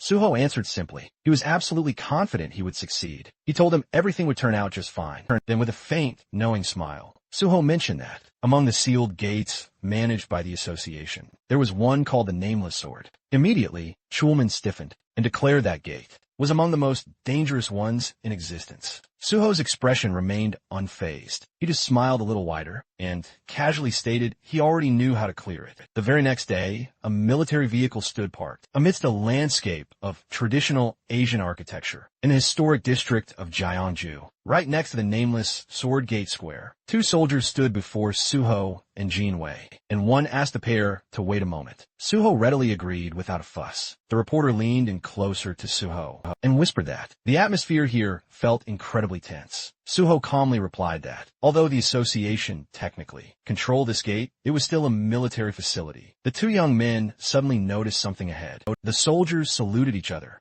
and one then turned to Suho to confirm if he was truly Hunter on Suho. After receiving confirmation, the soldier introduced himself as Major Kim Jong-gu, the senior commander of this square. Suho greeted him politely, saying he was glad to meet him. Major Kim, said the team leader, was already waiting inside. Jinwei pointed forward, asking if they were going straight toward the gate. He received an immediate, firm yes. As the massive structure loomed into view, the reporter's eyes widened. Its sheer, massive size left him stunned, and he declared it would make for extraordinary material. Major Kim explained that the colossal walls surrounding the gate were constructed from iron and a special alloy designed to hold back any monsters attempting to break out, while also preventing the portal from expanding. Jinwei gaped at the sheer scale of it all, admitting the portal was far larger than he'd ever imagined, and the more they approached, the more fascinating details he noticed. Suho added that the military had taken many precautions to make the portal itself difficult to reach. The group pressed onward until Major Kim arrived before Chu-man and announced that Hunter on Suho had arrived. The civil servant smiled and greeted Suho warmly. The two exchanged looks full of familiarity and relief. Kuhlman remarked that it was quite a long trip to reach this place, and expressed his relief that Suho had arrived so promptly. Suho, however, noticed that Chulman had gotten there even sooner. He inquired about Chulman's arrival time. The civil servant nonchalantly replied that he had only just made it himself. He then glanced toward the person standing beside Suho. Before he could even ask a question, the journalist brightly introduced himself as Zhou Jinhui, a reporter from PBS, extending a hand in greeting and saying it was a pleasure to meet him. The men shook hands, but Chulman still looked thoroughly perplexed and questioned why a reporter was present in such a place. Suho quickly intervened, clarifying that photographs would only be taken after the raid had been successfully completed. He then asked if Chulman would grant permission. The civil servant considered, then replied that this wasn't a classified facility, so there was no compelling reason to refuse. While still somewhat bewildered, he admitted his main surprise was that Suho had brought his own reporter along.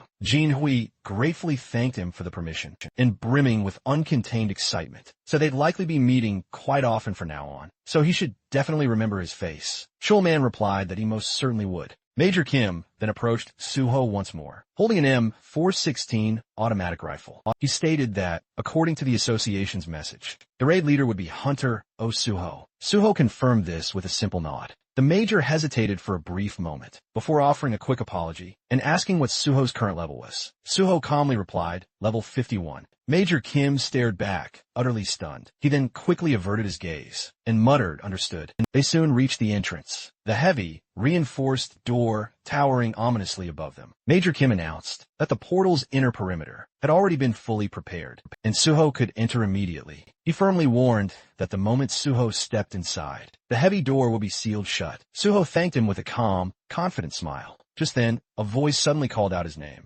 Chulman rushed over to him, asking if he had a strategy in mind. Suho confirmed that he did. Major Kim observed their exchange, clearly bewildered by their casual chat. In such a perilous setting, Suho stated that describing his strategy would be difficult, but he'd clear this gate, the same way he cleared the Tower of Challenge. He added that if he succeeded, Chulman should then remember his promise to help him clear the remaining portals as well. The door then unlocked and slowly opened. Chulman wished for his safe return. Suho reassured him not to fret, claiming that 1 hour would be plenty. Chulman's eyes widened, and he repeated in shock, 1 hour. Suho glanced back with a confident smile and said they'd meet again very soon. The door closed right behind him. Jinhui exhaled deeply and announced Suho had officially entered. Closing his eyes, Chulman replied that all they could do now was wait. Major Kim quietly inquired, will everything truly be okay? Because a place like this could never be cleared alone by someone who simply has high stats. He then asked if Suho was also a healer. Jinhui blinked in confusion, and the major repeated his question. The reporter grinned widely and corrected him. stating that Suho was only nominally a healer. Major Kim looked even more bewildered. Chulman raised his hand and declared, "I've never seen anyone wield a sword the way Suho can." The major asked if he was truly that skilled. Chulman then recounted what he'd witnessed. During the hunter practical exam, Suho was supposed to be taking the healer test, but instead, he slaughtered every monster with a sword, while still protecting his patient, and thus passed without issue.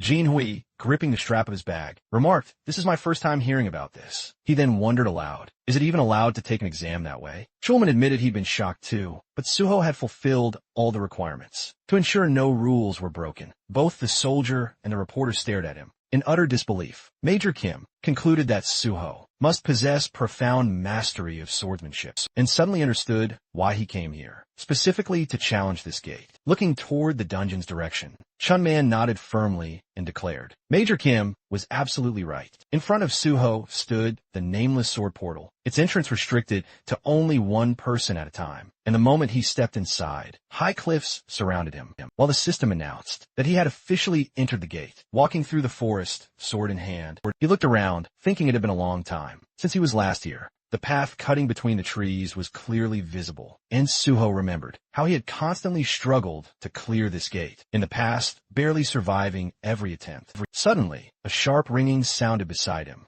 and he spotted a black shadow drifting between the trees. The system reported the appearance of the boss, and a knight in armor stepped forward. The nameless swordsman of unknown level. He stood with his blade ready, and immediately, the air around him began to shine with a bright yellow glow. The system confirmed that the nameless swordsman had activated the battlefield, explaining that while this zone was active, the swordsman's status would mirror the user's exactly. All fighters within this field were prohibited from using anything except the sword and sword-related skills. Smiling, Suho greeted him as an old acquaintance he hadn't seen in a long time. The knight charged instantly, and the two clashed at close range. Suho catching the enemy's blade with his own. He struck back, but the knight blocked effortlessly. White streams of energy shimmered in front of the warrior. As the two separated briefly, watching his opponent, Suho analyzed his footwork. He watched as the Sword Emperor adjusted his stance, perfectly balanced to minimize any rebound. After every strike, the knight swung again, and Suho clearly understood that no one, at this very moment, could defeat this opponent. With pure swordsmanship alone, the Sword Emperor gripped his weapon with both hands, and Suho noted how his enemy's style instantly shifted after their blades crossed, switching stances to catch him completely off guard with a radically different technique. But that wasn't all. The knight attacked from unpredictable angles, constantly changing direction. As the Sword Emperor relentlessly closed in, Suho acknowledged the undeniable truth. The most dangerous thing about this opponent was his incredible ability to adapt his tactics based on whoever he was fighting. The knight struck again. Suho dodged, realizing just how cunning this enemy truly was. But that was precisely why. Suho had learned so much from him in his past life, and with a small, knowing smile, he braced himself as the nameless swordsman lunged in a fierce leaping attack. Suho spotted an opening and slashed, but the enemy twisted away at the last possible moment. Even so, Suho's blade scraped across the armor, leaving a faint but definite cut. Suho lightly asked if he'd managed to surprise him. The Sword Emperor simply stared back in chilling silence. Suho remembered perfectly that this opponent never spoke a single word until the moment he died. The knight stood ready, gripping his sword with both hands. Suho struck again, landing a solid hit, and prepared for another relentless assault. He revealed that this was already his 7th time, challenging the legendary nameless swordsman. He attacked fiercely. The knight's counterstrike swept just above his head. With a precise slash, Suho severed one of the knight's limbs. He followed it with a powerful kick, sending the Sword Emperor crashing backward into a thick, dense bush. Standing before the rustling thicket, Suho recalled how countless people throughout history wondered who this knight truly was, or what truly lurked beneath that armor. The knight defied all odds, rising again, a leg now missing. Suho asked if it knew the sheer disappointment he had felt the first time he'd uncovered the truth. Calmly gripping his sword with steely resolve, he declared that everyone called this enemy either the nameless swordsman or the Sword Emperor, but the truth was quite simple. He was merely the spirit of the sword demon. A spectral limb shimmered into existence, replacing the severed leg, and one of the Sword Emperor's hands also shimmered. As a spectral form, the opponents clashed again, blades ringing out violently, as sword slashes carved deep into the ground and the rocks around them. Suho blocked a powerful blow, his sword glowing with vivid red streams of raw energy, and counterattacked his blade, punching a gaping hole straight through the enemy's chest armor. He relentlessly struck the very same spot again, and the ominous purple cracks, crawling across the Sword Emperor's form, spread further. With another agile leap, the knight briefly retreated, but Suho immediately closed the distance, unrelenting, studying his enemy intently. Suho revealed that his own fighting style had been shaped specifically to counter every single style the knight employed. Smiling, he delivered another blazing, decisive slash. Large fragments of armor shattered and flew through the air. Finally, Suho stood victorious over the fallen enemy. The system then declared that the nameless swordsman had been decisively defeated, and the sealed gate was cleared, with Suho recognized as the MVP. Looking down with a faint, almost nostalgic sadness, he said he was glad to meet the nameless swordsman again, and that, in truth, he should actually thank him, because without this formidable opponent, he would never have been able to reach such unparalleled mastery. In swordsmanship, a broken piece of armor lay discarded on the ground, and Suho noted that it was thanks to this very enemy that he had once earned the legendary title of the sword god. Black streams of energy swirled ominously around him as he wished the spirit to finally rest in peace, promising to remember him every teacher's day each year. The system then granted him additional experience points and bonus stats. System windows appeared. One subtitle announced a level up. Another reported a +1 boost to his stats, plus an additional skill point. Yet another awarded him 5 bonus points for clearing a challenging gate. A sword lay abandoned on the ground. Suho let out a sigh, lamenting that this ghost possessed neither blood nor shadow. Thus, his bloodsucker and shadow eater skills were totally useless here. Still, he picked up the weapon, examining the blade intently. This sword alone made the whole trip worthwhile. His reflection shimmered across its surface as the system identified it, the nameless sword of the nameless swordsman. Ranked F, the blade quivered, then abruptly shattered in his grasp, rising as shimmering, floating fragments. The system announced the nameless sword had been absorbed, activating sword understanding. Suho grinned widely as he learned the nameless sword soul had altered his fighting style and transformed the guardian sword's very nature. Then, a detailed description unfolded. Guardian sword, rank S+.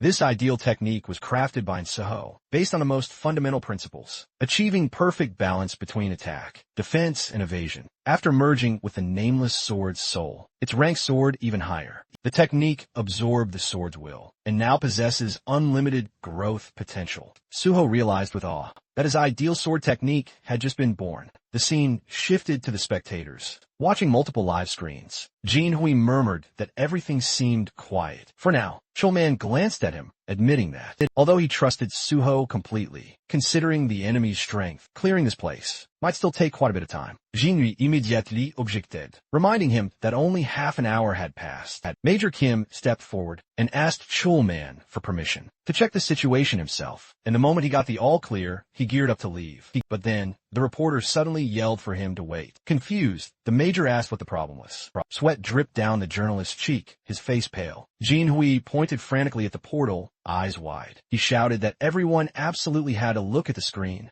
And there he was, Suho, stepping right through the now open door. Jinhui practically exploded, unable to contain himself, shouting that the gate had actually been cleared. Suho, still adjusting to the bright outdoor light, blinked. He was stunned when someone suddenly called him pronym. And just like that, Jinhui and Chulman came sprinting straight at him. They looked like overly excited kids chasing down candy. Jinhui even held his camera high above his head, as if he were filming some epic, grand festival. Suho told him to try and calm down, but it was no use. The reporter's entire face was practically glowing with pure, unadulterated joy, as he frantically demanded to know, how in the world were they supposed to calm down when Suho had cleared a sealed gate in under an hour? He yelled that it was absolutely insane. Chulman looked like he was torn between sheer fear and overwhelming happiness as he reminded everyone. Suho had defeated the nameless swordsman, the very same monstrous foe who hadn't been beaten, even after over 200 failed attempts. He anxiously asked if Suho was actually alright. Suho just smiled, saying he felt fantastic. He casually added that he'd taken care of it, easily. The major stared at him in utter disbelief, utterly flummoxed. He was trying to process how a monster that had slaughtered hundreds could ever possibly be considered easy. Standing next to Jinhui and Chulman, Suho noticed the major's stunned expression. This soldier was desperately trying to grasp what kind of extraordinary person he was truly dealing with. Chulman then practically bounced with sheer excitement, suggesting they take a commemorative photo right now. After all, a sealed gate had just been spectacularly conquered. The major hesitated, but Chulman waved off his concern, insisting it was just a mere formality. He added that there was absolutely nothing to worry about. He then reminded the major that as a regular soldier, he rarely got to appear in official photographs, but having a Korean army major in the picture would make the proof far more credible and seriously epic. Finally, Jungkook relented and agreed to join them. The scene shifted, revealing the same photo, now displayed on a laptop screen. Nexus Guild leader, Dong-wook, listened as Suho explained. Just as he'd mentioned on their earlier phone call, he had successfully cleared the nameless sword. Gota, in the photo, standing with him, were a representative of the Hunter Association and Major Kim Jong-gu. He also pointed to the reporter beside him, introducing him as Ju Jin-hoo from PBS. He explained they agreed to take the photo together to prevent any manipulation of news. Jin-hoo politely handed over his business card, introducing himself as Suho's personal reporter. Dong-wook pressed his thumb to his temple, then stated he didn't need the card at all. He had never considered manipulating anything in the first place. Standing before Suho, the guild leader asked, "How in the world did you manage to pull this off?" Suho blinked, asking, "What part do you mean?" Dong-wook gestured wildly, demanding specifics. "How did you get permission to access the sealed gate? How did you clear it so fast? How did you survive something that had killed over 200 hunters?" Suho calmly explained that he met with the president of the Korean Hunters Association to get permission. Then, he simply went in and killed the monster. Dong-wook stared at him in utter confusion, running a hand through his hair. As he tried to make sense of it all, Suho then asked if, now that he had proven his skill level, they could finalize the contract. Holding up 2 fingers, he said that the guild leader could choose the salary amount himself. But he had 2 conditions. As long as he was in Nexus, he needed full support. And if he passed the Hunter Association exam, his exclusive contract must be terminated immediately. He added that he had already informed the association president about clearing the gate and that several guilds had contacted him. But he told all of them he would only accept an offer from the one willing to fully support him. Dong-yu eyed him with a healthy dose of distrust at first, a strange expression flickering across his face. Then he suddenly burst out laughing, declaring the deal was accepted. He called for his secretary to bring the paperwork. The man returned Suho's confidence with renewed excitement, admitting the hero had proven him right after he'd initially doubted him. Suho extended his hand, and they shook firmly. The guild leader warned that a lot of work lay ahead. Suho simply replied he was ready. Later, on the road filled with evening traffic, Suho smiled and mentioned that since his friend brought him here, he'd be happy to drive him back. Jin-woo chuckled, saying he was simply fulfilling his duties as Suho's manager. When Suho asked why he called himself that, Jin-woo explained that since Suho kept feeding him exclusive content, the least he could do was pay him back somehow. He added that the sedan didn't shake nearly as much as the minivan he used before, so he bought this one specifically. Suho stared at him, stunned, realizing once again that this man truly was born with a golden spoon. As they drove, Suho asked if the reporter wouldn't get scolded for skipping work all day. Jin-woo proudly replied that several exclusive articles had been published that very day, so no one would complain, especially since he promised the editorial office that he would bring Suho there eventually. And Suho realized that there was no way this man would let such an opportunity slip away. Jin-woo said they could start by reporting the successful clearing of the sealed gate, and then gradually move on to covering his joining Nexus. With the news spaced out, there should be no problem maintaining interest, though realistically, no one knew how long they could keep public attention.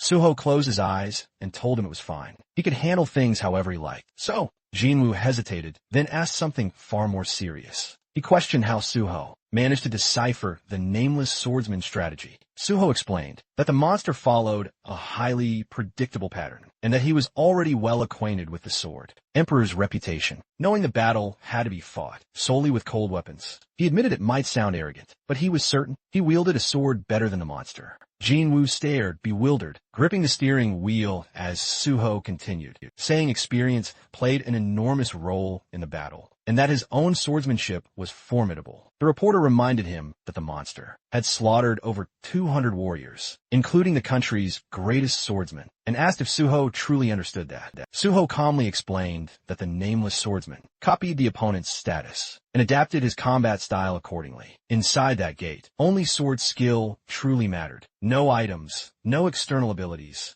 Nothing else could influence the fight. Jinwoo, still driving, finally asked if Suho even possessed a swordsmanship skill. Suho replied that he did, and it was rank S, but it didn't show in his status window. The car swerved violently as Jinwoo slammed his forehead onto the steering wheel. Completely stunned, he demanded to know how Suho had acquired a rank S swordsmanship skill, and when it happened, flames practically burst behind him in excitement, and Suho told him to calm down, because he was absolutely boiling over. He warned that information should be delivered gradually, not dumped all at once. Jinwoo exhaled heavily and said that if Suho wanted to know anything about him, he could ask any time and get instant answers. After slowing the car, he admitted that Suho had a talent for shocking people, and that he never imagined he would end up working for someone. Suho reassured him. Jinwoo thanked him, appreciative he called first. He apologized for his initial doubts. Suho chuckled, assuring him it was all fine. They finally arrived back home, at his luxurious apartment complex. Jinwoo asked if that meant they were done for the day. Suho nodded, explaining he really needed some rest. The reporter immediately offered to walk him home, and Suho thanked him warmly. Later that night, as darkness settled outside, Suho finally sank into something soft and let himself truly breathe. He thought with quiet satisfaction that he could genuinely be proud of today's results. Wiping his head with a towel, he realized he wasn't even tired, despite everything he had accomplished. Pulling the towel away, he summoned his status window. The system reported 7 remaining bonus points, and he immediately understood this might finally be enough to unlock Unified Train. The conditions for it, however, were strict. Every stat except one had to share the same rank, and all stats at that same level needed to have identical values. If even one bonus point remained, the system would automatically raise the lowest stat to match the higher ones. Suho worked through the window carefully, watching as the system evaluated each requirement. Then, the notification appeared. All conditions have been met, and the skill, Unified Train, was fully activated. He blinked in surprise and watched as the remaining bonus points were distributed. To equalize every stat, his personal card refreshed, showing that all of his characteristics now stood at the exact same values. Red level rank 14 across the board. Joy rising in him, Suho clenched his fists and thought he had finally done it. In his past life, he never imagined this was even possible, so he'd never even tried. Now, staring at the window, he broke into a bright, satisfied smile and let himself fall back onto the bed, thinking that he needed to keep pushing forward. Exactly like this, his phone rang beside him. The caller ID, a name he hadn't seen in ages, popped up on screen. Guyenhua was still lounging around. Suho then spoke. It had been a while since he last heard her voice, and she called him at the perfect moment because he was already in such a great mood. She immediately quipped back that he must have plenty of free time. Confused, he asked what she even meant and told her to stop talking so formally. Yunhua then revealed she'd read the article. Suho, grinning, pressed the phone closer to his ear. He was surprised the piece came out so quickly. He mentioned he hadn't checked the comments yet and asked her to spill the tea on everyone's reactions. But she called him sir again, insisting they meet up first. Suho repeated that he just wanted her answer. She sharply reminded him that they still hadn't accepted his offer. Suho then told her that if she, or anyone else, wasn't satisfied with anything, he wouldn't force them to do anything. That shocked her, so Suho pressed her again for an answer. Yunhua closed her eyes tightly and asked what they were even supposed to do now. Suho got out of bed, now wide awake, and said he'd explain everything tomorrow. When they finally met, he then suggested they all meet at Nexus Academy at 1 p.m. She immediately objected, stating that 2 of them had work, and she had her lectures. His expression hardened, clearly disappointed. He told her he must have gravely overestimated them. Apparently, none of them cared about anything, except for utterly useless nonsense. He had to pull the phone away from his ear quickly, because Yunhua absolutely exploded, cursing him out, then yelled that she would still come. She fiercely stated she'd be at Nexus Academy at 1 p.m., and then promptly hung up. Suho smirked, saying goodbye. The very next day, at the magnificent Nexus Academy building, Yunhua stood, arms defiantly crossed, and barked at him, warning him not to get too full of himself, claiming she'd only skipped her lectures just because she felt like resting, not because of him. The others stood before Suho,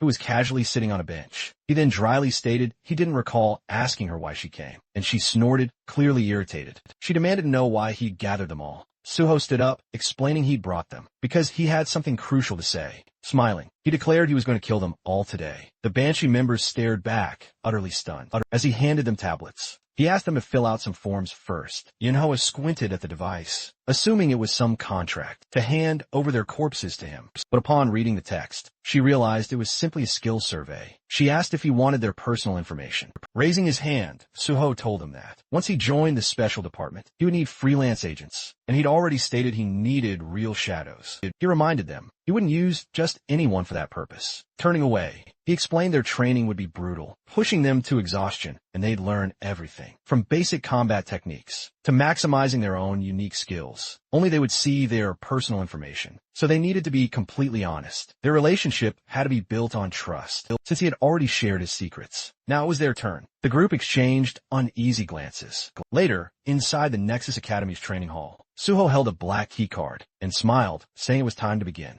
He remembered how he'd received it. Miss Sui had explained that this card granted unrestricted access to any area of the academy, including the S-rank only training hall, ensuring he avoided any unwanted attention. She also gave him guest cards, as he'd requested. Examining the card, Suho realized he'd been so focused on everything else that he'd forgotten about D1, whom he'd promised to meet here. He would arrange that soon. Nearby, the Banshee members lay inside training capsules. Suho thought he would deal with challenges as they came. Suddenly, the landscape shifted. Massive cliffs loomed before them. They had officially entered the Kunlun Mountains. Suho stood before the Banshee squad, a grim welcome on his face, informing them this would be their new training ground. During any moment of downtime, he gave them a critical once-over, musing that since they were all below level 50, he was free to train them however he pleased. Yunho immediately demanded to know their exact training plan. Suho responded they'd start with the absolute fundamentals, a meticulous combat technique refinement, because given their current meager skill level, the special department would inevitably hunt them down. He then asked if they genuinely thought their cheap tricks could fool the special department forever.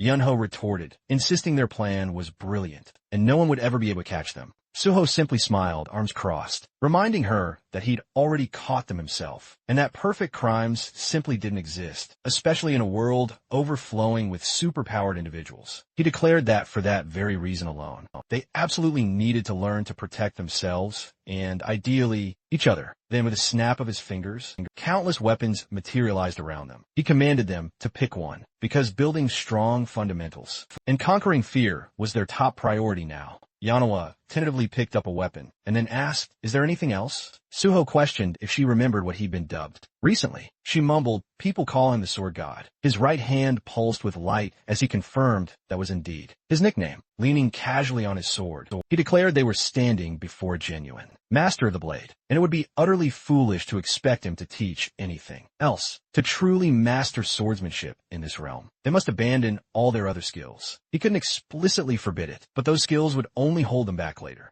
The group frowned. Suho then challenged, "Try to kill me," as he swung his sword and declared, "The training has begun." In a blink, he lunged at them. Heads flew. He then questioned the stunned survivors why they still had time to look surprised. Then, he swiftly finished off the remaining two. The squad respawned again. Suho declared that since they had already met their end once, they shouldn't freeze up like complete idiots. They quickly snapped into defensive stances. Suho praised their readiness, then announced a restart. Looking upward, the group instantly realized his next brutal attack was descending from above. Suho slammed into them once more, scattering bodies and mocking the mid-combat. He told one that even his grandmother moved faster. He then elbowed another right in the chest, asking how someone who worked in delivery could possibly be this slow, wondering jokingly if he was fired because customers starved, waiting for their overdue orders. The boy crashed right into another teammate. Turning to the third, Suho asked how a teacher could be so agonizingly slow that he couldn't even parry such a simple strike, wondering what he could possibly teach kids if they could already outpace him. The young man insisted he hadn't dodged on purpose. Suho retorted his excuse was worse than a schoolboy's. Their hands trembled fiercely as they gripped their swords. One cursed loudly, asking when the bastard would finally shut up. They attacked together. Suho thought their growing self-control would help them avoid panic when they eventually entered real gates. Suddenly, a powerful blast tore through the terrain. Suho told them they would become his shadows, not mere errand runners, but real warriors who would help clear gates. Stepping onto their swords, he told them sternly that there was no easy path to becoming truly strong. You became strong only when you believed. There was no retreat left. The brutal training continued relentlessly. After a grueling amount of time, the exhausted Banshee members struggled to get up again. Raising his hand, Suho said he was satisfied with their effort, but he had other pressing matters to attend to. The group stared at him in utter shock as he told them that the simulation would automatically end at the appropriate time, and they must continue training until then. Yunho asked in disbelief if he was really just abandoning them.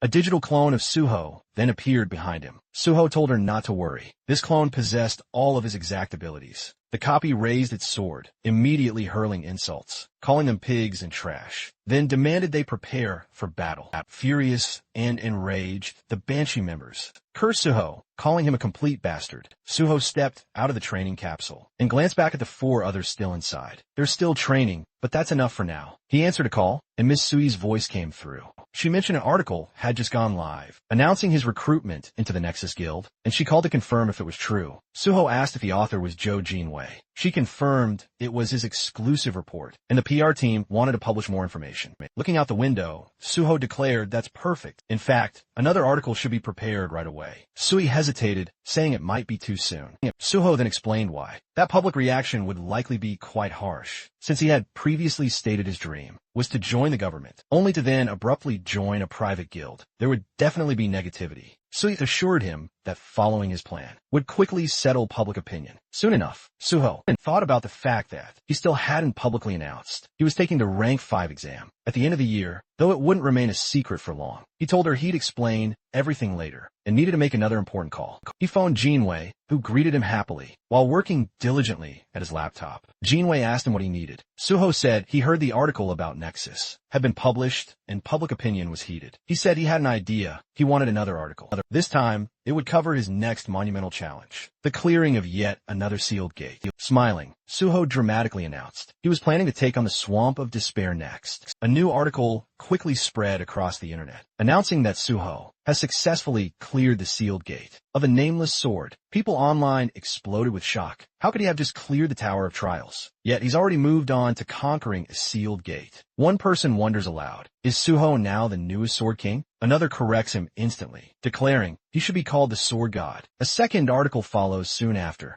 reporting that Suho has joined the Nexus Academy. Immediately, users start reminding everyone that he previously said he wanted to work for the Hunters Association. Others accuse him of being corrupt, throwing insults without restraint. Then a third headline drops. Nexus Guild Hunter and Suho intends to clear another sealed gate, the Swamp of Despair. Someone calls him a complete psycho. Another mocks the people who said Suho joined Nexus for money, asking, "What's wrong with your faces now?" Someone else claims they believed in him from the start. Another declares Suho as his idol now and threatens to personally deal with anyone who insults him. Suho reads all these comments on his phone. Most of them are exciting and positive. He smiles, thinking everything is going exactly according to plan. That's when Chuman walks in, looking utterly exhausted. His head droops forward as he holds it with one hand. Suho asks immediately, "Was I granted access to the Swamp of Despair?" Chunman says he had been discussing exactly that. He remembers the president's expression. The head of the association had screamed that, of course, Suho should be given access, and called Chunman an idiot for not doing it immediately. When Suho first asked, Chulman adds that now, it seems the hero,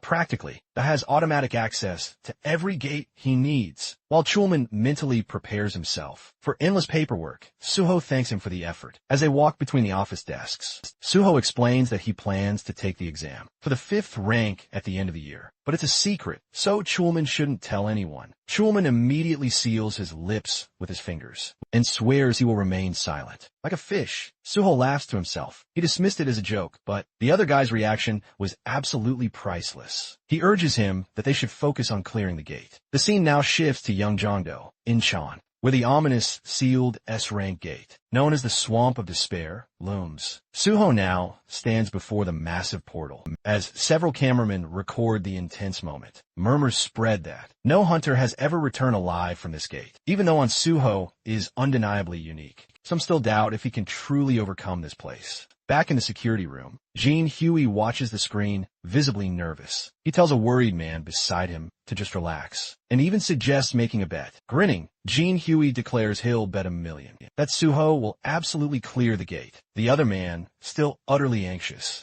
agrees reluctantly, hoping Suho just comes out alive, but convinced it's impossible to clear this place. Meanwhile, Chulman stands utterly frozen, horrified. He shouts that the gate is vanishing. Everyone stares at the screens, utterly bewildered. Jean Huey asks, did Suho actually clear it already? The other man yells, that's impossible. In a panic, Jean Huey elbows Chulman square in the face, demanding to know how many minutes Suho was inside. 10, 20. Chulman shakes his head, saying it wasn't even 10. It's been less than 5 minutes. The moment Suho stepped inside, however, the truth became painfully clear. The system had informed him that the Swamp of Despair had no entry requirements whatsoever, and any number of players could enter it. Now, Suho stands at the base of a colossal, winding staircase, stretching endlessly upward into an eerie, desolate sky. He remembers all too well that this gate caused even more devastating casualties than even the notorious Nameless Sword, and not a single soul had ever returned from alive. Outsiders never truly understood what actually transpired inside. Suho knows that monsters don't explicitly appear here. To clear the gate, one must simply climb these endless stairs. But every single step is a psychological nightmare, packed with terrifying, insidious mental traps. That's why horrific monsters surround the staircase. Victims who've been turned into lifeless statues. Suho finally grasps the true strategy for clearing this entire place. You need an S-rank item or skill, providing mental protection. Otherwise, the endless despair will consume you, turning your corpse into another statue on the stairs. This gate isn't just called the Swamp of Despair for nothing. No one has ever made it back. With a faint smile, Suho steps onto the first stair. He thinks, none of this matters right now. Immediately, a crushing wave of despair slams into him. His legs barely stay steady as purple streams of energy swirl behind his head. But he simply smiles. The system announces, Dragon Blood has activated, granting mental damage immunity. With the power of dragon blood flowing inside him, this entire gate turns into nothing but an easy stroll. Suho calmly climbs to the next step, terrible monsters lurking all around him. He keeps walking, completely unfazed. He notices fewer and fewer statues the higher he goes, as only a handful ever made it even halfway. Twisted, agonizing faces look at him from the sides, forever trapped. He knows he cannot save them. In his past life, the hunter who cleared this gate spent hundreds of days just strengthening his mind. That man even attempted to save the victims. But when he touched the statues, they all simply turned to dust in the end. He was left completely alone, unable to save anyone. Finally, Suho reaches the top. He looks at the lifeless forms below and says he knows how much they suffered. Pressing his palms together, he promises to free them. He knows he can only release their trapped souls. A white portal awaits him. The system declares him MVP and awards additional experience points and a skill point. It also announces he is the first person ever to clear this portal, awarding 5 more skill points. Then, a level increase notification appears. More stats boosted and another skill point added. Smiling, Suho says, it's time for the final reward. The system grants him the Ring of Emotions. This ring lets him see emotions as colored auras and absorb white or black emotional energy and reshape it at will, its full duration yet unknown. Suho recalls that in his previous life, the only person to ever obtain this ring was the very player who conquered this gate. That man had used it to mend deep emotional wounds, but it was later forcibly taken by his enemies. Suho lifts his hand, thinking that this time things will be different. He slips the ring onto his finger, standing at the top of the stairs. The ring instantly begins devouring the black emotional energy lingering within the corpses. Thanks to his dragon blood, Suho takes no mental damage. He touches the ground, and the system reports. The ring reacts to strong emotions. Its color is black, and absorption begins. Black energy swirls as Suho raises his right hand. The ring has absorbed the maximum amount it can. It isn't enough to purify the entire staircase, but he has no other option. Now that he faces the exit portal, turning toward the gateway, Suho says quietly, it's time to leave. The moment Suho stepped outside, reporters instantly swarmed him, their cameras flashing nonstop. He lifted a hand to cover his face, as journalists urged him to look into their lenses. Before he could steady himself, Chulman and Jinwoo rushed toward him. both overflowing with excitement. Schulman, practically punching the air, demanded to know how Suho had managed to clear the portal in exactly 4 minutes and 17 seconds, when this gate was said to be even more dangerous than the nameless sword. Jinwoo shouted that he needed to write an article. Immediately, Suho told them to calm down, but with a smile, he invited them for a photo, and the two happily agreed. As news of the cleared gate exploded online, people questioned whether Suho had truly conquered the swamp of despair, a gate no one had ever returned from. The answer was yes, he really had. Dong-yuk stared at his tablet in disbelief, overwhelmed that he'd finished it in under 5 minutes. He buried his face in his hands, unable to believe what he was seeing. Just then, his landline phone rang. When he answered, the caller introduced himself as John Kyung-won, the president of the Korean Hunters Association, who politely asked if Dong-yuk had a moment to discuss something important. Dong-yuk immediately assumed this was about Suho. When asked to come to the association,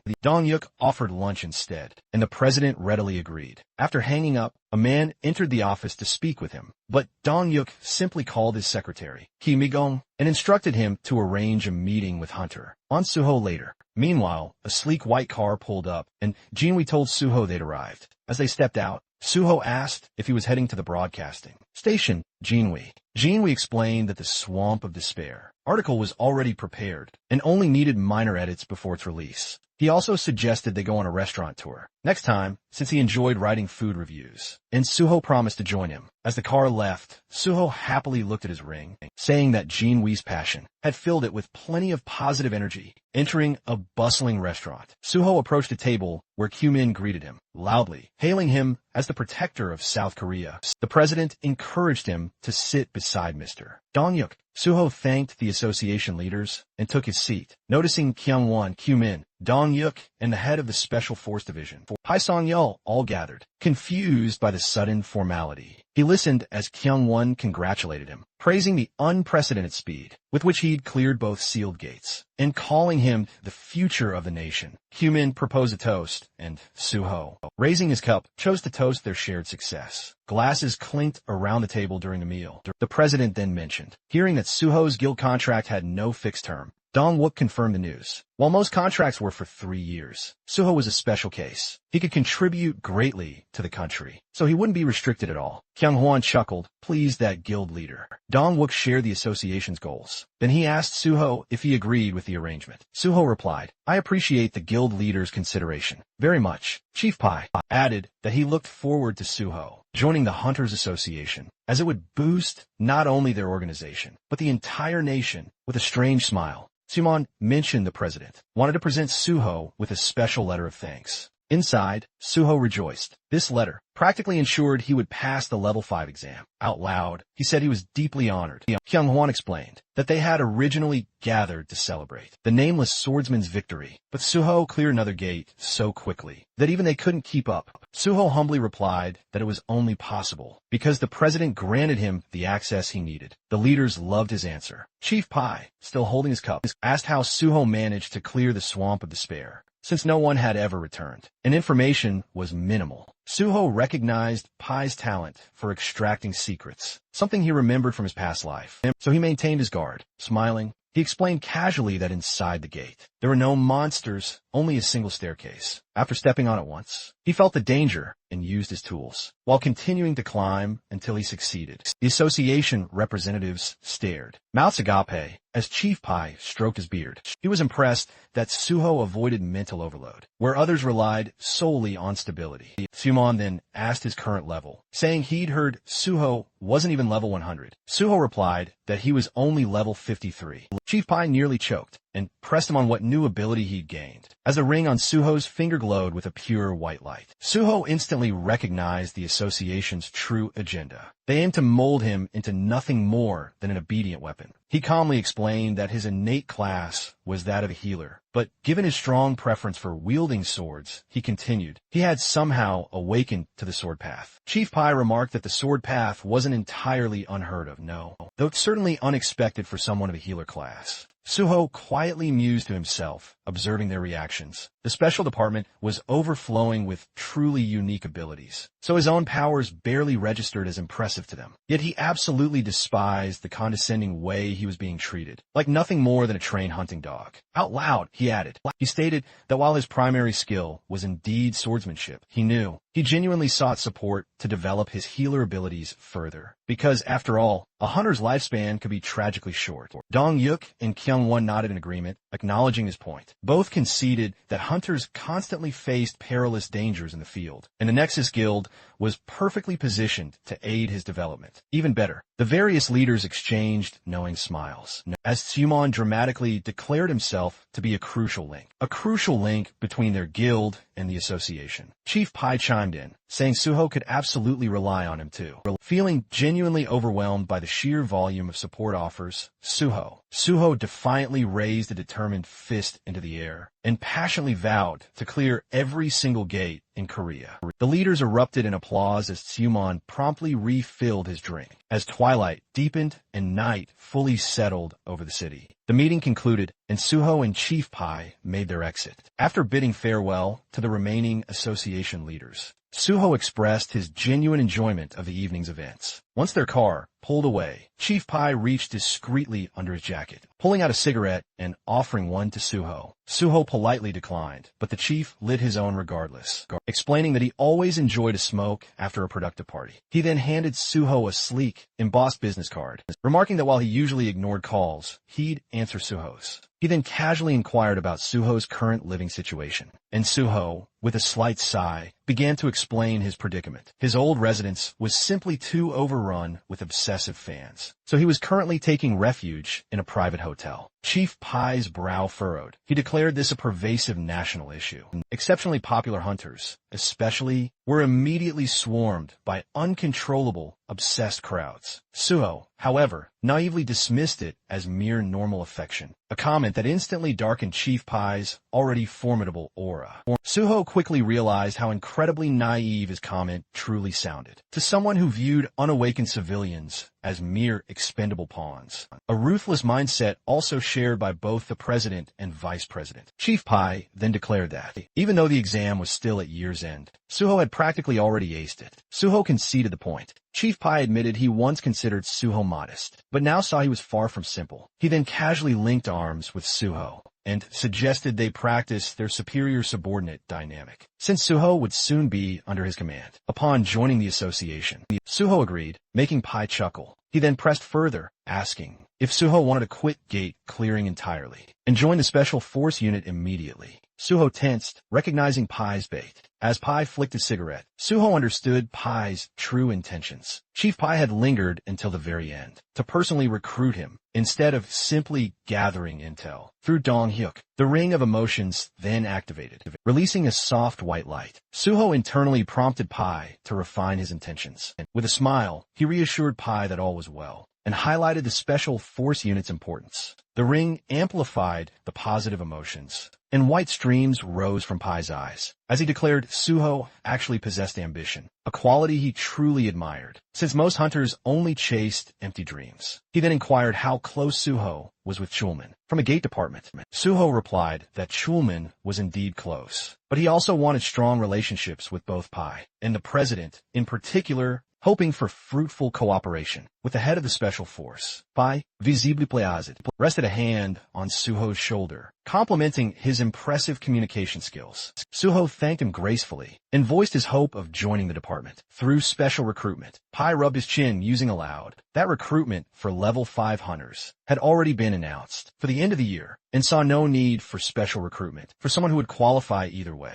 Suho, meanwhile, he knew the ring's power had intensified Pai's interest, transforming it into something like true emotional loyalty. This wouldn't last forever, but for now, it was more than enough. As they stood together, Pai mentioned he was surprised by Suho's strong commitment to joining the association. He then asked about special recruitment procedures. Pai explained that while it wasn't common, it could definitely be arranged if necessary. Suho praised him, calling him an amazing person, which made Pai shyly cover his mouth. He elaborated that recruitment decisions ultimately came from higher authorities. However, if the special department faced a shortage, they could justify a special intake. Pai added that if such recruitment were to happen, they would require proof that Suho was truly valuable to the department. Suho asked if he meant clearing gates, but Pai reminded him that the special force primarily dealt with awakened criminals, a far more critical task. Suho had indeed overlooked that crucial detail. Pai stated that criminals with awakened abilities were incredibly dangerous. Although Suho possessed great skills, Galta and crime fighting were entirely different challenges. He suggested Suho prove himself by choosing any wanted criminal and delivering them straight to the department. If successful, he could be accepted within 1 or 2 months. A car then pulled up. Pai remarked that most newcomers panicked at the mere mention of wanted criminals, but Suho clearly wasn't timid. Smiling, he said he'd await Suho's news. Suho recalled how, in his past life, Pai hadn't even remembered his name until after the nameless swordsman's victory. But this time, things were already different. Watching the car leave, Suho understood that soon the villains and their underlings would be among the new recruits, who would make excellent sacrifices for his upcoming plan. Several neat buildings stood ahead, and Suho's shadow stretched across the pavement. Faint cigarette smoke drifted from nearby windows. He muttered that he'd walked right into a snake's nest. Activating his magic detection, he spotted a group of shady figures inside, confirming he'd finally hit the jackpot. He casually picked up a brick with his left hand, and in the very next instant, smashed it straight through the window of the room where the criminals were gathered. Shocked, one thug stammered, demanding to know what was happening, while another bellowed that some punk was messing with them. In a frantic rush, the criminals stormed outside to confront whoever dared. They halted directly in front of Suho, demanding to know what he wanted. The blonde among them stared at him nervously, asking if he was drunk or just plain crazy. Suho just smiled calmly and assured them he was completely sober. He asked if they were the same scumbags who'd been stealing cryptocurrency wallets through their complicated scams, and fear immediately flashed across the thugs' faces. Suho then asked if they were holding a man named Cogi, one hostage. The criminals traded anxious glances, unable to understand who this stranger was, or how he knew everything. Someone guessed he might be a cop. Another argued they had to get rid of him anyway. A third hesitated, asking if this could land them in even deeper trouble. But the reply came swiftly. This bastard already knew too much, so nothing worse could happen if they didn't deal with him. Suho gave them a tired smile, thinking that these opponents were pathetic and mentally egging them on to try catching him. If they could, they might even prove useful. He summoned the shadow spear and fired a shot near one thug, releasing chains that wrapped tightly around him. Purple energy swirled over the man's trapped body as his bald friend screamed his name in panic. Several criminals charged at Suho, yelling insults, but he dodged effortlessly. A blond man lunged with a spear, managing to land a clean hit, but it did absolutely nothing. The criminals stared wide-eyed as Suho, splattered lightly with blood, grinned. The system roared, activating his powerful blood weapon. A long, crimson shaft instantly materialized in Suho's grasp. He plunged it directly into the thug, sending him sprawling across the cold ground. Suho noted he wasn't allowed to kill them, but no one said he couldn't beat them senseless. Another criminal lunged forward menacingly, shouting, "You idiot," only to be instantly launched by a powerful strike. Soon, only the bald thug remained standing, trembling and muttering about how this was pure madness. He tried to make a break for it, but Suho pierced his leg with a blood spear and calmly asked where he thought he was going. With all the criminals defeated and scattered around him, Suho warned them to stop their screaming, unless they wanted an extra dose of pain. Then, he stored them all inside his subspace portal. Dusting off his hands, Suho declared the only thing left was to find Cogi inside the kitchen, which was a complete disaster zone. Suho finally found the man he'd been looking for. Jiwon was slumped on the floor, fast asleep in front of his laptop. Suho called his name, and the man blinked awake, staring blankly at the hero. When Suho asked if he'd finally come to his senses, Jiwon looked around shakily, asking what happened. Suho greeted him warmly and introduced himself. Jaiwan froze, asking in utter horror, "Is this really the Suho from the news?" He couldn't fathom how Suho ended up here, or where the criminals who held him hostage had gone. Still shaking, he looked absolutely terrified. Suho remembered reading in Jaiwan's autobiography that he'd been brutally beaten and imprisoned for 6 months by these very thugs. He saw that the man was too traumatized to speak normally right now, so he gently extended his hand. The ring responded to Jaiwan's intense emotions, identifying them as black energy, and Suho pressed his palm gently to Jaiwan's chest to absorb them completely. When Suho asked if he felt better, Jaiwan stared at him in utter disbelief, unable to comprehend how his trembling had completely stopped. Suho then knelt in front of him, explaining softly. His condition looked dire. Suho then used a skill to aid him. Jaiwan gasped in surprise. He hesitantly asked what would happen to him now, wondering if he'd be going to jail. Suho asked why he thought that. Jaiwan admitted he'd done many terrible things. Suho reminded him, however, that he had been forced into everything. People like him didn't belong in jail. Jaiwan reluctantly agreed, still suspicious. He asked how Suho knew he was there, given Suho hadn't even joined the association yet. Suho answered that he found him, using a special, unique skill no one else knew. He shared this information because he truly needed Jaiwan. Jaiwan anxiously clutched his left hand and claimed he was useless. Suho firmly disagreed. Jaiwan was the only person in Korea with the incredibly rare cyber-type trait. Jaiwan stared in shock as Suho revealed that, among countless traits worldwide, cyber-type was one of the absolute rarest, allowing the user's consciousness to enter the digital world. Only 2 had ever awakened it. One was CO Jaiwan, and the second was known as Overload, who discovered the terrifying potential of digitization and sought to control the entire internet, becoming a nearly unstoppable threat. Even after the system arrived, the one person who managed to defeat him had been CO Jaiwan himself. A year after escaping the criminals, Jaiwan had disappeared, sacrificing himself to destroy Overload. He was later honored with the nickname Media. Everything about his tragic life had been recorded in his autobiography. Thinking of that, Suho vowed that this time he wouldn't allow Overload to appear, nor would he allow Jaiwan to die. Suho told Jaiwan that this was exactly why he needed him. The world would one day be destroyed by the gates and the system, and Suho couldn't stop that nightmare alone. He asked if Jaiwan would help him. Trembling again, Jaiwan looked at him in awe as black streams flowed from the ring. The system announced another full absorption. Jivan closed his eyes, wondering if someone like him could truly threaten the entire world. He admitted he'd have sold his very soul for escape, but now he felt he must help the person who saved his life. He knelt, his fist clenching tight, realizing someone wielding the same power as him could unleash unimaginable destruction. He admitted he wasn't sure if he could truly do it, but he would help. Suho saw the man, just as described in the autobiography, a person who had endured hell, yet remained selfless. Suho thanked him sincerely and declared their first step was to eat. When Jivan admitted he had no money,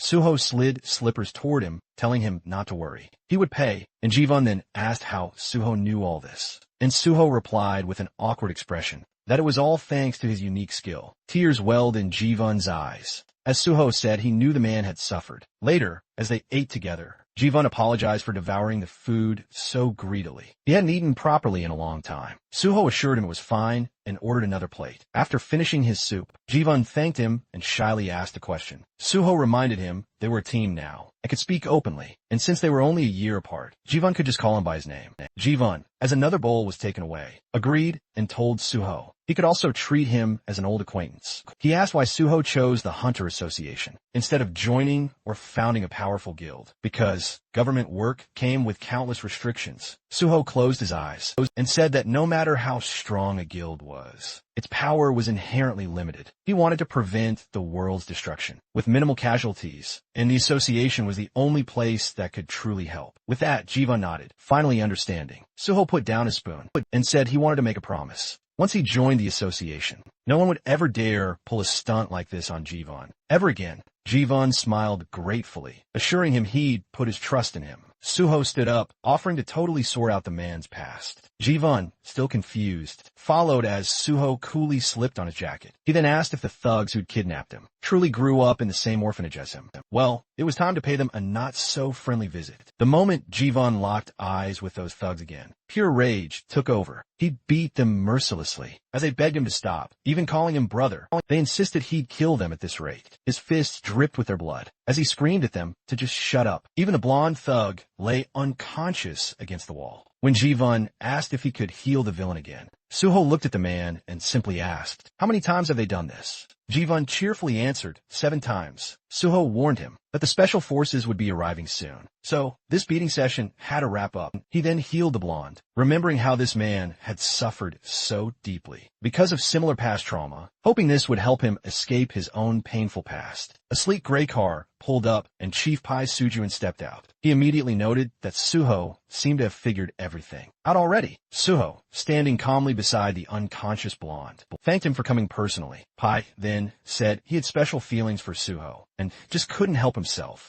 Suho, naturally, felt slightly offended by that phrasing. The kidnappers were still lying unconscious. Pai asked if these were really the criminals in question. Suho confirmed it with a nod. Pai observed that although they were completely knocked out, they didn't have a single scratch on them. Suho explained they had resisted arrest, but he'd patched them up afterward. Pai burst out laughing, saying he really liked Suho's style. A hero who didn't hold anything back. Suho apologized, admitting he wasn't very experienced in this field yet. Pai clarified he absolutely wasn't scolding him. In fact, he totally approved. He even said Suho could beat villains nearly to death if he wanted, with the association's healers on call, to erase all traces of the brutal violence. Pai then stomped his foot onto the blonde's head, muttering that individuals like these deserved nothing less than execution. But society was far too obsessed with humanity. Suho pondered how he'd learned this specific method back when he served with the special department. During his past life, Pai then spotted Jaiwon standing right behind Suho and declared that he'd heard the criminals had used this boy in their schemes. He added that it was his first time seeing someone with cyber-type abilities, and Jaiwon seemed incredibly dangerous.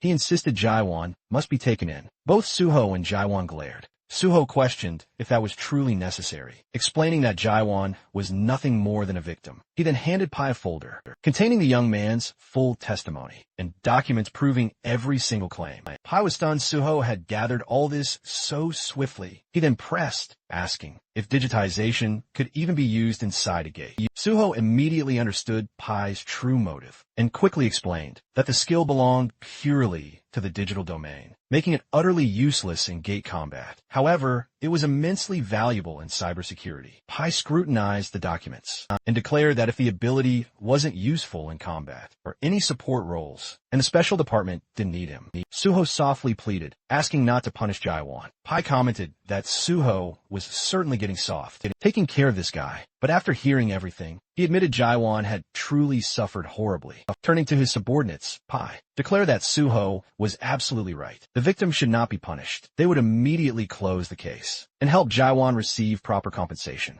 Suho bowed deeply, profusely thanking him. Pai stated that justice was always his ultimate goal. He then asked how Suho even knew about this case. Suho had been expertly waiting for this. Raising a finger, he calmly said, CO Jaiwon had sent a digital distress signal using his unique skill. Suho then checked its validity and organized a swift rescue. Pai asked if that was truly what had happened. Suho's mind screamed, of course not, but he stayed silent. Pai passed the folder to his subordinate, lauding Suho for always conjuring the perfect solution. Suho humbly replied, it was just luck. Pai countered, luck, after all, favors the capable. With a reassuring hand on Suho's shoulder, he promised to arrange the special recruitment. As agreed, Jiwon finally took a tentative step closer, asking what he should do next. Suho pointed behind him and stated, you're coming with me. Ji-won stared, gaping at the apartment in shock, while Suho nonchalantly grabbed a drink from the fridge. The place was undeniably luxurious, almost too perfect, and Ji-won couldn't help but blurt it out. Suho casually replied, it's not my home. This belonged to Jo Jin-woo, the PBS reporter, he added, pouring the drink into a glass. He then revealed that the owner was currently away on a business trip, leaving the whole place entirely to the two of them. Ji-won accepted the glass nervously, asking if the owner wouldn't be angry about bringing someone over. Without permission, Suho brushed off the concern, saying it wasn't a big deal at all, but warned Jivun not to talk too much. Jivun dramatically slapped his own chest and promised to stay silent as a fish.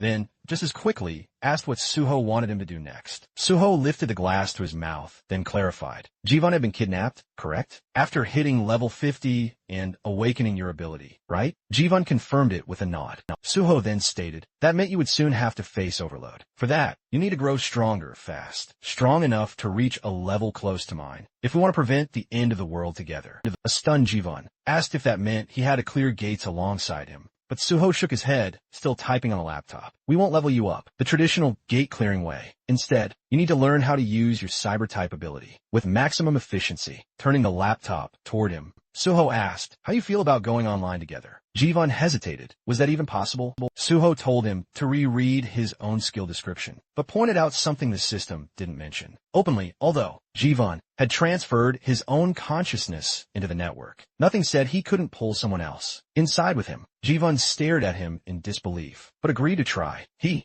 placed his hand over the laptop and activated his digitization skill. A glowing digital circle formed above his palm. As the system notified Suho that player Jivun was attempting to transfer his consciousness into the digital world and was requesting permission, Suho approved. The system then announced the transition process, and Suho's expression tightened in surprise. A moment later, he found himself standing in the middle of a massive vineyard, under a bright sky, realizing he had literally entered the laptop's home screen, the Windows wallpaper he'd always seen, but never imagined he'd experience firsthand. Jivun, running from behind, called out to him in excitement. He said it felt bizarre seeing someone else here, because until now, he'd always been alone in this digital world. Suho admitted this was his first time too, and it felt amazing. And Jivun looked around at the endless fields and asked if they really were inside the wallpaper photo. Suho confirmed it was an actual winery image, complete with grapevines. He even plucked a grape and chewed it out of curiosity, earning a laugh from Jivun, who reminded him that the digital world had visuals, but no taste or smell. Suho spit out the illusion, admitting he wanted to test it anyway. They walked through the vineyard, as Jivun asked how they were supposed to increase his level here. Suho was surprised he didn't know. Levels rose based on experience points, and the system didn't care whether actions happened in the physical world or not. He even reminded him that he had increased his sword proficiency during his virtual reality hunter exam. Jivun then asked if leveling in a virtual environment was really possible. Suho clarified that skills could be honed there, but character levels were a no-go. This digital world, though, was unique. Here, nothing reset after death. Everything here was real enough to kill you. And that's exactly why it could actually affect the system. They stopped before a pair of closed digital doors, labeled File Cleaner. Jaiwan asked what this folder was. Opening it revealed a cheerfully animated computer window, claiming to organize devices easily. Suho then revealed it was no antivirus. It was malware. When Jaiwan asked if he seriously planned to level up using a virus, Suho confirmed it. Malware behaved just like monsters, lashing out and destroying systems. Therefore, Jaiwan needed to risk his life and defeat them. To gain experience, he warned him again. Dying here meant dying for good. He also strictly warned him never to answer the guide's questions, because that would unleash even more viruses. As they stepped inside, a blue-haired girl greeted them sweetly, asking if they wished to use the free file cleaner. Suho just smiled and said it sounded tempting. Jaiwan nervously admitted he nearly answered her. Suho handed him a weapon and told him he probably belonged to the magician class, so he should stay in the back, attack, collect bonuses, and let Suho tank the front line. The blue-haired girl reappeared, with a much sharper tone, repeating her question. This time, dozens of black, glitching monsters with glowing eyes emerged behind her. The system didn't even properly describe them, only incomprehensible. Corrupted characters filled the status window. Terrified, Jaiwan pointed out just how many there were. Suho manifested his bloody sword, reassuring him that, although they were stuck inside, the monsters couldn't escape through the door. But if Jaiwan couldn't escape either, he'd die, so he needed to use his magic well. A massive black skull monster then lunged forward, but Suho decapitated it instantly. He reminded Jaiwan to prepare his spell. A digital circle lit up around Jaiwan's hand as he confirmed his readiness, and Suho charged into the horde,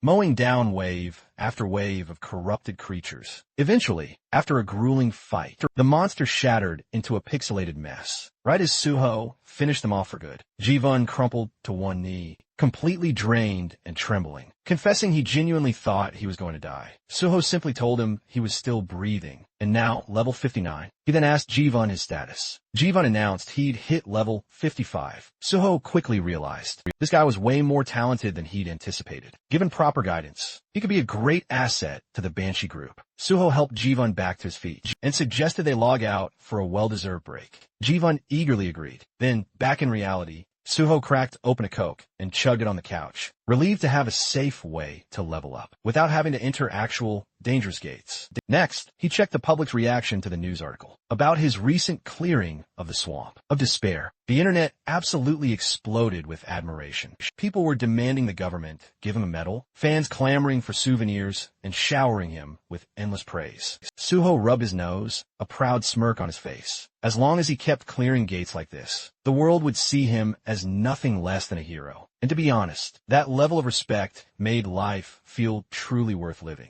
With everything proceeding exactly as he'd planned, he knew it was time for the next big step. Suho found himself on a late-night call with guild leader.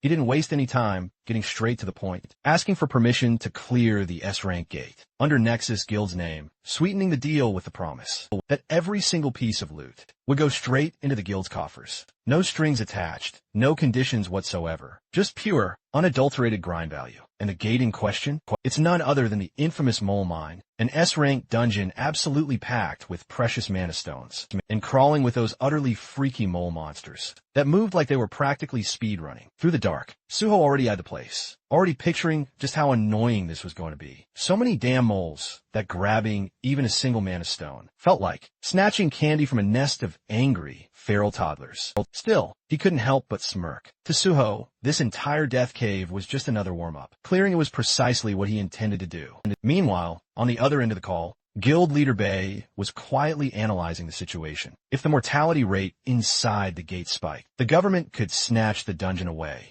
under national safety protocols, which meant having Suho clear it would actually secure Nexus Guild's ownership. Bay genuinely thought Suho's idea was gold. He just didn't understand why the kid sounded so urgent about it. Suho, still lounging, explained that he might join the Korean Hunters Association earlier than expected, which meant he wouldn't be able to properly finish out his contract. So before dipping, he wanted to at least do something worthwhile for the guild. It was his version of paying rent before leaving the apartment. They understood, even though a hint of disappointment slipped through. At least Suho told him straight, instead of doing some dramatic, last-minute announcement like half the hunters, who ditched for the association without warning. Suho added that he'd personally put together a team to fight the moles, so the guild would only need to arrange miners. And none of this had to be rushed. The guild leader finally accepted the plan, saying he'd contact Suho once all preparations were done. The very next day, Suho was in the lounge of the Nexus Academy, where Diwan greeted him warmly with an outstretched hand.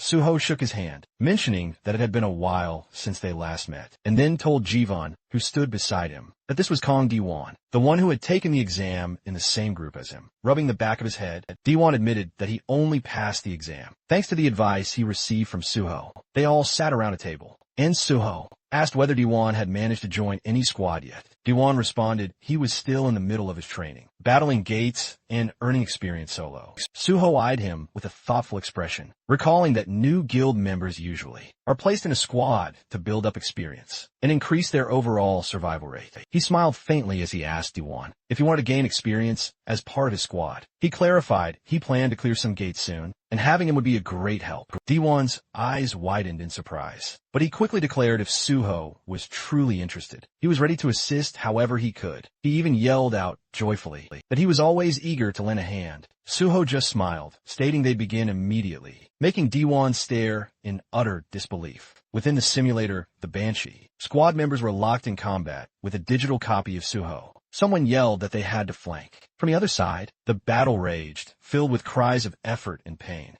Yanoa stood there, her fist clenched, while the spectral Suho rushed straight at her. With one swift strike, the copy took off her head. The squad recoiled in utter shock. Meanwhile, Yanoa gritted her teeth, declaring that one day she'd end Suho with her bare hands. But the real Suho, standing behind her, casually informed her she was already doing much better. The squad whipped around in disbelief, unable to grasp that the actual person was there. Unexpectedly, through the system window, Suho observed the squad had become gloomy. Yanoa sighed, complaining that they died no less than 100 times, and their morale was completely shattered. Suho just smiled, noting that from their eyes, they were already accustomed to dying in the simulation, and no longer viewed it as catastrophic, which he deemed a very good sign. Jaiwon and Dwon observed all of this with growing surprise. Suho then announced new members had officially joined his squad, and introduced the pair to the Banshee team. The team eyed the newcomers, as Suho explained they'd arrived earlier, and shared their names. Dwon cracked a smile,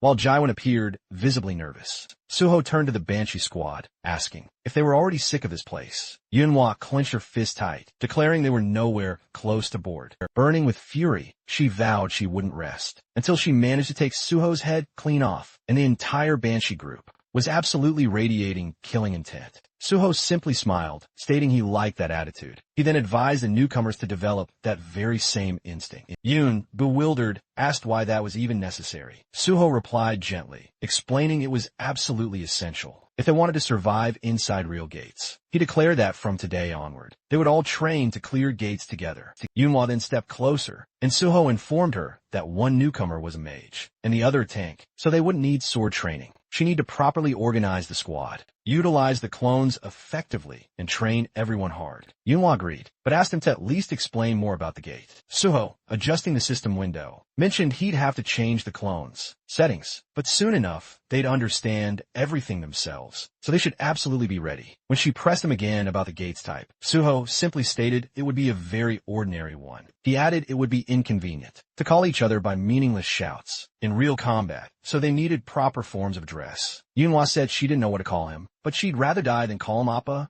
Suho, still working through the window, suggested that since they were one team now, she could simply call him team leader. She accepted the title. Suho then stated he needed to leave for other matters, and asked them to notify him once preparations were complete. Daeon and Jaiwon watched in utter confusion as the digital Suho pulled a sword from the ground. When they asked what exactly they should do, Yunhwa simply told them they'd soon see for themselves. The virtual Suho then pointed a sword at them, immediately calling them trash, and demanding why they were just standing around like ducks. He demanded they attack instead of just staring. Daeon was absolutely stunned. He never imagined Suho would act like that. Yunhwa, however, remarked he was always like this. She then warned the newcomers to be ready, not unless they wanted their heads to roll. Meanwhile, Suho stepped out of taxi. The driver explained that cars couldn't go any farther, so Suho would have to walk from here. Suho agreed calmly and continued forward. He found himself standing before tall buildings. He then activated his ring, using First Mumu.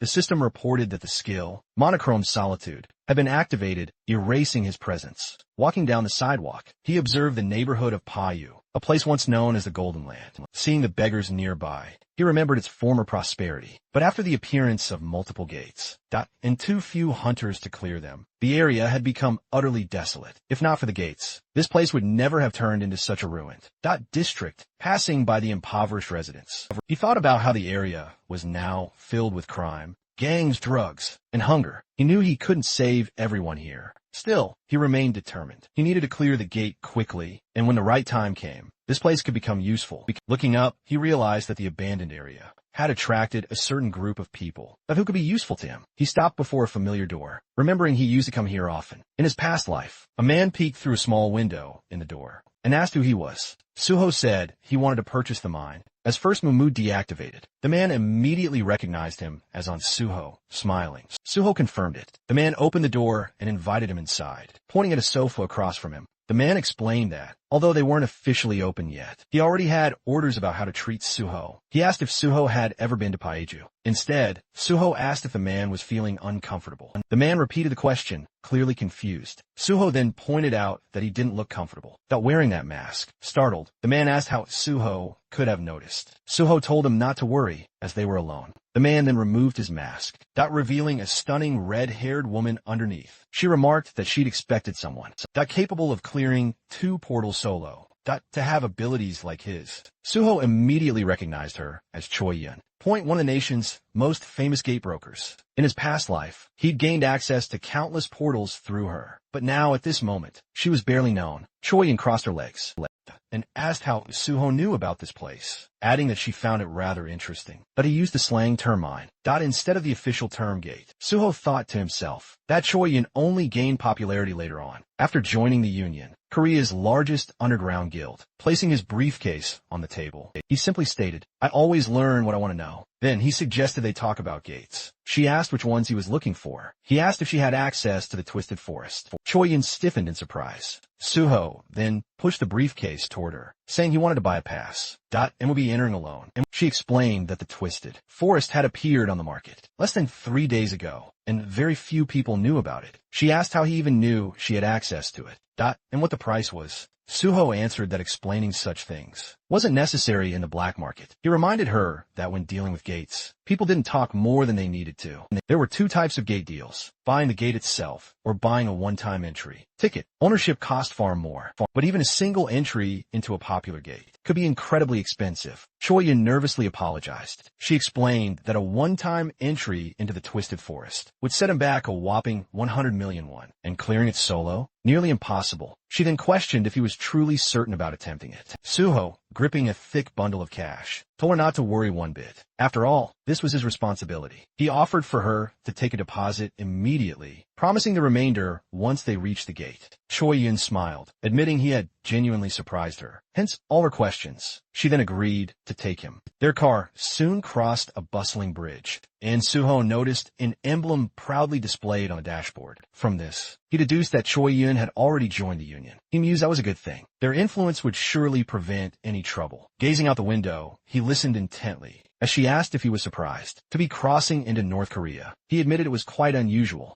He recalled how, after the appearance of the gates, North Korea had plunged into utter chaos. China attempted to seize control, but failed due to the monstrous creatures near its borders. Meanwhile, South Korean hunters moved far more freely. Choi-Yin commented that Suho was much more straightforward than she had expected. She confessed that after reading about him in articles, she'd assumed he would be entirely different. Suho simply replied that he just wanted to leave a good impression. They then stepped out of the car, finding themselves before a group of heavily armed men. Choi-Yin announced she'd brought a guest, eager to enter the Twisted Forest, adding that payment had already been handled. A scar-faced man grumbled that he'd expected a nobody, but seeing Suho surprised him. The girl quickly told him to mind his manners, then demanded to know where his boss was. A bald man then emerged from a nearby tent, introducing himself as the leader of this operation, and stating it was an honor to meet Suho. Suho quietly scrutinized him, recognizing him as Bang Dok, also infamously known as the Woodsman,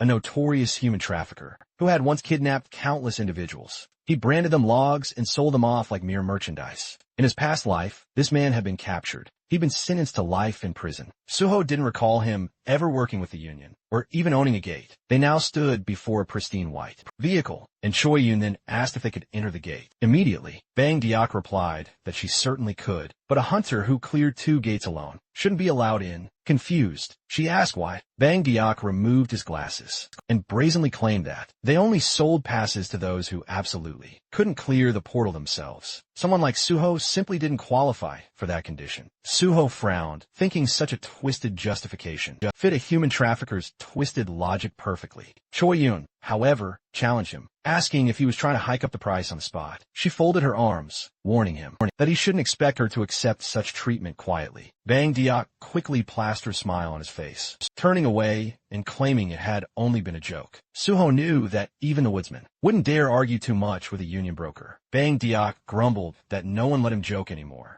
then told them curtly to follow him. Choi-Yin gestured politely for Suho to go ahead, telling him she would personally ensure his safety. Meanwhile, several unsavory-looking men stared at Suho with undisguised hostility. Suho knew that if he managed to clear the gate successfully, there could be a brutal ambush waiting for him on the way out. That was precisely why brokers were responsible for keeping their clients safe, and why so few truly existed. When a shutter lifted, the glowing portal finally appeared. Bang Diak then asked Suho whether he truly intended to enter alone, and if he really thought he was invincible. Suho simply ignored him and confidently stepped into the gate. Twisted Forest. A blue portal shimmered before him. The system reported that entry had begun. It also immediately stated the rules. Only hunters level 99 or below were allowed, and the maximum squad size permitted inside was 8. Suho stepped further into the forest, lifting his gaze as he took in the twisted, eerie landscape. He hadn't expected to end up in this place.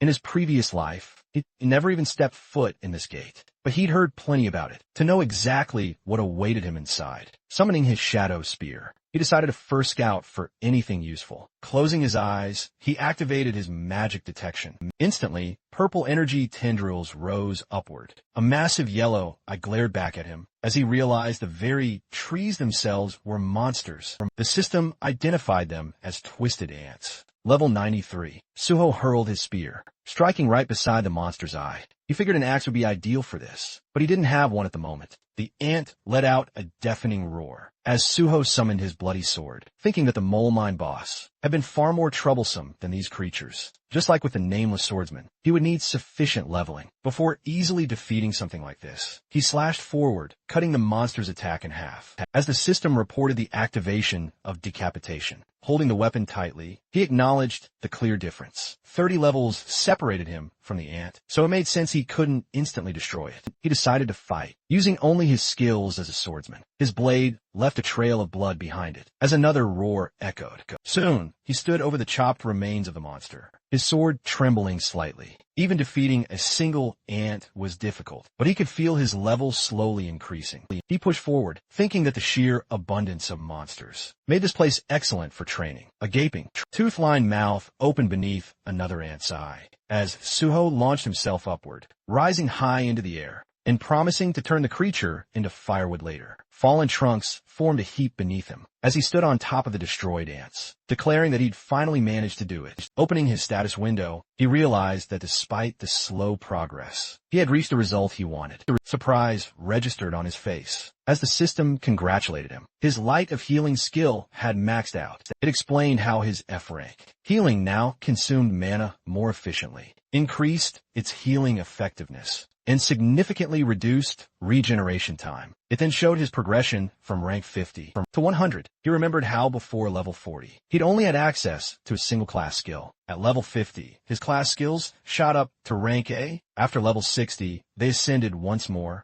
and then at level 100, he'd be able to change his class entirely. Leaping down from the broken trunks, Suho strode forward, hands tucked into his pockets, thinking the boss monster should appear any moment now. Meanwhile, nestled in the middle of a serene pond, sat a mysterious, horned creature. Its eyes were closed until they snapped open. The system identified it as Malayan, ruler of the Twisted Forest, a level 100 monster. Boss. Suho halted before the imposing horned figure, finally encountering his first one-star monster. He mused that monsters below level 99 weren't usually given special classifications, but from level 100 onward, they earned 1 star for every 100 levels. Malayan spoke, declaring, "An uninvited guest has arrived." Suho retorted that he himself had been invited to nothing in this world, since the monsters were the ones who opened the portals first, yet they dared to call others uninvited. To him, it was frankly amusing. Summoning his shadow spear, he declared Malayan simply didn't understand a thing.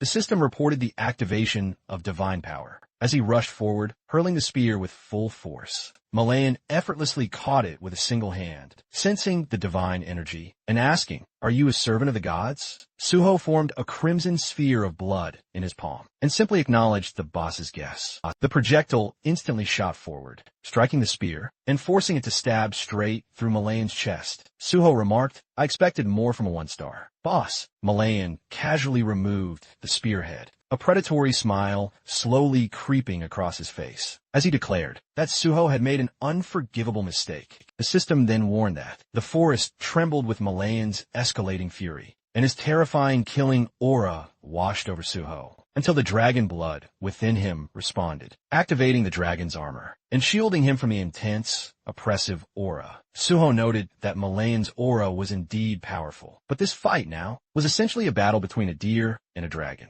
Malayan demanded to know what dark magic was protecting him. Suho replied it wasn't magic at all, but simply a reward for his effort. He summoned the shadow spear once more, The boss scoffed, asking if that was all he could muster. Suho retorted he could do much more if needed. The spear struck the ground right in front of Malayan, and black chains coiled around the boss. As the system activated, shadow binding and shadow bleeding, Malayan tore through them easily, asking if Suho truly believed such paltry tricks would work on him. He raised his arms, the water around him bubbling, as black energy surged upward. Menacing formations rose from the pond. With a confident smile, Malayan urged Suho to feel the overwhelming difference in their strength. Suho watched calmly and said he was genuinely looking forward to it. A powerful strike came at him, which he dodged with practiced ease, responding with blood-enhanced sword attacks. His blade turned crimson. As the system activated decapitation, Suho acknowledged that this enemy was indeed tougher than the ants he'd faced. He leapt back to avoid a massive root, cutting another one cleanly in half. Malayan sneered,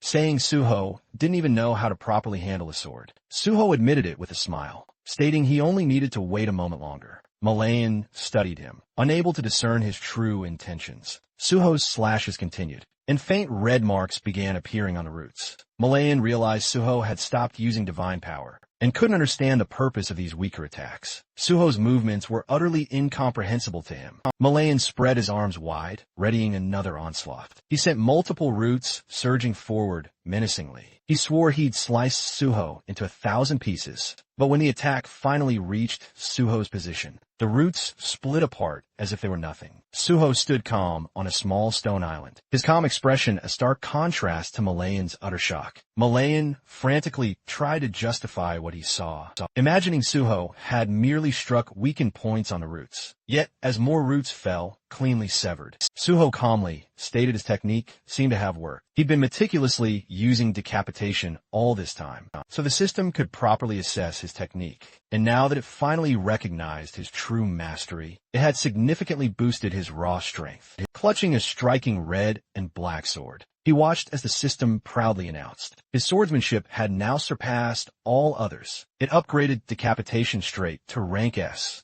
A follow-up message then excitedly stated that the will of the nameless sword itself had reacted to this incredible increase. Smiling, Suho read through the new system notifications. The sword's consciousness had awakened. It blessed him, chose a new target, and then the system congratulated him for becoming the true successor of Void-style swordsmanship. Malayan, furious, unleashed another monstrous swarm of roots, shouting that Suho couldn't possibly stop this assault. Suho simply looked up, struck once, and split the massive root perfectly in half. The system instantly identified the technique as the first form of the Void-style slash. Malayan, absolutely enraged, demanded to know what dark sorcery this was. Suho coolly replied that it wasn't magic at all, holding his now bloody sword forward. He declared the real fun was only just beginning. The system then dramatically announced that Suho's understanding of swordsmanship now surpassed all others in existence and would now be officially added to the system's database. Suho's mind drifted back to when he first created this style,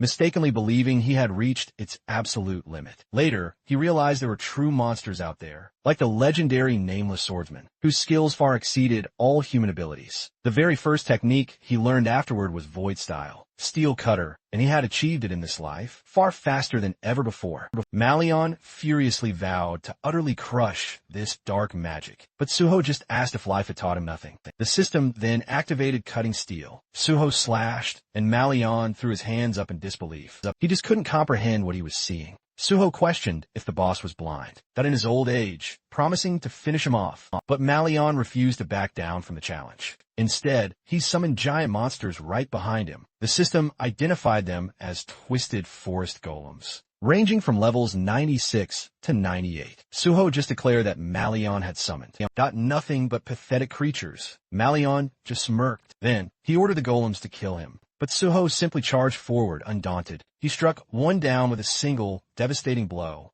As the system activated Cutting Steel once more, more golems collapsed, dropping their green stones, standing triumphantly among the defeated monsters. Suho turned to Malayan and said, "Cutting Steel is no longer difficult for me now." So these creatures never stood a chance. Malayan snarled, sending even more vines rushing toward him. But Suho just sliced them all apart easily, and declared the boss had exhausted all his strength. He then jumped up onto a nearby stone, then another, declaring it was time to finish this. Leaping high in the air, he kicked Malion mid-flight, knocking the boss right into the water below. Energy streams ran down the monster's drenched body as Suho summoned a terrifying shadow spear and instantly wrapped Malion in dark chains. Malion struggled violently, demanding that Suho stop talking. He accused him of daring to mock, not a being of his stature, but the chains held him fast. Suho swung his blade and beheaded him with a single, decisive strike. The system announced that Malion, king of the Twisted Forest, had been defeated and the gate was finally cleared. Suho was named MVP, received bonus experience, one skill point and another skill point, as all his abilities instantly rose with a level increase.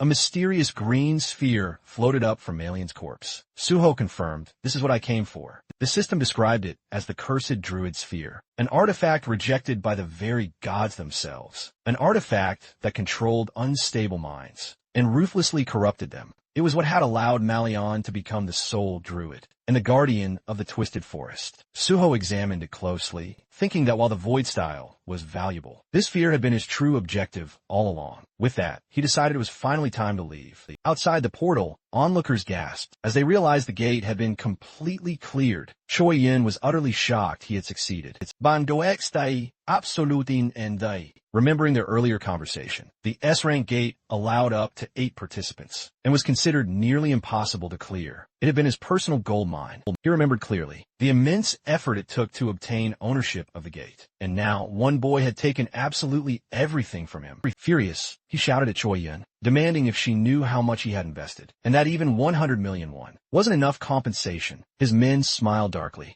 as he ordered them to skin Suho alive. Choi Yin stepped forward and asked whether they truly understood the consequences of what they were attempting. Bang Doek Gu Set Lao Li, demanding to know what the Union had ever done for him. But before he could even finish, the point of a shadow spear burst straight through his chest. Shocked, he stared at his own blood before collapsing. As his followers screamed in utter panic, Suho stepped out of the portal and calmly approached the frightened gang members. Leaning over their fallen leader, squinting slightly, he asked Choi Yin if they could leave now. The remaining men glared at him, telling him to just go. Suho then asked if they intended to return the money he had paid. The tip of his sword landed against one man's shoulder, and then, pressing the red and black blood blade to his throat, Suho told them firmly, since the portal owners had clearly broken the rules, they should pay for it. He demanded the refund. The man quickly agreed. A car door slammed shut as they quickly left the scene. Choi Yin, seated at the wheel, thanked him. Suho replied, "Of course you should be grateful." He then added that thanks couldn't exactly be put in a pocket, so a more substantial gesture certainly wouldn't hurt. Choi Yin admitted he certainly had a sharp tongue,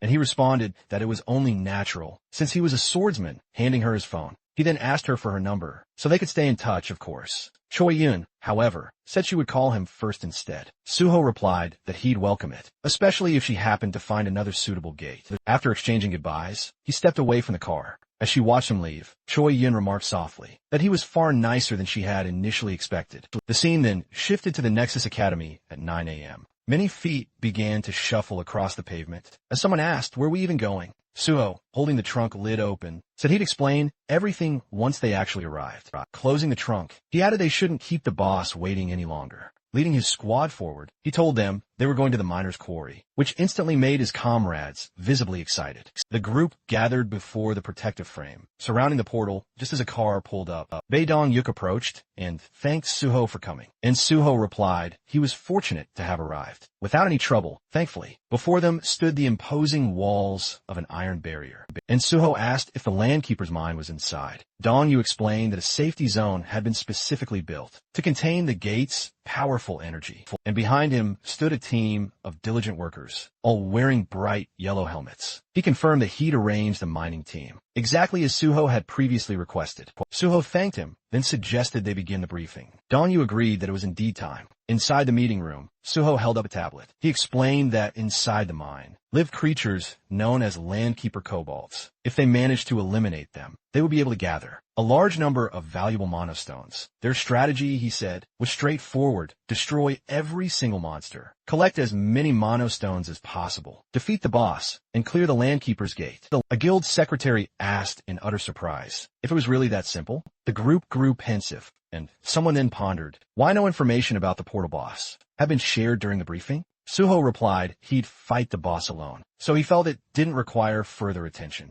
Raising his index finger, he reminded everyone that, as previously promised, all profits earned from clearing the gate would belong to the Nexus Guild. He shook hands with Dong-yuk, who said he was counting on him. Suho thanked him for the trust and promised he would not disappoint. Then, smiling, he told the nearby miner that his squad should wait behind and only begin mining when they received the signal. The miner nodded, confirming his understanding. Turning back to his squad, Suho asked if they were prepared, since this was their first time entering a portal. He then asked if they were nervous. The illusion of a monstrous Suho hovered above them in their memories, with tears at the corners of her eyes. Yenho admitted they were all, remembering how he tormented them during training. Suho asked her not to exaggerate. Standing before his squad, he told them the mission would be long, so they needed to conserve their stamina. He assigned Han to cover Jaiwan and instructed the others to maintain their positions. Their priority, he said, was the safety of the miners. Unlike the Kunlun Mountains, the dead here would not resurrect. They had to be extremely cautious. A red portal pulsed before them.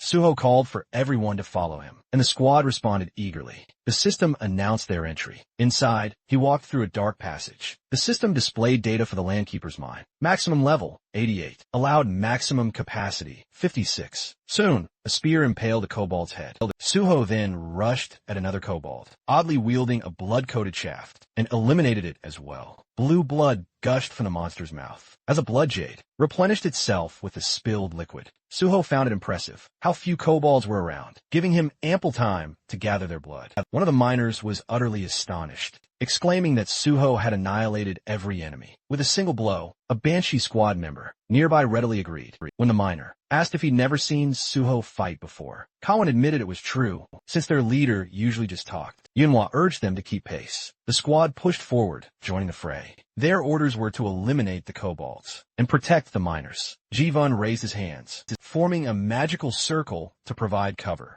Diwan decapitated another kobold nearby, and Yunhwa told everyone to maintain formation and avoid rushing in. Suho glanced over his shoulder, a small smile playing on his lips, satisfied they were following his instructions and that nothing had gone wrong so far. Yunhwa told the miners to begin their work. Once the hunters advanced a bit further, the miners immediately began digging. Massive crystals glimmered all around them. As one miner announced, they had nearly finished gathering the stones and requested they be taken to the surface. He also told his teammates to double-check for any valuables and remove any monster corpses blocking the area. A miner suddenly noticed something to his left. His companion asked what he was staring at, and the young man said he couldn't believe what he was witnessing, as monsters spat blue blood all around them. Suho delivered another precise strike, then pierced a goblin to his left. Clenching his fist, he activated his bloody weapon. His eyes glowed white, as defeated enemies piled beneath him. Resting the blood sword on his shoulder, he stood amid the fallen creatures. The miners in his squad stared at him in stunned admiration. Several workers raised their arms joyfully, shouting that working with Suho was a true honor. Suddenly, Suho sensed something amiss and quickly ordered everyone to gather round. Yanoa responded immediately, ever so sharp. Within a dimly lit section of the mine, he pointed out a suspicious branching passage. The squad confirmed they all saw it clearly. Suho explained the Nexus Guild had abandoned clearing this gate, overwhelmed by endless kobold hordes. Someone nervously asked if they needed to split up. Summoning his bloody sword, gleaming crimson, Suho declared he would go alone. They gasped, asking again in utter shock. But he simply raised his formidable weapon and declared there was a boss monster inside. With a single, powerful strike, stones exploded outward as his cutting steel skill activated. Diwan was utterly amazed that Suho could cleave through solid rock with one blow. Yanoa wondered aloud, truly baffled, how such incredible strength was even possible, standing before the narrow passage he'd just created. Suho explained he purposely made it tight, so monsters couldn't swarm out all at once. He ordered them to remain and guard the right side, while he ventured left, when someone asked if they should simply slay any goblins emerging from the new passageway. Suho confirmed they absolutely should, adding that originally he intended to block the entire entrance. But then he realized they wouldn't gain experience like that. Turning away from his stunned squad, he told them not to look for him under any circumstances whatsoever. If he didn't return within 12 hours, they were to abandon the mine entirely. Yanoa agreed. Suho thought to himself he would need all 12 hours every minute to finish what he planned to do. Turning his head once more, he told them they would meet again soon. Duho muttered that Suho had completely blocked the entrance, questioning if the man was even sane. Hyunmin said that even though Suho was their leader, going alone would be extremely difficult, and he feared Suho might not make it. Jivun countered, assuring them Suho would be just fine. He reminded everyone present that their leader had already cleared 2 sealed gates and multiple dangerous portals, all by himself. Yanhwa smiled, saying they all remembered that feat well, so they simply needed to believe in him and do their part. One of the fighters agreed, declaring they needed to make sure Suho would be shocked by how much they'd improved. By the time he returned, the group clenched their fists with fierce determination, ready to demonstrate everything they had learned in training. Large stones lay scattered before him, and Suho declared that nothing was holding him back now. Ahead stretched a countless army of snarling kobolds, and he declared it was finally time to begin. Smiling slightly, he noted there were, indeed, an overwhelming number of monsters waiting for him. Yet he also remarked that their sheer numbers meant nothing to him. The landkeeper kobold snarled, as the system identified them as level 72 to 74. Suho rushed forward to attack. The monsters lunged at him with fierce growls, and he delivered rapid, decisive strikes. A smaller kobold suddenly dropped from above, but Suho noticed it instantly, raising his weapon, blocking the blow with an amused expression. He admitted that these creatures actually knew how to use their heads, though all it really did was add unnecessary trouble. The system confirmed the defeat of the landkeeper. Kobolds. Outside, Dahan delivered a finishing strike to an enemy and, smiling, turned to one of his comrades to announce they had dealt with all the monsters. The Banshee squad member agreed, saying that as long as they remained alert, everything would be fine. A miner suggested they take a break and cook something to eat. The miners sat down tiredly beside the crystals, relieved that it was finally time for lunch. One of them was surprised that half the workday had already passed. A miner approached the squad, asking if the young hunters were tired, and showering them with praise for a job well done. Jaiwan confessed that they'd faced some truly tough times, but now a profound calm had settled over everything. Younghwa stood just behind him, listening intently as the miner lauded Jaiwan for single-handedly taking down an entire kobold horde. Jaiwan explained that this incredible feat was only possible because Suho had painstakingly carved a narrow exit tunnel. If the monsters had swarmed them all at once, they wouldn't have lasted even an hour. No chance. Younghwa thoughtfully examined the fallen kobolds, sensing that Suho must have been here not long ago. She desperately hoped he was all right. Recalling her very first encounter with him, she winced, thinking how terribly that meeting had gone, and how she'd initially assumed he was simply insane. But with each passing moment, she realized she'd slowly begun to truly worry about him. A faint smile played on her lips, as she accepted she couldn't help him right at this moment. And then, a private admission to herself. It was truly unclear who should be worrying about whom. Meanwhile, deep within the mine's eerie depths, Suho sat hunched on a stone, bloody sword in hand, nonchalantly biting into a chocolate bar. He grumbled, annoyed that the kobolds still weren't attacking him, even though he was openly feasting right in front of him. Standing up, a weary sigh escaping him, he noticed the monsters glaring intensely his way, but still utterly motionless. He wondered aloud, had they finally grown afraid of me? He then added, with a dismissive wave, that it hardly mattered, since they no longer held any interest for him. Standing atop a perilous, tall cliff, he fixated on his singular objective, to locate the portal's boss. It was far too dark to see anything clearly, so he quickly pulled out a flare gun. The system chimed in, explaining it would brilliantly illuminate the area. For quite a substantial duration, Suho fired it, and the cavern instantly flared to life with bright, scattered lights. In the now illuminated cavern, a bizarre creature with an elephant-like head abruptly materialized. The system immediately identified it as a Bulgasari. Level 99. Suho mused. Bulgasari were notoriously known as nearly impossible to kill, feeding exclusively on, and possessing bodies tougher than almost any other monster. As he cautiously approached it, he vividly recalled that Bulgasari were one of the 3 most dangerous. Summoning his shadow spear for a non-star monster, Suho declared it was time to begin. He hurled his spear, striking Bulgasari's head, but the monster merely flinched, as if tickled. His smile turned strange as he realized the spear had simply bounced right off the creature, as if it had slammed into solid stone. Bulgasari finally stirred awake. Its clawed paws scraped the ground as it lumbered to its feet. Throwing its head back, it unleashed a deafening roar. The nearby kobolds clamped their hands over their ears in terror. Far below, the miners looked up in sheer panic. One gasped that it felt like an earthquake, and another lamented he'd never imagined dying like this. Yanhwa watched as stones tumbled from the cavern ceiling, and realized the tremor's source was exactly the direction Suho had gone. Sweat beaded and ran down her face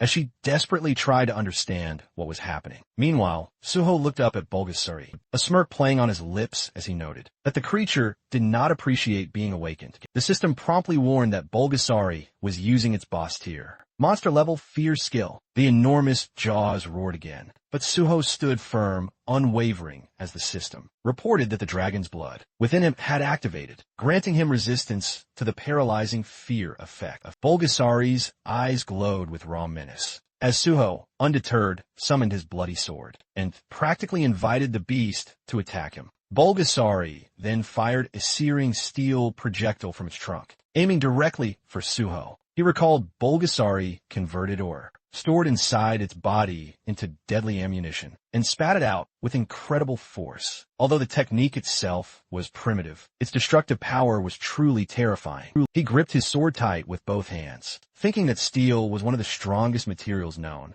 and few things could hope to match it. With a lightning-fast, clean slice, he cut the projectile his steel slash had activated. Smiling widely, Suho announced it was time to tame this monster. He felt a surge of relief, having collected so much blood earlier. Meanwhile, Bulgasari roared furiously and charged. White energy burst forth from its body. Its massive paws thundered across the ground. The creature flung its mouth wide open, moving with shocking speed. Suho had to admit, such speed felt downright unfair. The monster slammed into the cavern wall with all its might as Suho leapt clear just in time. Though rattled, he knew he couldn't afford to waste a single second. The cave threatened to collapse at any moment. Jumping from a rock, he called forth his bloody sword. Grasping it tightly, he channeled every drop of blood he'd gathered for the most devastating attack he could muster. With a single decisive strike, he severed one of Bulgasari's trunks, employing his steel slash skill. The monster bellowed in sheer agony as the severed trunk crashed to the ground. Landing on one knee, Suho scrutinized the creature. He realized that the steel slash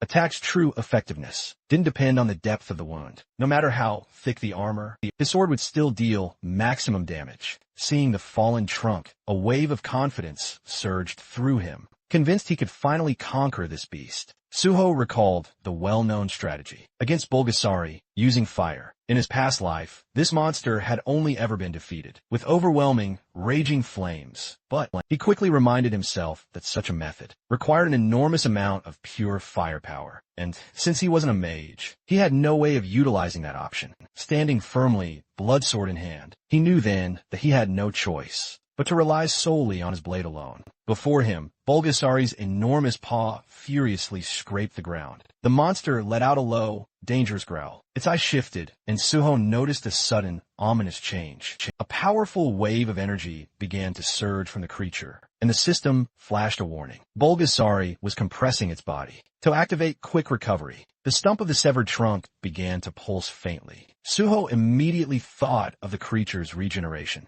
Once Bulgasari was wounded, it would compress its entire body and use the absorbed minerals to restore itself, which was precisely what was happening. Why this monster was believed immortal, and why it was so notoriously hard to kill. An almost comical, tiny appendage started sprouting from a wound, while its regeneration took hold. Suho smiled, then questioned if the monster expected him to simply stand there and watch this process. Waves of yellow power spiraled around Bulgasari, and the system reported the monster was initiating Ultra Enhancement. A new exoskeleton started forming as absorbed minerals hardened across its body, granting the beast an even more menacing form. The two opponents now squared off. Suho recognized Bulgasari was using every skill it had, unleashing its full power in an all-out attempt to defeat him. The monster clearly believed it needed all its might for this single confrontation. Suho, still wearing that smile, readily accepted the challenge. The monster lunged forward, with the system announcing its use of the skill. Ultra Rotation.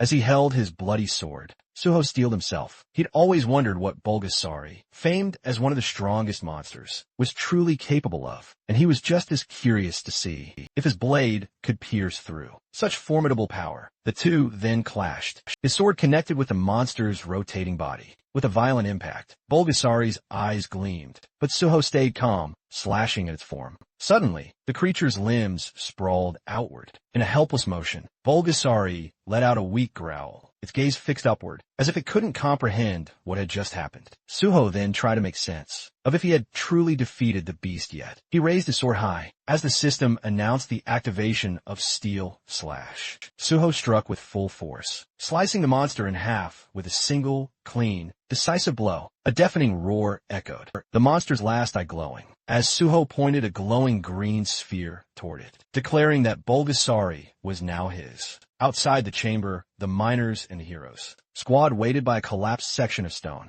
One of them noted that the shaking had finally ceased. Yanhwa looked up as Jaiwan stood beside her. He noted that the kobolds had stopped emerging, and it seemed the expedition had already gathered enough monostones. The girl lowered her head slightly. Guan stated that all they could do now was wait. Suddenly, Yanhwa's expression brightened. She spotted a system message, confirming the gate had been cleared. The miners gasped, seeing the same message appear. The system declared Suho as the most valuable player. Yanhwa and Jaiwan exchanged relieved smiles, and Jaiwan said he'd expected nothing less from his boss. Meanwhile, inside, the system informed Suho that, for his exceptional achievement, he was awarded 5 skill points. Smiling, he gazed at the glowing green sphere, and the system granted him several more points, along with a level increase and a rise in all his stats. Holding the shining sphere in his hands, he excitedly declared, "I did it." He recalled the final blow, thinking that any other monster in Bulgasari's place would have died instantly. But he hadn't come here intending to kill the beast. The sphere emitted streams of green energy, as he explained to himself that his only goal had been to tame the monster,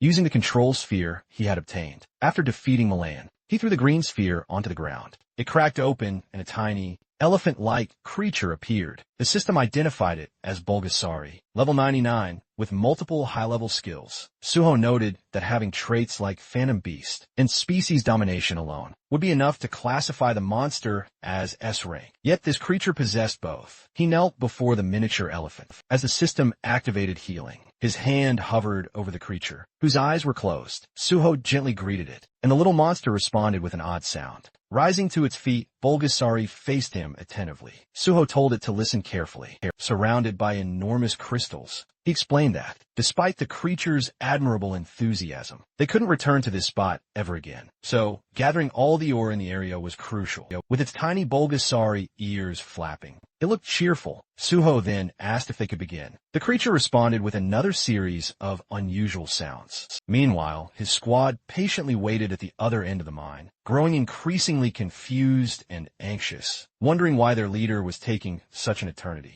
Suho now stood inside his impossibly luxurious subspace, a house, the kind of hidden dimension only a select few individuals in the world could ever hope to possess. Surrounded by its vast, quiet expanse, he found himself pondering his past life once more, and everything he had learned by experiencing the world twice over. Back in that old life, the sole player who had ever controlled a Bulgasari was an individual known as Gaia, the Master of Earth. Their fame had soared, entirely because the Bulgasari was an overwhelmingly powerful creature. Suho remembered every detail of how Gaia utilized her Bulgasari. This monster was a mythical beast, capable of devouring any type of metal, converting all of it into pure, raw strength, while also storing enormous quantities of minerals within its body, effectively turning itself into a walking mountain of compressed energy. Inside the subspace house, Bulgasari, now affectionately nicknamed Bulbul, shockingly cuter than its terrifying, full-sized form. It now resembled a cheerful, metallic-skinned, gray hippo bouncing energetically around the room. Then, Bulbul opened its mouth wide and inhaled an entire mound of gleaming magic stones, like a living vacuum. Once it had consumed everything, it rolled onto its back and began radiating a deep, powerful glow. Suho watched this with utter satisfaction, thinking that this little creature was, unquestionably, the greatest miner in the entire world. He smirked to himself. By now, the Nexus miners outside should have collected their portion exactly as agreed in the contract. Whatever remained inside the subspace belonged solely to him, and he had ensured that. Outside the mine, Dwon, Yanawa, Jaiwan, and the rest of the team continued to wait. Near the sealed tunnel entrance, Dwon's restlessness grew. Convinced Suho had been gone far too long, the miners whispered amongst themselves, assuming Suho had defeated the boss, but likely suffered injuries in the fight. A few even considered venturing deeper to check, but Jaiwan held firm. She insisted they follow Suho's strict orders. Yanawa agreed. Even his worry quietly tugged at her thoughts. She reminded everyone that a team, without trust in its leader, would simply collapse, and Suho had clearly told them not to enter. For at least 12 hours, none of them wanted to break that trust. Suddenly, the stone wall exploded outward. In a burst of vibrant purple energy, Suho calmly walked out through the smoke, appearing completely unbothered, as if he'd just finished a short training session, rather than a life-threatening battle. His squad immediately rushed toward him, demanding to know why he had taken so long. Jaiwan, especially dramatic, practically jumped in front of him. Suho teased that if they were that worried, they should have come looking for him. The group quickly reminded him that he was the one who forbade them. Suho's teasing expression softened when he placed a hand on Jaiwan's shoulder, acknowledging the boy had followed his orders loyally. Yanawa, for her part, admitted she was relieved that their trust hadn't been misplaced, though she still disliked being treated like a child. Suho simply stated that they had lived entirely different lives, and that was the undeniable truth. Their darker paths had shifted completely, and he felt a quiet pride at having changed their future paths. Afterward, Suho thanked the miners and declared it was finally time to leave the cave. For good, the group cheered enthusiastically, more than ready to return to the surface. Meanwhile, in his office, guild leader Bae Dongyuk waited anxiously as the suffocating silence stretched on. His hands clenched ever tighter. If anything befell Suho, the full weight of responsibility would crush him, and the Nexus Guild would be plunged into chaos. Suddenly, the door burst open with a crucial update. The messenger announced Suho and his entire team had returned unharmed. Dongyuk rushed out, relief washing over him as he greeted them. Suho confirmed the gate had been successfully cleared, then requested its official registration. Later, they assembled in the office to review the collected materials and data logs. Dongyuk was absolutely floored. Despite Suho's unusually brief contract period, the profits were astronomical. They estimated over 7.2 billion, one in resources, potentially exceeding 10 billion after processing. Meanwhile, Suho quietly recalled the raw stones he had personally claimed for himself, in advance, suppressing a smirk. His personal haul alone was worth a fortune. Fair is fair, so Dongyuk offered Suho's squad 10% of the gate's entire profit as a bonus. Suho finit surprise, even though he inwardly considered it too generous. He had already taken home an exorbitant sum, so demanding more would just feel plain greedy. After a polite exchange, they eventually settled on a balanced reward that satisfied both parties. Once that matter was settled, Suho brought up another crucial point. He wanted to form a secret raid unit within the Nexus Guild, since he'd soon be affiliated with the Hunter Association. As a government hunter, he wouldn't be able to officially lead his team. He asked Dongyuk to discreetly support them and register them within the guild so they could continue operating as a hidden force. Behind the scenes, Dongyuk absolutely loved the idea and agreed instantly. Suho reflected that it was only because he had regressed that he could build such a solid foundation. He could sidestep the betrayals of his past life and meticulously test each person until they proved themselves truly trustworthy allies. This time, he wanted genuine companions walking beside him, not greedy opportunists.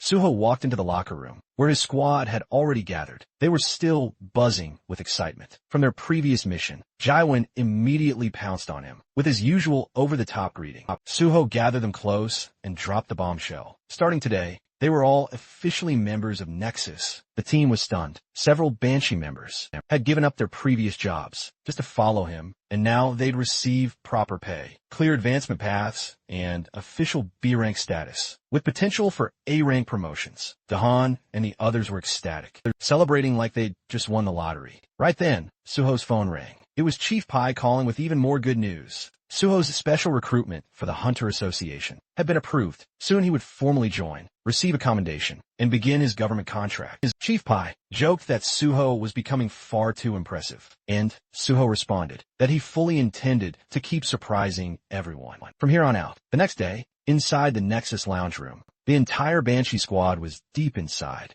the digital space, created through Jaiwan's digitization skill. The bright, white environment looked futuristic from the outside, but inside the environment was filled with glitch-covered monsters. Their red eyes flickered as they crawled out of broken streams of corrupted data. The creatures let out distorted screams as they swarmed. The team, everyone held their positions, while Dahan barked commands, keeping the formation from collapsing under the chaos. Yanhua glanced toward Jaiwan, who was catching his breath while leaning heavily on his staff. She asked if he was all right, but Jaiwan insisted he was fine, though he was clearly pushing himself too hard, determined not to look weak, eager to prove he truly belonged in the Banshee squad. One of the older members gave Jivan a playful smack on the back, nearly knocking him off balance. He teased that their youngest member was really fired up. Today, another stepped in to steady him, placing a hand on his shoulder and telling everyone to quiet down. Yanhua reached out to help Jivan stand straight and warned him not to let any weakness show. If they wanted to reach level 100, if they wanted to keep up with their leader's reputation, they still had a long road ahead of them.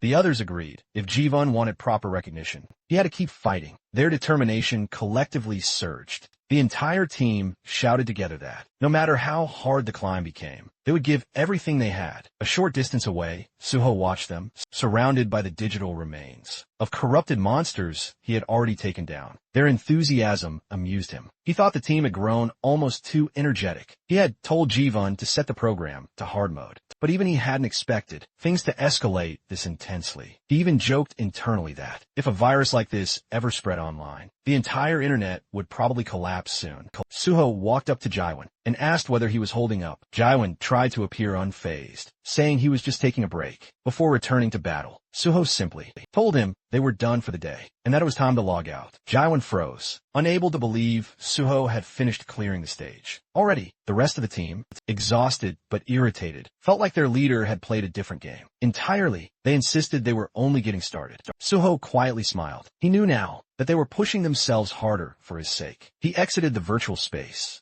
Later, in the real world, Suho sat alone inside Angel and Earth Coffee, a calm cafe near the edge of Seoul. He checked his phone, meticulously planning his next moves. Having just joined the special recruitment program, his free time was about to vanish. He knew he had to act fast. His next priority, tracking down a specific individual. Soon, a sleek white car pulled up outside. Choyin stepped out casually and headed inside, acting as if she owned the entire building. She promptly ordered a strawberry frappe. Suho quickly reminded her that she wasn't exactly in a position to be demanding drinks, considering he'd called her here to repay a favor she owed him. But before she could even react, the waiter placed the drink right in front of her. Suho had already ordered it for her. She blinked in utter disbelief, wondering how he knew the exact drink she'd asked for, and even the timing. Suho simply brushed it off, claiming it was simple intuition. In truth, the vast library of memories he carried from his previous life held even tiny details, like her favorite snacks. Switching gears, he asked if she'd found the person he'd requested.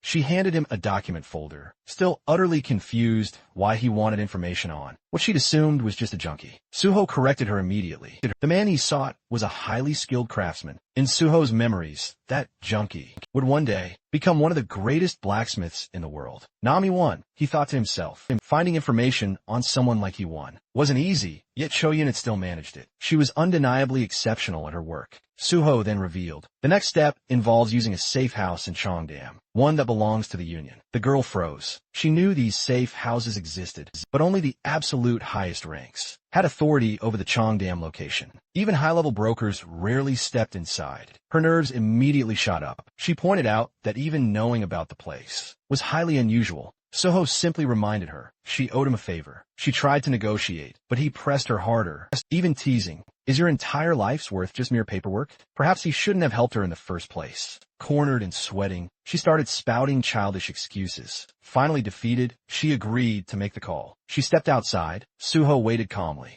knowing the Union would eventually choose the most logical outcome. They would approve his request. When she returned, she looked utterly defeated and asked if it truly had to be Cheongdam. Suho's twisted expression made the answer painfully obvious. She instantly regretted asking. He chose the location simply because it was the closest. She told him he could use it, but only under one crucial condition. She explained that if he met that condition, he could access the Cheongdam safe house at half price. Even so, half the price was still incredibly expensive. She pulled out her phone, ready to accept the union's terms. But Suho told her to wait. He wanted to know the full catch first. She thought he was being extremely strict for someone asking for favors. But Suho replied with a shrug, saying he had to be, after all. He was joining the Hunter Association. Finally, Choyun told him the condition. He had to help clear a newly discovered gate. The union had found one they didn't want exposed because it appeared in an extremely public area. Nam Hansen, Suho asked about the monsters inside. She explained the gate was known as Sky Mountain and filled with massive wyverns, fast sky blue dragons that were difficult even for trained hunters. Only those under level 110 could enter. She added that it wasn't supposed to be a solo operation. Suho only needed to join the raid team and assist. But Suho already knew everything about Sky Mountain. He asked whether the wyverns were sky blue. She confirmed it and asked how he knew. Suho stood up, asking her for the raid time. She said he could go immediately if he wanted. With a calm, confident smile, Suho told her to change the condition because he would be clearing the gate alone. A couple of days later, the sun was shining over a quiet forest clearing, where a blue, swirling portal pulsed like a living doorway. Boxes of supplies were neatly stacked nearby, all prepped for the upcoming raid. But Suho strode right past them, not even slowing. He headed straight for the gate itself. Not far behind him, Choyun stood beside Kim Soo-won, a seasoned hunter from the union. Kim Soo-won commented that it was surprising. Suho had declined all the supplies, insisting on entering the gate solo. Choyun merely shrugged, unfazed. She believed he simply had his own plans, and their boss had mentioned that, regardless of success or failure, observing Suho would be utterly fascinating. She still felt confident he would pull off a win. Suho always exceeded expectations in the end. Kim Soo-won, meanwhile, remained deeply curious. If Suho succeeded in soloing this gate, he would soar even higher as a legend. If he failed, the fall would be dramatic. Either way, he found the situation extremely fascinating. Inside the gate, the system loaded a brand new environment, Celestial Mountain. The surroundings were rugged and rocky, brightly lit and high above the clouds, with strong winds swirling through the jagged peaks. The system stated that only hunters under level 110 could enter, and the maximum party limit was 31. Yet, Suho stood there completely alone, planning to clear everything entirely by himself. He remembered reading association reports about this perilous place. Officially, wasn't classified as extremely dangerous, but the reality was strikingly different. Many hunters had failed here, and several had died, with wyverns dominating the sky. The association usually dispatched mages and archers. Warriors were advised to steer clear, since aerial combat was simply too tough for them. But Suho felt that these rules simply didn't apply to him. He gathered blood into his hand and activated his blood weapon skill. A wicked, bloody sword formed in his grip. Looking up the winding mountain path, he decided to skip it entirely. Using leap, he soared upward through the sharp winds, as if they were nothing more than a gentle breeze. He ignored the winding paths, instead racing straight up the mountain. Soon enough, he reached a plateau swarming with sky wyverns. Every single one was over level 100. The leader, a sky wyvern at level 109, stood menacingly among them as Suho approached. The wyverns reacted with a mix of irritation and surprise, clearly bewildered that a lone human would confidently charge them. One wyvern launched a swift attack, but Suho struck even faster, cleanly slicing the creature with quick draw. The others recoiled in palpable fear, immediately realizing this human was unlike any opponent they'd ever faced. Still, they refused to fight fair. When it became clear none of them could take him, one-on-one, the wyverns attempted to overwhelm him. They swarmed him from every direction. Suho quickly realized this was a coordinated strategy. The initial attackers were just a distraction. The true threat was the leader, creeping up from behind. As a leader lunged for a surprise attack, Suho dodged and slashed upwards, landing a precise hit. Enraged, the sky wyvern unleashed its fierce skill. A wave of blue pressure rolled across the mountain, but Suho's dragon blood rendered him completely immune. To him, the wyvern's intimidation felt almost amusing. Only true dragons could ever frighten him. These wyverns were mere imitations. Frustrated, the leader fired its breath attack. Meanwhile, the lesser wyverns tore huge boulders from the mountainside and hurled them at Suho, blocking his movement, while the leader prepared another strike. It was a surprisingly well-coordinated tactic. As the rocks crashed down, the leader charged in for the kill. Suho activated Leap again, soaring above the crowded attack. From the air, he used airstrike's first form, Sever, and prepared Cutting Steel. He descended like a blade from the sky and cut the leader from head to tail. With one clean strike, with the leader defeated, Suho observed its remains and felt that he was rapidly mastering his new techniques. Yet, he sensed there was still room to grow. He continued his relentless ascent, making his way toward the true boss of this gate. But suddenly, the very air grew heavy and dark. A colossal monster emerged into view, far larger than any he'd faced before, sporting dark blue scales and a crown of jagged horns. When it roared, the entire mountain trembled violently. Far above, the Sky Wyvern King proclaimed its mighty presence. Suho quickly deduced the king must have sensed the demise of its minions. Now, he stood deep within the king's domain. Everything before this had been merely a warm-up. As Suho reached the mountain's jagged summit, the sky dimmed, as if reacting to the king itself. The colossal wyvern landed, eclipsing the sun. The system flashed its level, 113. It unleashed a truly massive roar, accompanied by a crushing wave of dark energy. Yet again, Suho resisted it effortlessly, a testament to his potent dragon blood. While the Wyvern King was certainly intimidating, resembling a true dragon, Suho reassured himself that real dragons were far more terrifying. The Wyvern King circled patiently above, waiting for Suho's move. Suho disliked wasting time, but he felt that mastering his techniques during this battle would prove highly beneficial. Then, something unexpected caught his eye. A massive nest filled with glowing wyvern eggs. He suspected that approaching the eggs might provoke the king, so he stepped closer, and his guess proved absolutely correct. The Wyvern King shrieked and dived at him, blasting wind so powerful that the ground cracked. Suho felt the immense pressure, but stayed calm. The Wyvern King repeated its fierce skill, but it had no effect. Suho attacked with cutting steel, but the boss's thick scales reduced the damage.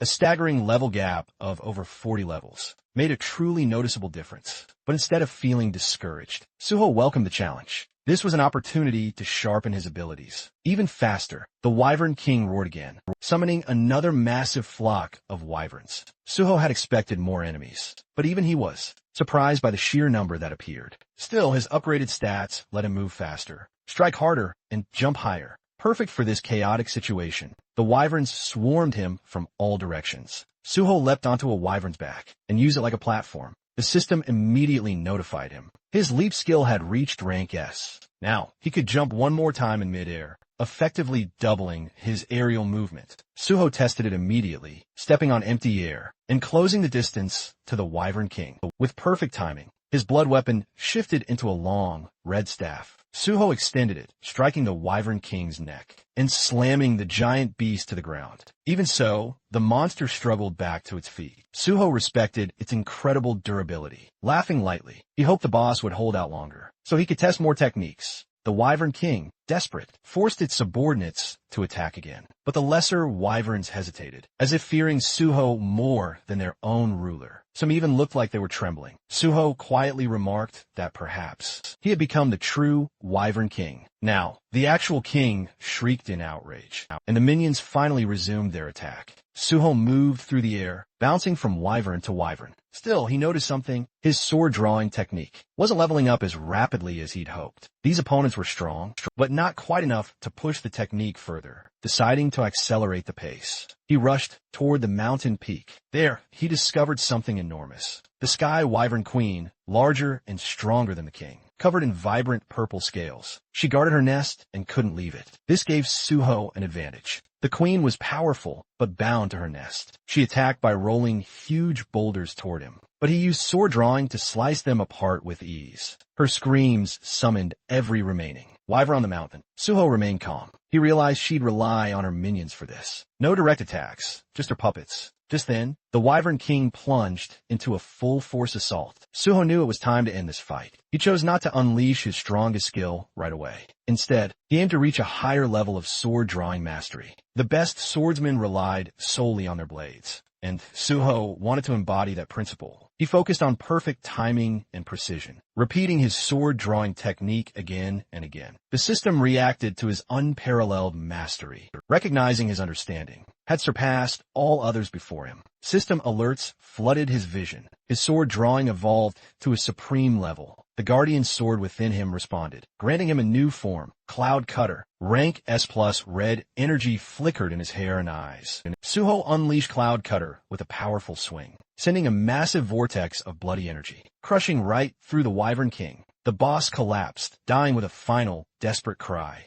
The remaining wyverns shrieked in fear and grief. But Suho wasn't done. He activated Cloud Cutter again, and in one sweeping strike, he annihilated all remaining wyverns, including the queen. The system announced his triumph. Suho stood on the mountaintop, his sword resting casually on his shoulder. The gate conquered. After the battle ended, Suho took a moment to check his status window. The gate had given him a massive boost, and his experience bar was sitting comfortably ahead of the curve. His strength stat was already brushing past 80, and he didn't have far to go. Before hitting the next tier, a small smile formed as he saw the new additions, Double Jump and Cloud Sash. The exact skills he'd been aiming for. It felt good to see his plan finally paying off. Turning toward the Queen's den, he decided it was time to collect his hard-earned loot. Inside were 12 Sky Wyvern Queen eggs. The association's advanced team had only confirmed 6, which meant the remaining half naturally fell into his hands. Now with the job complete, he shifted his attention to the wyvern corpses. Monster byproducts fetch incredibly high prices, especially when used to craft rare and potent materials. And the Sky Wyvern Queen's corpse? It was considered a top-tier prize. Summoning his shadow spear,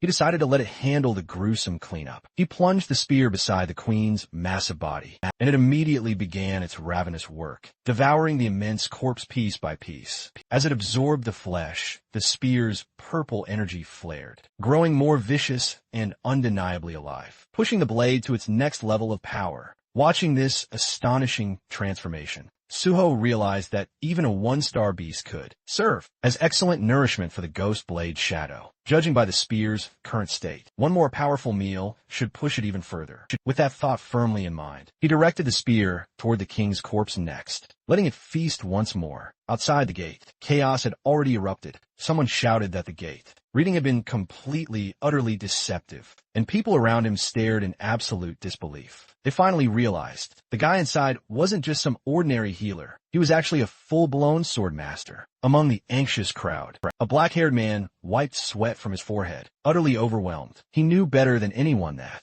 even with a full-fledged raid party, clearing that gate wasn't guaranteed. Yet somehow this man had done it solo, and not even as a combat class, but officially as a healer. Choyun brushed it off casually, reminding him she'd already said he'd clear it easily. He agreed, but couldn't understand why she looked so incredibly excited. She just told him it must be his imagination. Their conversation paused as Suho calmly walked out the gate. Congratulations on conquering it solo. The girl cheering first, and the guy echoing her sentiment. Suho thanked them, then reached into his inventory, pulling out the wyvern eggs. He placed all 10 Sky Wyvern Queen eggs before them, stating he'd found that many inside. Kim Soo-won stared, utterly stunned by the sheer quantity. Suho calmly insisted he had retrieved every single one, while silently pocketing the extras he kept for himself. As for the Sky Wyvern King and Queen's corpses, he explained that both bodies had plummeted to the base of Sky Mountain during the fight, making recovery utterly impossible. Of course, he conveniently hid the fact that Ghost Blade had already devoured them cleanly, leaving not a speck behind. Lowering his voice, Swan asked if he could pose a question. Suho simply told him to go right ahead. Swan hesitated, then asked how someone,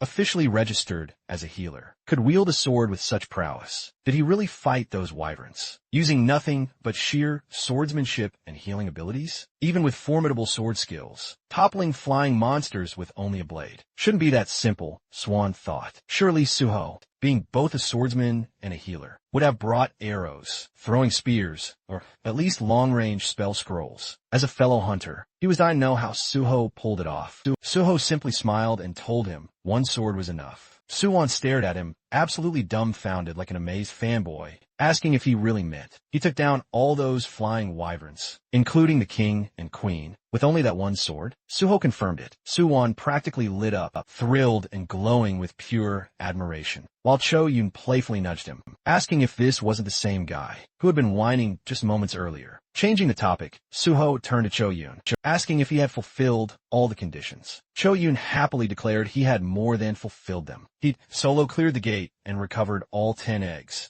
Exactly as promised, she guaranteed him free use of the largest unit in the Cheongdam residence. adding that her boss never went back on their word. She then asked when he wanted to start using it. Suho promptly replied he wanted to start today, and also requested access to future reports on items and magic stones. He asked, smiling, if that was possible. She beamed, saying it absolutely was. He could contact her for anything, from item disposal to money laundering, and she'd provide top-tier service, no problem. Suho suddenly pushed a small diary her way, saying he needed one more favor from her. She told him to go right ahead. Inside was a photo of a man with green hair. Suho then asked about a patient named Nam Hyewon, specifically at the Yangdongpo Danyak Center, and made it clear he needed info on him. Flipping through the diary's pages, Choi-in quickly realized it was the exact same file she'd retrieved earlier. Confused, he asked what this one person actually did. Didn't Suho mention he was some kind of technician? Suho opened his car door and sharply asked if he really needed to explain the whole backstory every single time he requested a favor. She quickly apologized, saying she'd slipped up again. As he settled into the driver's seat, she complained from outside the car, feeling hurt.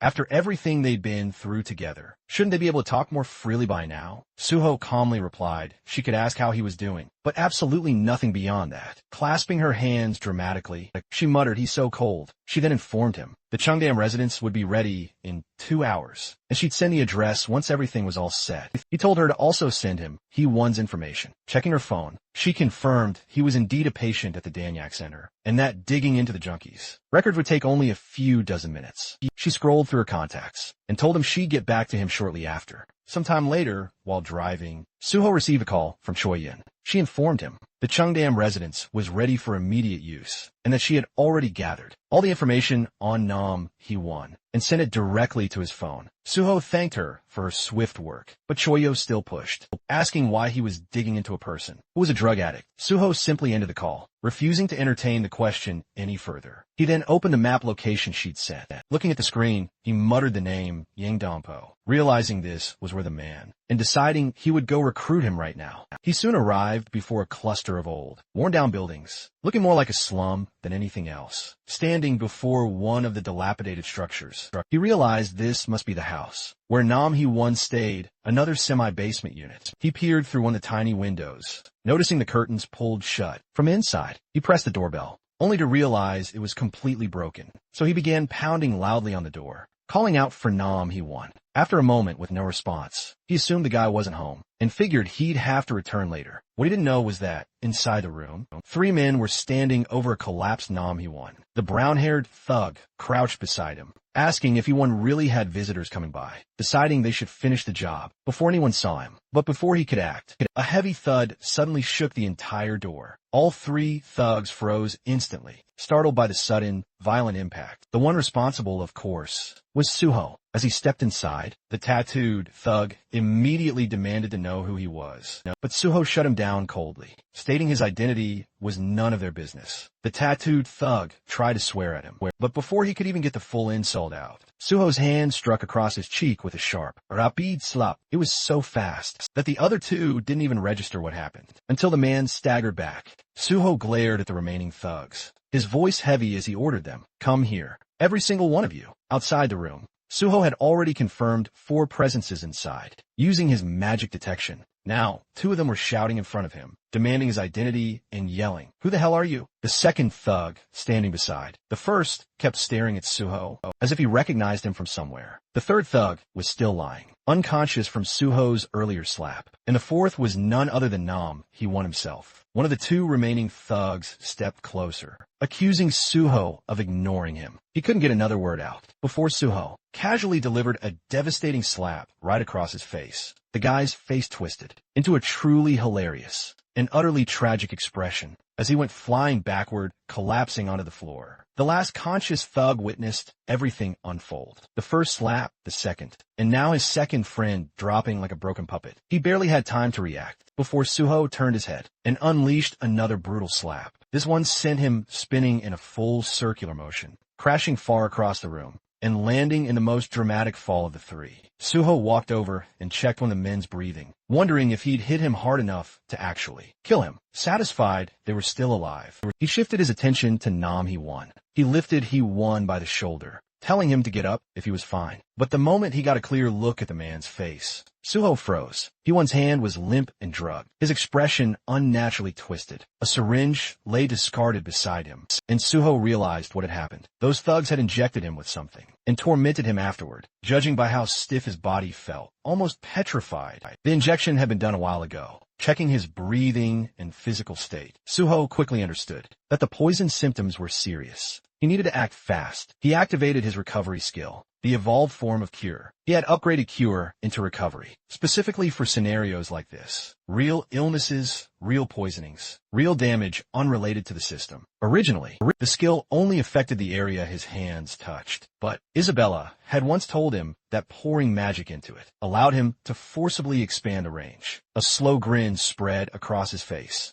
as he channeled magic into his hands. He thought about how he was now, using information gained from someone who once tried to kill him, all to save another. The world truly moved in mysterious ways. After a while under Suho's care, He-Won slowly fluttered his eyes open. His vision was still a blur, and the first thing he saw was a blurry figure. A voice asked if he was awake, and he shot up fast. Suho calmly assured him that this was his home. When He-Won finally focused his vision, he noticed the battered thugs sprawled all over the room. Looking terrified, he asked why they were in that state, and who this stranger was. Suho replied that they just wouldn't listen, so he had to restrain them, but the more pressing issue was the drug currently in He-Won's system, shaking uncontrollably. He-Won insisted he never took anything willingly. He claimed they forced it on him. They injected him, and he begged Suho to believe him. Still trembling, he repeated that it was the truth. Suho observed him, realizing this guy was too agitated to speak properly in this state. In his past life, Suho recalled an interview from when He-Won later became a renowned blacksmith. In that interview, He-Won had admitted the Changsik gang had forcibly injected him with drugs and suffered from long-term after-effects of addiction. Because of it, with that memory in mind,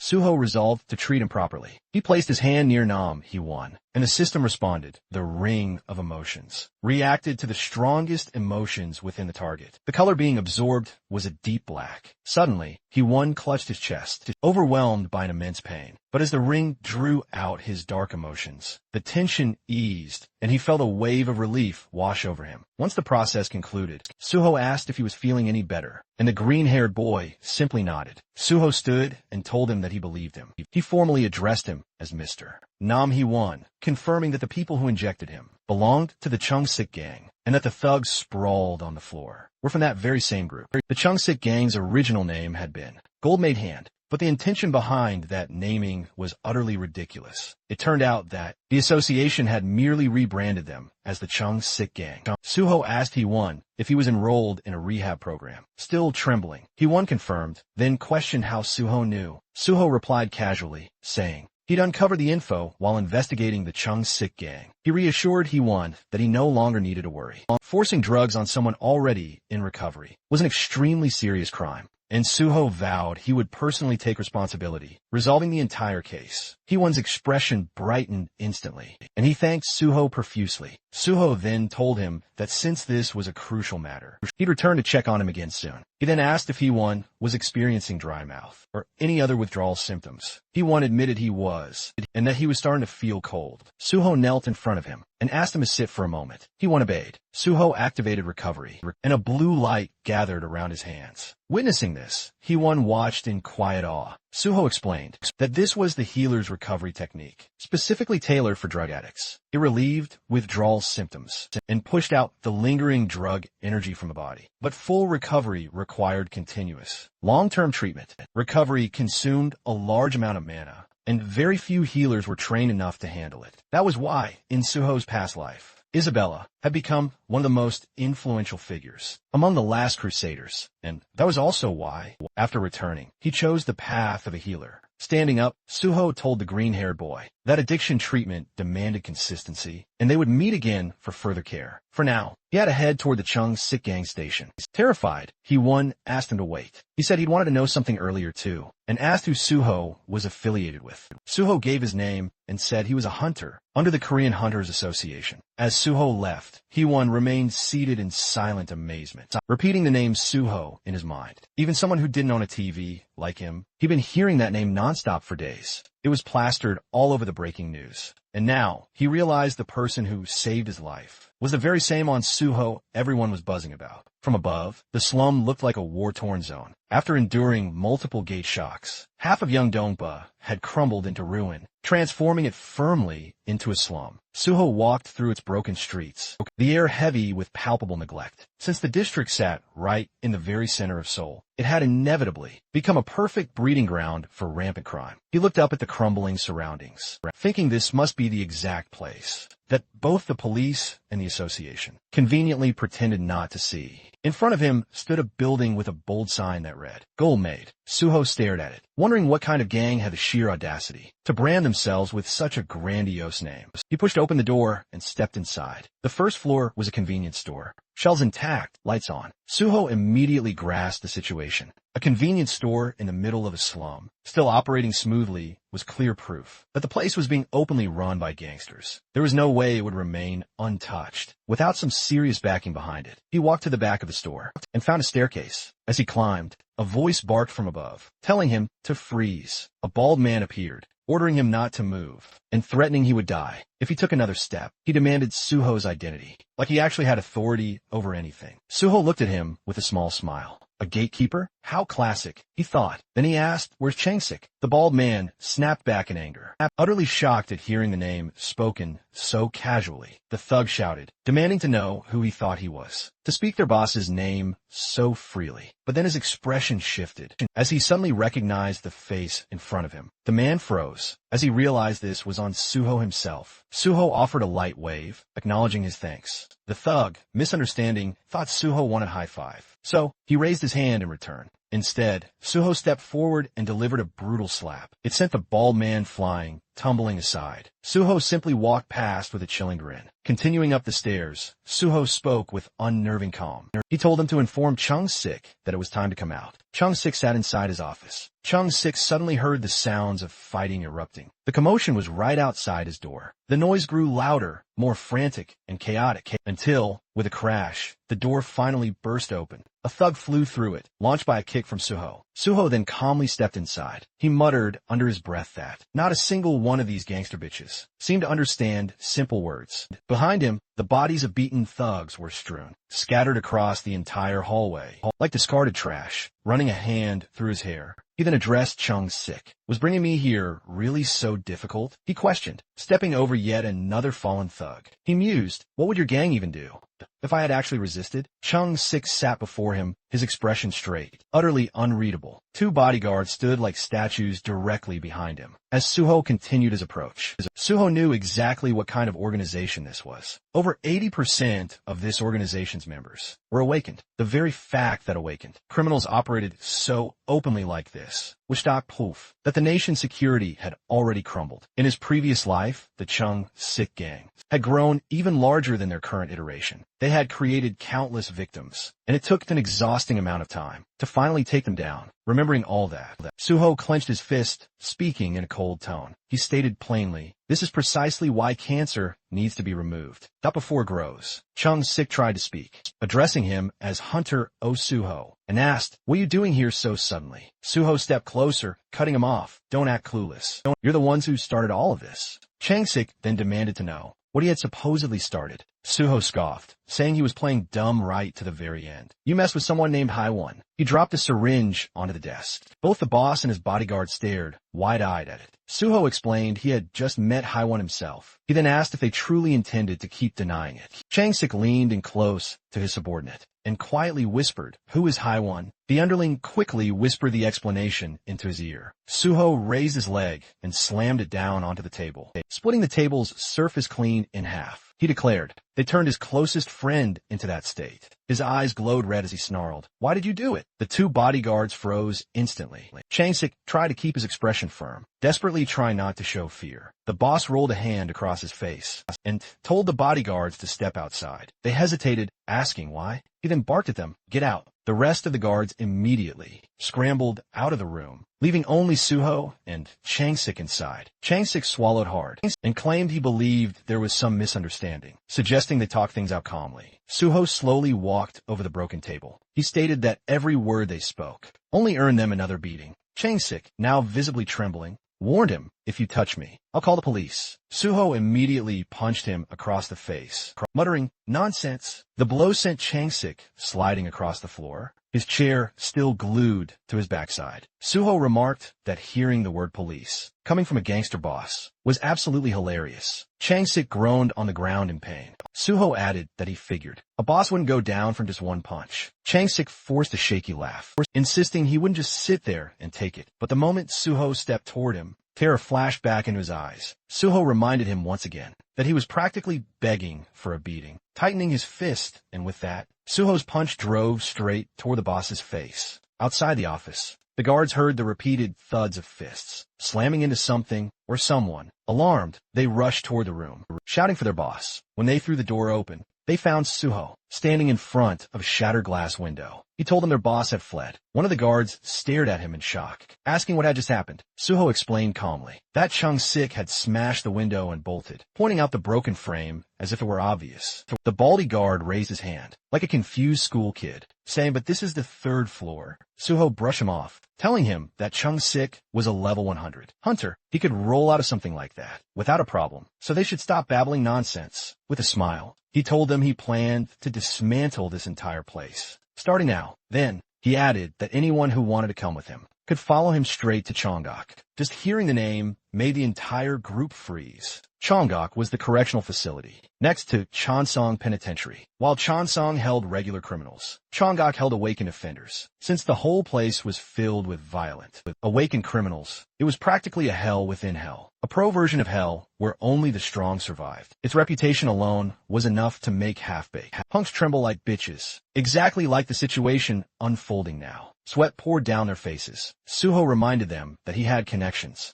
to the Great Hunter Association. He told them to run before he tossed them all inside. Otherwise, he would drag them, along with Changsik, straight to Chonggok. The thugs gritted their teeth in terror. Then, the next second, they bolted at full speed, shouting that they didn't know any boss. Watching them scatter, Suho said he expected exactly that much loyalty from these gangsters, branding them vermin, those cockroach bastards. He warned them that if even a single document went missing, he'd carve them up piece by agonizing piece. He ordered them to leave empty-handed. Once the building was completely clear, Suho activated his magic detection skill. A brilliant blue magic circle formed beneath his feet. After a moment, it detected something truly special, radiating powerful mana on the 3rd floor, specifically in the corner of the room. Suho approached the spot and uncovered a cleverly hidden safe. He scoffed, calling it utterly obvious, saying, "That bastard must have thought hiding it here would keep it completely protected." It was a top-tier safe from a famous, high-security brand, the kind that only unlocked with the registrants. Unique mana signature. He placed his hand on the safe's reinforced steel. A faint blue light pulsed across its surface. With toughness like this, simply cutting the steel would destroy the contents. So, he needed to cleanly slice the door off. Suho then summoned Bulgasari. The tiny elephant monster popped out from subspace, standing at attention like a loyal soldier. Suho told Bulgasari he only wanted the door removed. Bulgasari obeyed instantly, gripping the door with its tiny, powerful trunk and ripping it free as the creature dismantled the safe. Suho praised it, telling it to eat well. Inside the safe, he found piles of cash and gold bars, but none of that truly mattered to him. What he actually came for was the dark ledger, filled with the names of countless, exploited victims. The Changsik gang had begun with predatory loan sharking, preying on ordinary people to build their twisted power. Later, they recruited hunters and deliberately addicted them to Evasiner 1 drugs, to control and extort them relentlessly. This insidious addiction operation was the backbone of their entire criminal influence.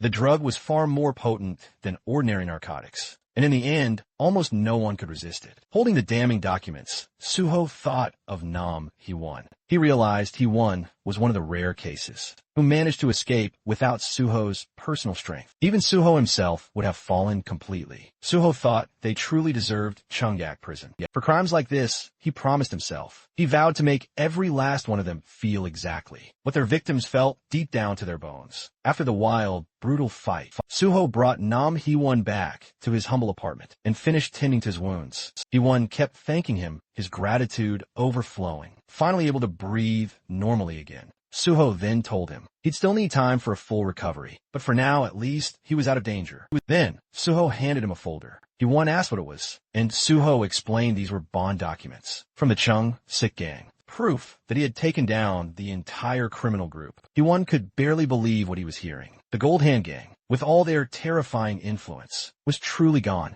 Suho went on to explain the gang's real method. They kept people trapped in crushing debt, with outrageous interest rates, turning their victims into mere insects, caught inside an anthill. Even though He-Won had done everything right and never missed a payment, they still forced drugs onto him to ensure he could never escape. Still trembling, He-Won said he had survived, only because of his special ability. He explained how he tried to fight addiction, made his own antidotes, and begged for help. But no one, not the police, not the association, cared about what happened to people in these slums. He said everyone on the outside felt like just another version of the enemy. Suho understood him. He told He-Won that the reason he joined the Great Hunter Association was not for prestige, but to fix the broken system for people like him. Suho placed a reassuring hand on his shoulder and praised his courage. Overwhelmed, He-Won broke down and thanked him again and again. Then, Suho shifted the conversation to something important. It was time for a new proposal, and potentially a new ally. He asked if He-Won was ready, and He-Won said he was. Suho explained that he'd learned about He-Won's incredible power. It was the power of synthesis. He-Won could combine any materials imaginable, creating brand new results. The outcome always perfectly matched his intentions. That was the core of his overwhelmingly overpowered ability. Suho revealed that while poring over the gang's files,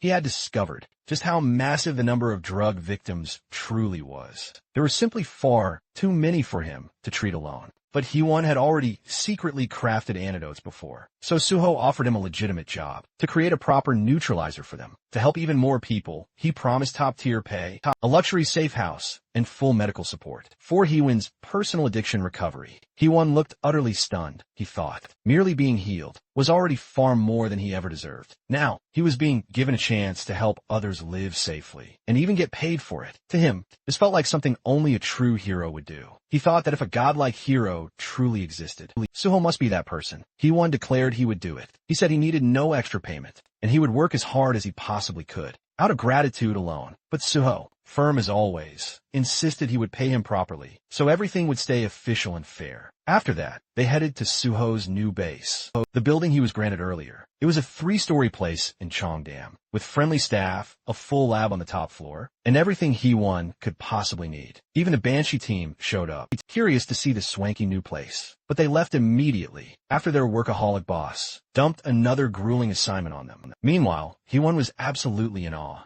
Suho told him to pick a room, get settled, and start working on the antidotes as soon as he was ready. Suho said he had to leave for Nexus HQ, but He-Won could contact him anytime. Later, Suho got on a call with reporter Jin-Woo. He gave him the full scoop on the hidden crimes plaguing the slums. Jin-Woo, being the genius reporter he was, he claimed he could expand the story tenfold, framing Suho as the ultimate hunter who stormed into a dangerous slum, crushed a ruthless criminal organization, saved its victims, and ignited a new era of hope for everyone living there. He wanted to craft a major feature article, packed with every detail so the world couldn't possibly ignore it. Suho believed him completely, and public influence was precisely that reporter's specialty. Afterward, Suho met with guild leader Byung-yuk at the Nexus Guild and laid out the ambitious plan. Nexus would buy every neutralizer He-Won produced, aiding victims all across Korea. This uplifting story would completely transform Nexus's reputation, turning them into a guild with a genuine hero presence, the kind the world would finally take seriously. Dong-yuk was thrilled. He shook Suho's hand and promised to look after He-Won from now on.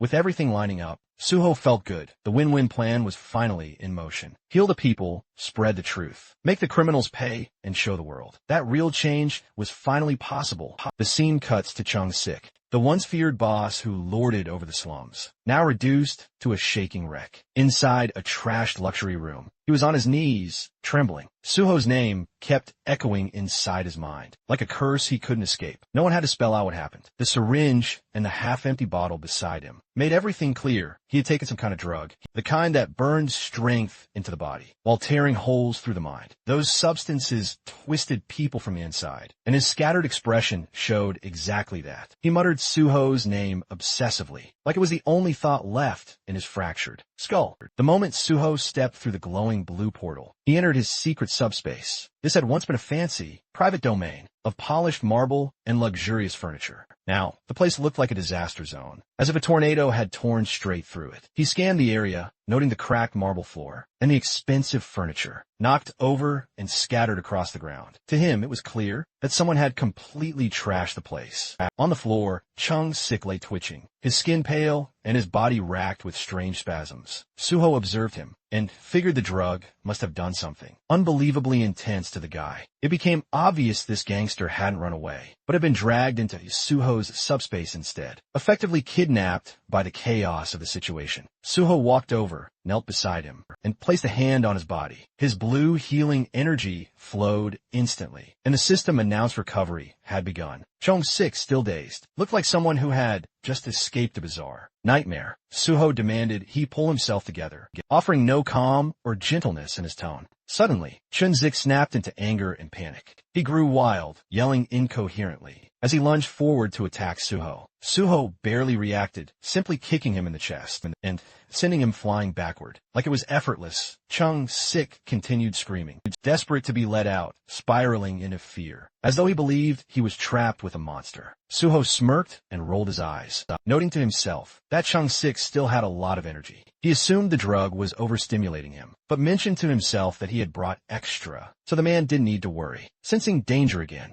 Chung Sik crumbled into full desperation. He dropped to the floor, crawling and begging Suho to release him, insisting he would do anything to avoid experiencing the drug again. Suho had no sympathy. He stepped onto Changsik's chest with force, pressing him down firmly. Changsik screamed for help, insisting he had been kidnapped, but Suho reminded himself that no one could enter this place, and that the fools from Changsik's gang had already run away. He promised internally that he would hunt them down and make them pay as well. For now, he instructed the criminal to sit still, ponder his choices, and truly drown in regret, since it was the only useful thing at his disposal for the time being. Later in the afternoon, Suho made his way back to his new house. He-One came running right toward him, bursting with excitement. Suho noticed how hyped he was, and He-One proudly declared that he had just finished creating a brand new neutralizer for the dangerous drug. He called this new version Hammer 2. The system promptly displayed information, identifying Hammer 2 as a grade C item that truly excelled at neutralizing the effects of the drug. Called Illusion, Suho was genuinely impressed, especially since He-One had crafted it in only 2 hours. He-One then explained he'd improved the old version and named it Hammer 2 because it metaphorically smashed illusions. Suho then recalled how Hammer 4 had saved countless lives in his past life, which logically meant Hammer 2 should still prove to be a reliable creation, even if it wasn't the strongest one available yet. He-One attributed this success to Suho's help and enthusiastically described the entire process as just like grinding for items in a game. He truly believed that with enough time and money, luck would surely follow. Suho mused that He-One was always so humble and wondered how much more powerful he would become when he leveled up even further. Suho then inquired if Hammer 2 could be produced in bulk, and He-One enthusiastically agreed. He'd already completed the formula, meaning they could produce large quantities, provided they gathered the necessary ingredients. Suho found that incredibly reassuring, and then checked He-One's current level. He-One had just reached level 51, all thanks to creating this new drug. And because of this, Suho concluded that he wouldn't need to call GI-1, at least for now. He-One was already functioning as a high-level hunter.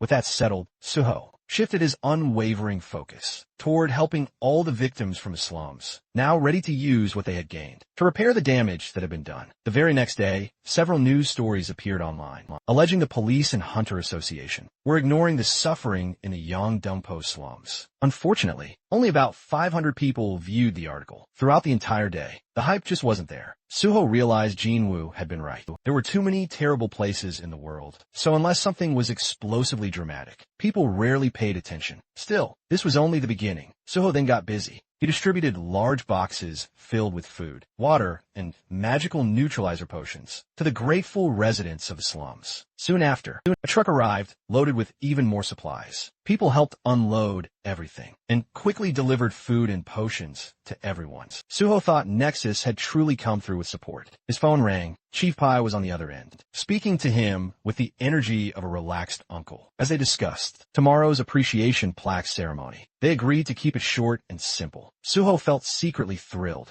because receiving a plaque meant the possibility of special recruitment. After some light conversation, Suho called Jinwoo to talk about the ceremony and the news. While the slum article didn't get many views, he believed it had probably caused trouble for the reporter with the Hunter Association. But Jinwoo remained calm, mentioning that only popular stories went viral and that he had broken no laws. He added that he planned to upload part 2 soon and that the PBS news group would likely report on the ceremony. As well, he then asked if Suho had an Instagram account. Suho did not. This annoyed the reporter, who said many fans were waiting to follow him. Then the conversation took a strange turn. There was an entire fan cafe for Suho, called in Shin Temple, where fans referred to him as the Guardian Priest. Suho realized that the moderator running the cafe was actually Jinwoo himself. The reporter confessed he was already handling it, ensuring Suho's reputation remained spotless. He wanted to steer clear of needless drama stirred by other chaotic fan groups, and his logic made sense. He even offered to manage an Instagram account for Suho,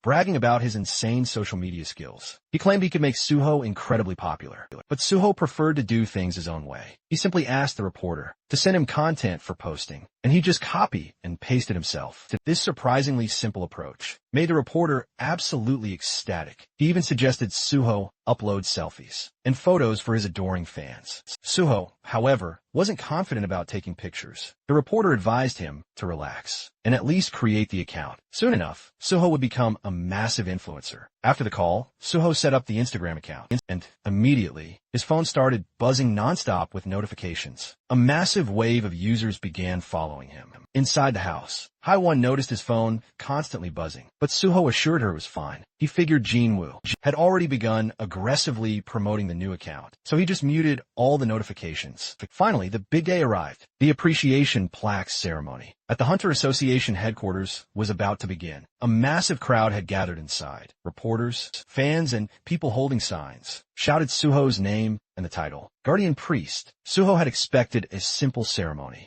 but the screaming fans and swarming reporters told a very different story. The sheer number of people was overwhelming, forming a veritable sea of excitement. Security guards struggled to control the masses, begging them to stop pushing and asking them to wait. Outside, 2 association workers stared in shock, utterly stunned by the turnout. They double-checked and confirmed all these people had come. For only one person, Hunter on Suho. They found it absolutely unbelievable, especially since the event had never been posted online. It was the first time in the association's history that such a scenario had occurred. For an unofficial event, Suho's fame had reached another level entirely. Inside the auditorium, the chaos continued. Fans filled the entire space, holding signs for On Suho and Sword God, buzzing with anticipation. One girl even mentioned that she had skipped school just to attend. Others discussed how the fan club president, Golden Horse, was absent, so they planned to take plenty of photos for her. In the press section, reporter Joe Jinwei was busy texting. He informed Suho that a massive crowd had shown up for him and asked where the MC was.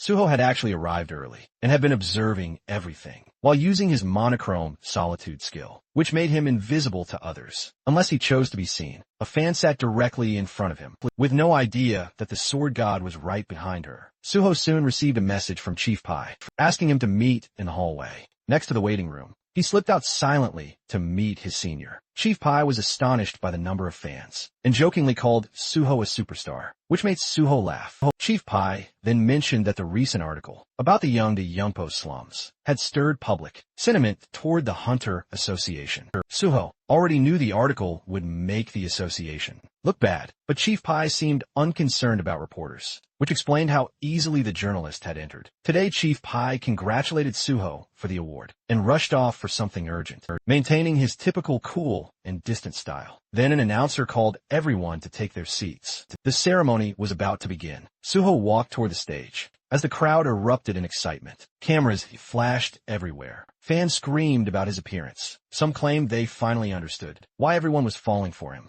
Others even joked they'd let the sword god slice them down. Suho then stepped forward and received his well-deserved appreciation plaque from Association President Young Kyung-hwan. They posed for photos. The president teased him about being a natural poser, and Suho responded politely, smoothly giving credit back to the president, keeping the atmosphere perfectly smooth. The president then praised Suho's excellent work in Yeongdongpo and hinted that some truly good news, likely a job offer, was definitely on the way. Suho instantly assumed this meant special recruitment. The president then asked him to share a few words. Suho thanked everyone and stated he had only done what he believed he was supposed to do. He admitted feeling strange about receiving a reward simply for helping people, but promised to continue working hard. Fans screamed that they loved him, and he could only laugh and thank them sincerely. A short QA followed. Reporter Kim Sang-won asked whether Suho still intended to join the association, to which he replied, yes. Another reporter brought up his new Instagram account, and Suho explained that a friend had recommended it, so he decided to give it a try.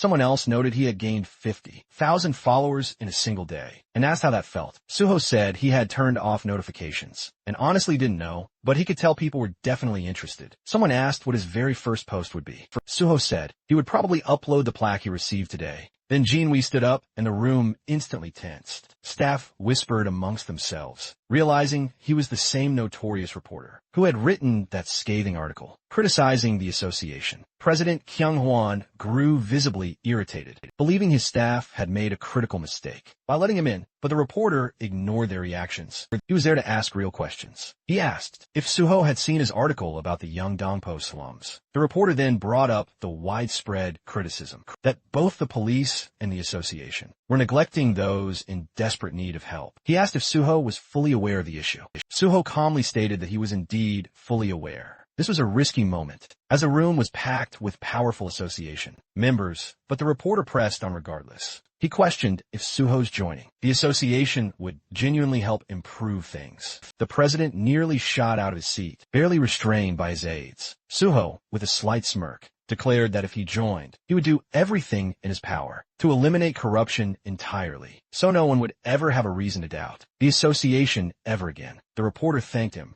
and the public portion of the ceremony concluded. Later, Suho and Jinwoo left together in a car. Suho praised him for his excellent work. The reporter joked that the angry glares from the staff had made him extremely nervous, but Suho noted that he had acted brave the entire time. The reporter then apologized if his questioning had been too harsh, explaining that his job demanded he act, while public attention was still focused. He wanted to maintain the momentum, and that was why he planned to release another article soon. Suho appreciated it because he finally got to express what he truly wanted to say about improving the association. The reporter was almost in disbelief that Suho meant every single word, but Suho clarified that he would not lie. While receiving an award, he genuinely intended to make real changes. A few days passed, and Suho received his new civil servant ID. He had been officially appointed as a level 5 official, far faster than anyone had expected. At the same time, the entire internet exploded with discussions about Suho's past achievements, especially the incident where he decisively defeated violent criminals in the Yeongdongpo slums. Dozens of online articles immediately appeared. These quickly gathered millions of views. People everywhere simply couldn't stop talking about him. Some users enthusiastically claimed that Suho was the only cool person in Yeongdongpo, while others hailed him as a genuine hero. Still, some were clearly jealous and complained that the police, or the Hunter Association, should have handled the situation instead. A few wondered if Suho was simply following Nexus's orders, or if he was seeking too much attention. Some online troublemakers even jokingly suggested that he might get sued by the criminals he defeated, but the vast majority agreed that the real losers were the criminals, not the man who bravely stopped them. People argued a lot, but everyone agreed that something absolutely massive was happening. Then, major headlines exploded everywhere. The news declared that Suho was joining the formidable Hunter Association. Broadcasts repeated it constantly, referring to him as the hero of Yeongdongpo. in announcing that Sword Master and Suho had earned a special grade 5 position. Crowds of fans and reporters waited eagerly at the entrance of the association building, screaming his name like he was a celebrity attending a concert, rather than a civil servant simply arriving for work. The shouting did not stop for a moment. People wondered what would happen to Nexus now that Suho had moved to the association. Questions popped up online about whether he still had a contract with them,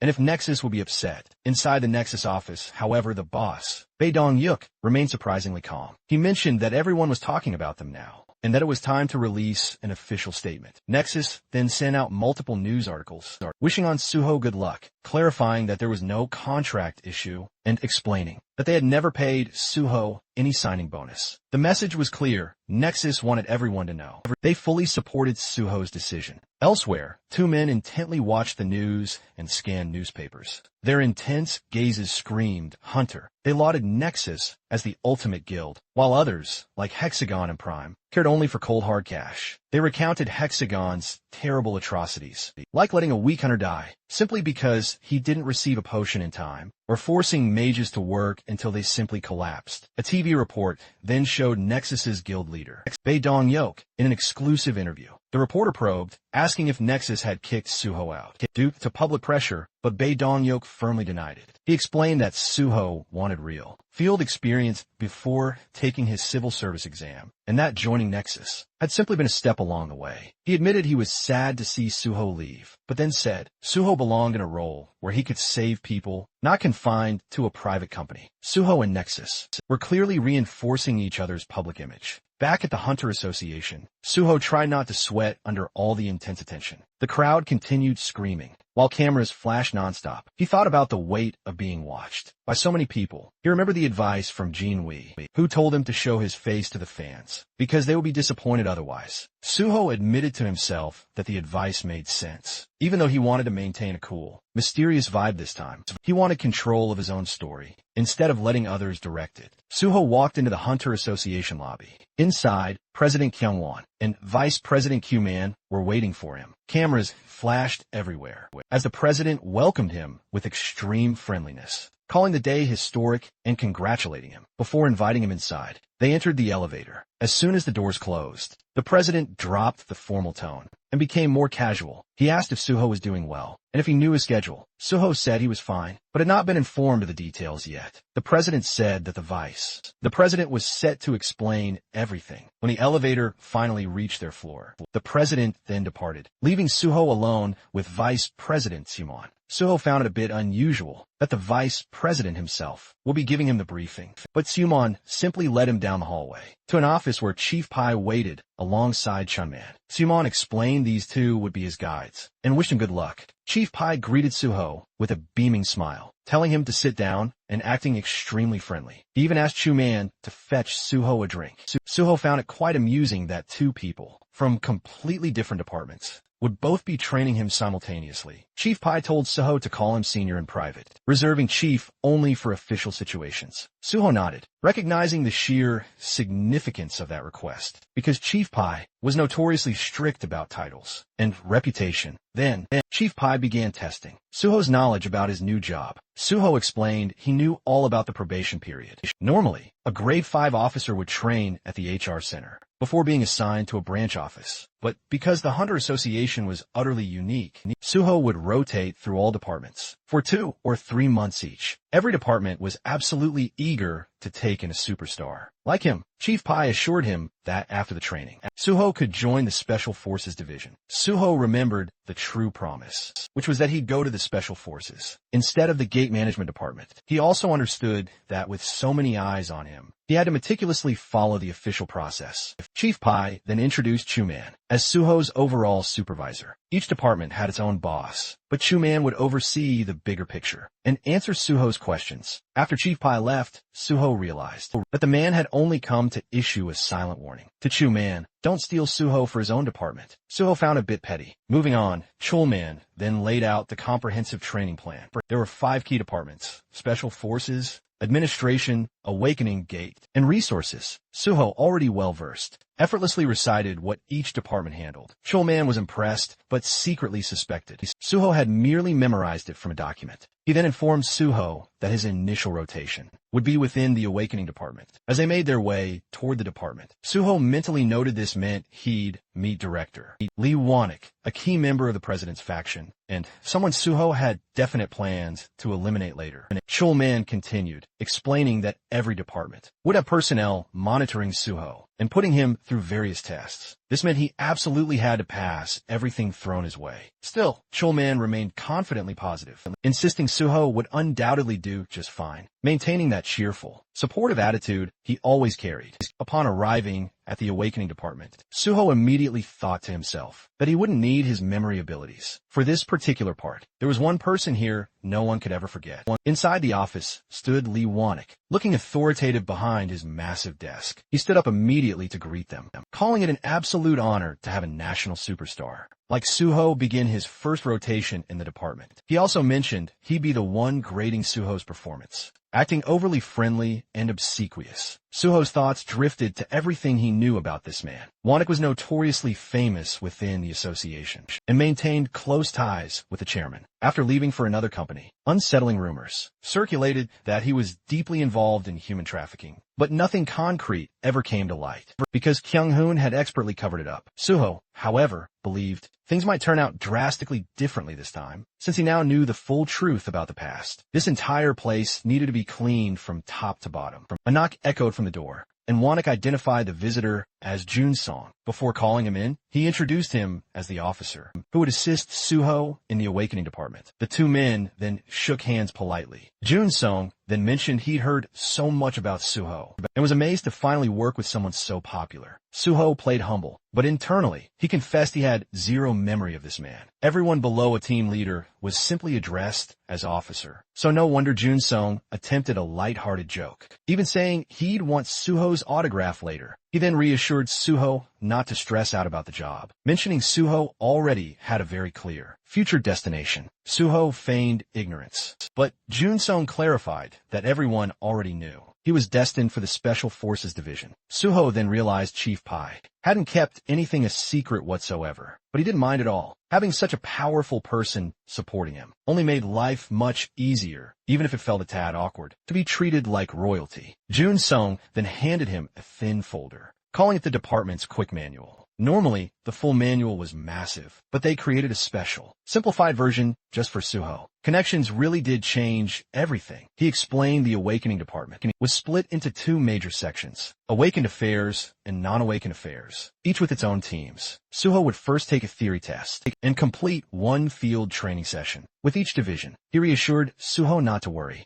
since everything had been prepared in advance. He handed him a business card, telling him to call if anything unusual happened. After he left, Suho sat down and began reading the manual. Even as a summary, it still felt like a lot. But Suho wasn't burdened at all. He had the library of memories, which worked like a cheat code for his brain. The system activated, and all the information flowed effortlessly into his mind. For him, any memory test was truly trivial. Around 40 minutes later, Jun-song returned and announced it was time to begin. He expected the test to take at least 30 minutes, as the questions were designed to be difficult and tricky. But once Suho began, his pen flew across the paper like a machine. Jun-song stared in utter disbelief. Suho finished in a mere 10 minutes, then calmly handed in his paper. It was the first time ever anyone had completed the test so quickly. While Suho prepared to leave, Jun-song tried showing him the cafeteria, but Suho declined, saying he already had lunch plans. Suho then made a secret phone call to Chulman. He asked if Chulman was busy, and since he wasn't, Suho suggested they eat lunch together, asking him not to tell anyone. Chulman agreed enthusiastically. Back in Chulman's office, Jun-song entered.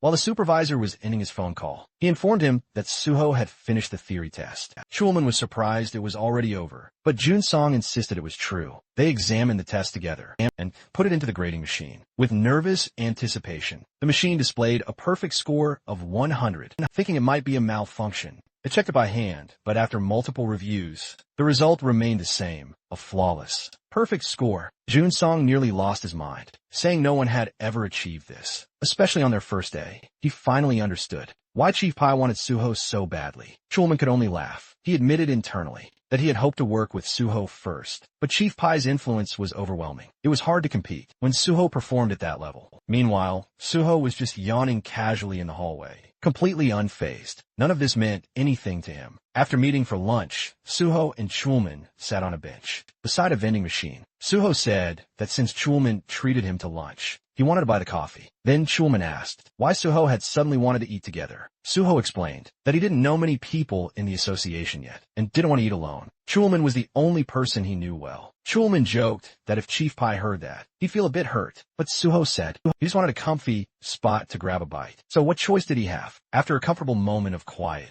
Chulman congratulated him on his flawless score from the exam earlier that morning. He explained he'd graded it right away because Jun-sung wouldn't stop pestering him. He joked that Suho was absolutely insane. He could fight incredibly well, entering the association as a special grade 5. And now he's unbelievably smart too. To Chulman, Suho felt like the ultimate main character. Suho replied it was all thanks to the people around him, and that he'd seen similar tests in the past. Chulman playfully ribbed him, saying too much modesty just annoys everyone. So Suho laughed and openly admitted he was amazing. For the first time in what felt like forever, he genuinely smiled. It felt so refreshing after restarting his life. It often felt like he was constantly just doing homework. But sitting here now, drinking coffee with someone he used to be close to, brought back nostalgic memories of simpler days. He remembered almost dying from poisoning and thinking it was all over, but not anymore. He promised himself he'd never fall like that again. He intended to overcome every single disaster and reclaim his peaceful life. Suho then asked if Chulman had any tips about working in both the awakened and non-awakened divisions. Chulman began explaining. He asked if Suho knew what the awakened division did. Suho confirmed he did. They managed both awakened and non-awakened individuals. Chulman agreed, but emphasized that their biggest task was keeping information updated. No one could see an awakened person's status window, except the awakened person themselves. They had to personally come in and update their information. If they ignored the deadline, they'd get fines and eventually even jail time. After repeated warnings, there was even a specific term for these cases. Malinyan non-updatives. Managing those troublemakers was their primary job. He continued explaining that awakened individuals were like superheroes. Some were incredibly durable, shrugging off bullets as if they were nothing. Others could vanish without a trace, as if they'd never even been there. Every country desperately needed their data updated regularly. Now, it might sound like the association treated them like potential walking disasters, but there really wasn't a better method available. Suho then inquired about the non-awakening side of things. Chulman explained it worked similarly. Sometimes people awakened as players and simply went into hiding. Instead of registering, the department had to track down and arrest those unregistered players. Suho already knew all of this, of course, but he pretended to be new to it all after the break. Suho returned to the building, walking beside Yoon Seong. The officer asked if Suho had enjoyed his meal, and then said they begin work in the awakening department. He congratulated him again for his perfect score, noting that even the director himself would be pleased. They arrived at an office where a man was already waiting. This was Lee Moon-ho, chief of the awakening section. He greeted them warmly and declared he'd already heard about Suho's perfect score. He handed him a folder and said he could begin his field training immediately. He wished him luck, and Suho acknowledged it. Walking down the hallway, Chun-sung explained that Suho's first mission involved malignant non-updatives. His task would be to find these troublesome individuals and force them to update their information. He handed Suho a folder labeled non-updata list. Suho asked if this was truly the list of people he had to handle, and Jun-sung confirmed it, stating that the list wasn't very long, so the work should be manageable. But when Suho looked at the list, his expression hardened. He immediately thought the entire thing was ridiculous. Every single name belonged to someone notoriously dangerous. Individuals, known for giving even the awakening section a truly difficult time. He wondered if this was yet another hidden test from Chief Pie, who absolutely loved testing his subordinates endlessly. Still, Suho decided he was ready for whatever came next. He would take down every single person on that list, either way. Since Jun-sung worked a desk job and not in the field, he introduced Suho to a new mentor, Han Ho-sung, a grade 7 field officer, whom Jun-sung introduced as a veteran at catching non-updaters. Then Jun-sung slipped out of the room, leaving the two alone. Suho introduced himself, while Ho-sung leaned back casually against the desk, looking completely relaxed. He suggested that they check the list first. When he saw the names, he let out a deep sigh. The association had told him to treat Suho like a VIP, yet they handed him this insane list. It was filled with legendary troublemakers who had vanished, or were considered impossible to catch. Ho-sung guessed that the association wanted Suho to look like a hero, because everyone was watching. He asked if Suho already knew how to use the stat scanner and the necessary tools. Suho did, so Hozong said no extra training was needed. Then, he asked if Suho planned to choose his first target. Suho said he did, and pointed at a photo of a man with long, dark hair. Hozong asked if Suho even knew who the man was. He was a malignant, non-updater who had fled overseas and evaded capture. But that did not stop Suho. He said that if the man was still on the list, then he had to be pursued. Suho pressed his hand firmly onto the list, covering the photo of his chosen target. With a confident smile, he prepared himself to track down every one of those legendary troublemakers. The page displayed a photo of a dark-haired man named Kim Gung-won, an illegal pharmacist whose real occupation was designing doping substances. He provided doping drugs to both ordinary and professional athletes. The issue was that the drugs he distributed did not rely on chemical doping effects, but on skill-based doping, something far more dangerous and far harder to trace. Suho scanned through the information and noted that Kim Gung-won denied all charges. Yet multiple reports had already been filed. That absolutely confirmed the accusations. An update for his status window had been requested years ago, but he had continuously evaded capture, dodging every attempt to track him down. They presumed his current location was overseas. Normally, when an unregistered hunter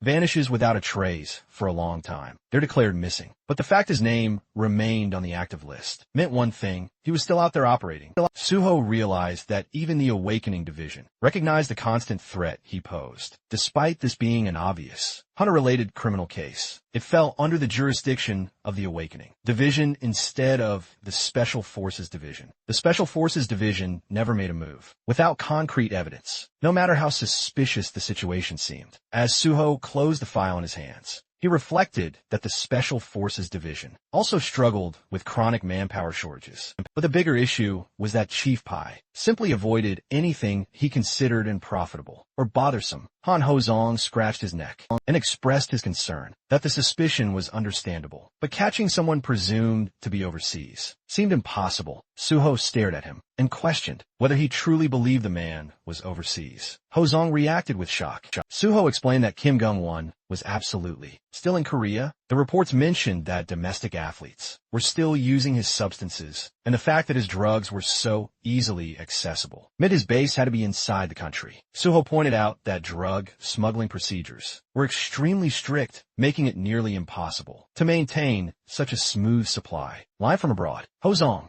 taking a seat, admitted that the reasoning was convincing, but a report remained only a report. They still didn't know for sure if those individuals were actually using doping drugs. Suho looked him straight in the eye and decided they would verify it themselves. Ha-sang quickly responded that this skill-based doping left no physical traces in the body, unlike chemical doping, which posed a major challenge. Suho declared he'd handle the verification personally, which only confused Ha-sang further. Ha-sang then pointed out that this wasn't even an official request, but only an anonymous tip, meaning Suho wouldn't receive a warrant. He wondered how Suho intended to proceed. Without one, Suho remained firm. He stated he had a separate plan and wanted to handle this case alone. It was technically a field evaluation, so he wanted a chance to attempt his own method first. If it failed, they could revert to Hosung's approach afterward. Hosung, still confused but not wanting to press the issue, brushed it aside and told him to proceed however he wished. Suho bowed slightly, thanking him for his trust. Hosung added that he could contact him anytime if he needed help with that.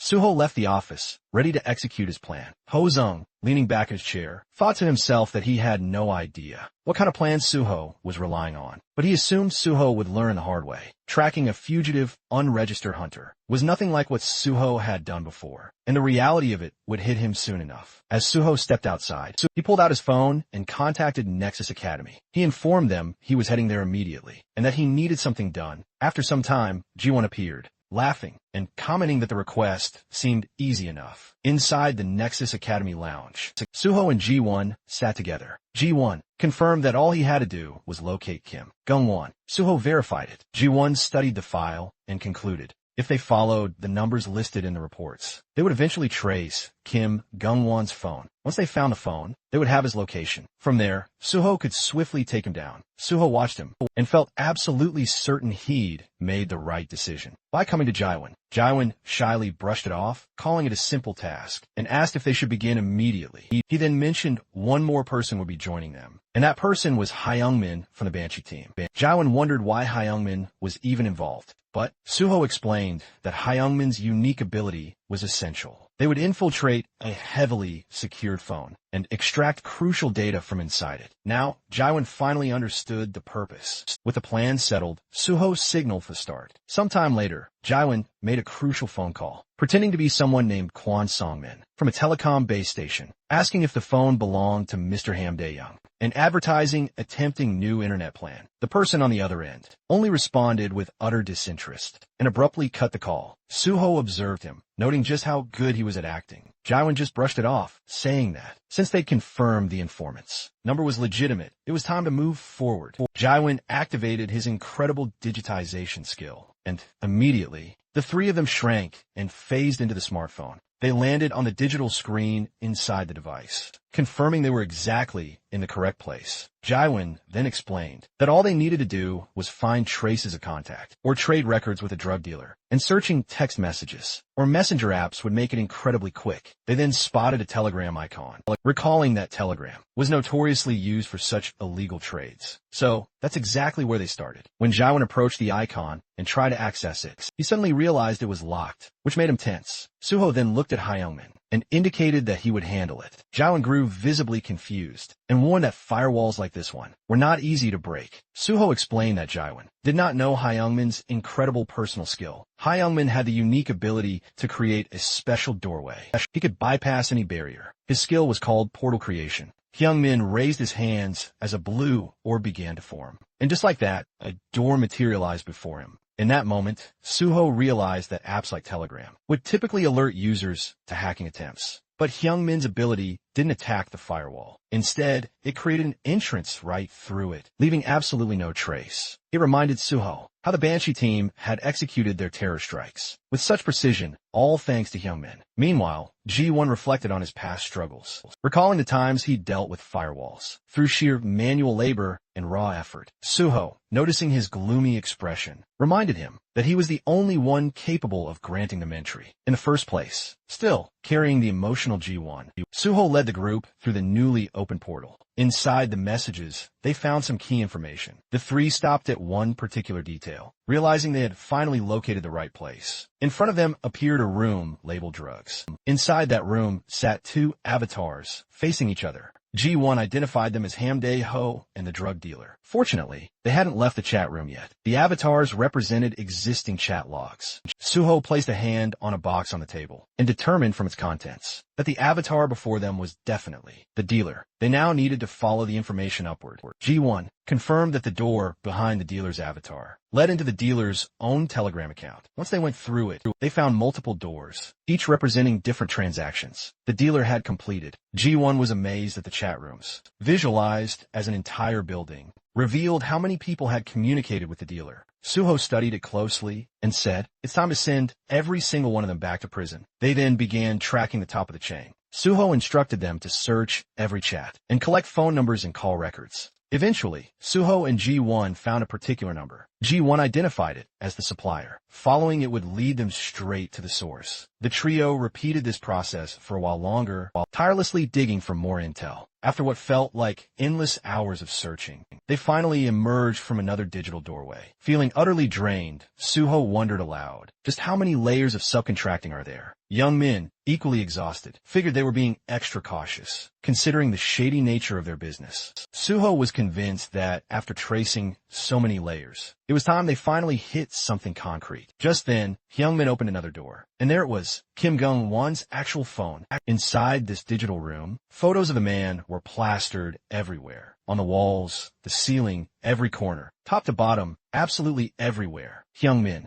was utterly gobsmacked by the sheer number of images. Ji-won stared at the overwhelming photos in confusion, wondering why the man's ego had inflated so dramatically or why he had so many selfies. Suho explained these were likely arbitrary self-photographs used for verification or identity tracking purposes. He then added that since the GPS was still active, they could retrieve the location and finally head back soon enough. Ji-won quickly cross-referenced the data and pinpointed Kim Gung-won's home address. Suho asked where it was, and Ji-won explained the location was in Gangnam, Seoul, at Acro Tower. Meanwhile, inside one of the tower's luxurious rooms, a bulky man with a nasty scar slashed across his face lounged back lazily with the kind of smugness only dirty money could buy. He was bragging that profits were absolutely soaring, all thanks to their dear Mr. Gung. This was Baek Ji-hyun, the notorious boss of the Platinum Gang, and across from him sat Kim Gung-won, feigning humility while secretly basking in the praise. He claimed his results were always outstanding. Because of Baek,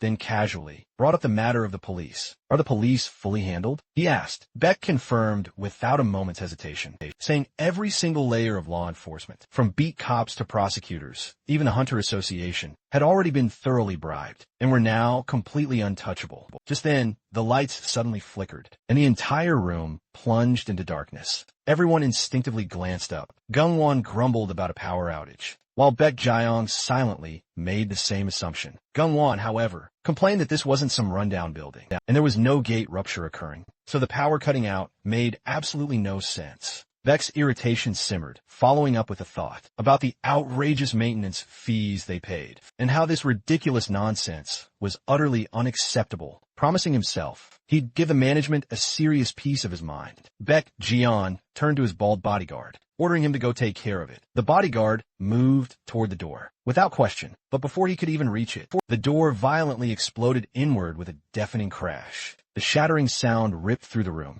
instantly jolting both men out of their irritation. Their attention locked onto the chaos as they tried to process what on earth had just happened. The answer then walked in all on its own. Suho stepped through the broken entrance, gripping the bald bodyguard's head like a piece of trash. He slammed it into the floor so hard the skull cracked, then fixed a cold smirk straight at Gung-won, letting the bastard know he had been found. Gung-won froze solid when he saw Suho, demanding to know who he was. Meanwhile, Baek stood beside him, casually puffing on a cigar, commenting that Suho looked familiar. Suho rose to his feet and introduced himself, holding up his ID. He identified himself as An Suho, a record updater for the Awakening Department of the Korean Hunter Association. He stated that Kim Gung-won had intentionally refused record updates for years, and that alone was enough reason for an on-site arrest. Kim Gung-won, terrified and shocked, recognized him as the sword god, An Suho. Suho confirmed that identity, scratched his neck, and told him to cooperate obediently. Instead, the men immediately took their fighting stances. Suho stared at their audacity and warned that if they didn't want to die, moments later, they were forced to submit. The two criminals knelt on the ground, defeated, their expressions utterly beaten. Meanwhile, Suho stood tall and imposing before them,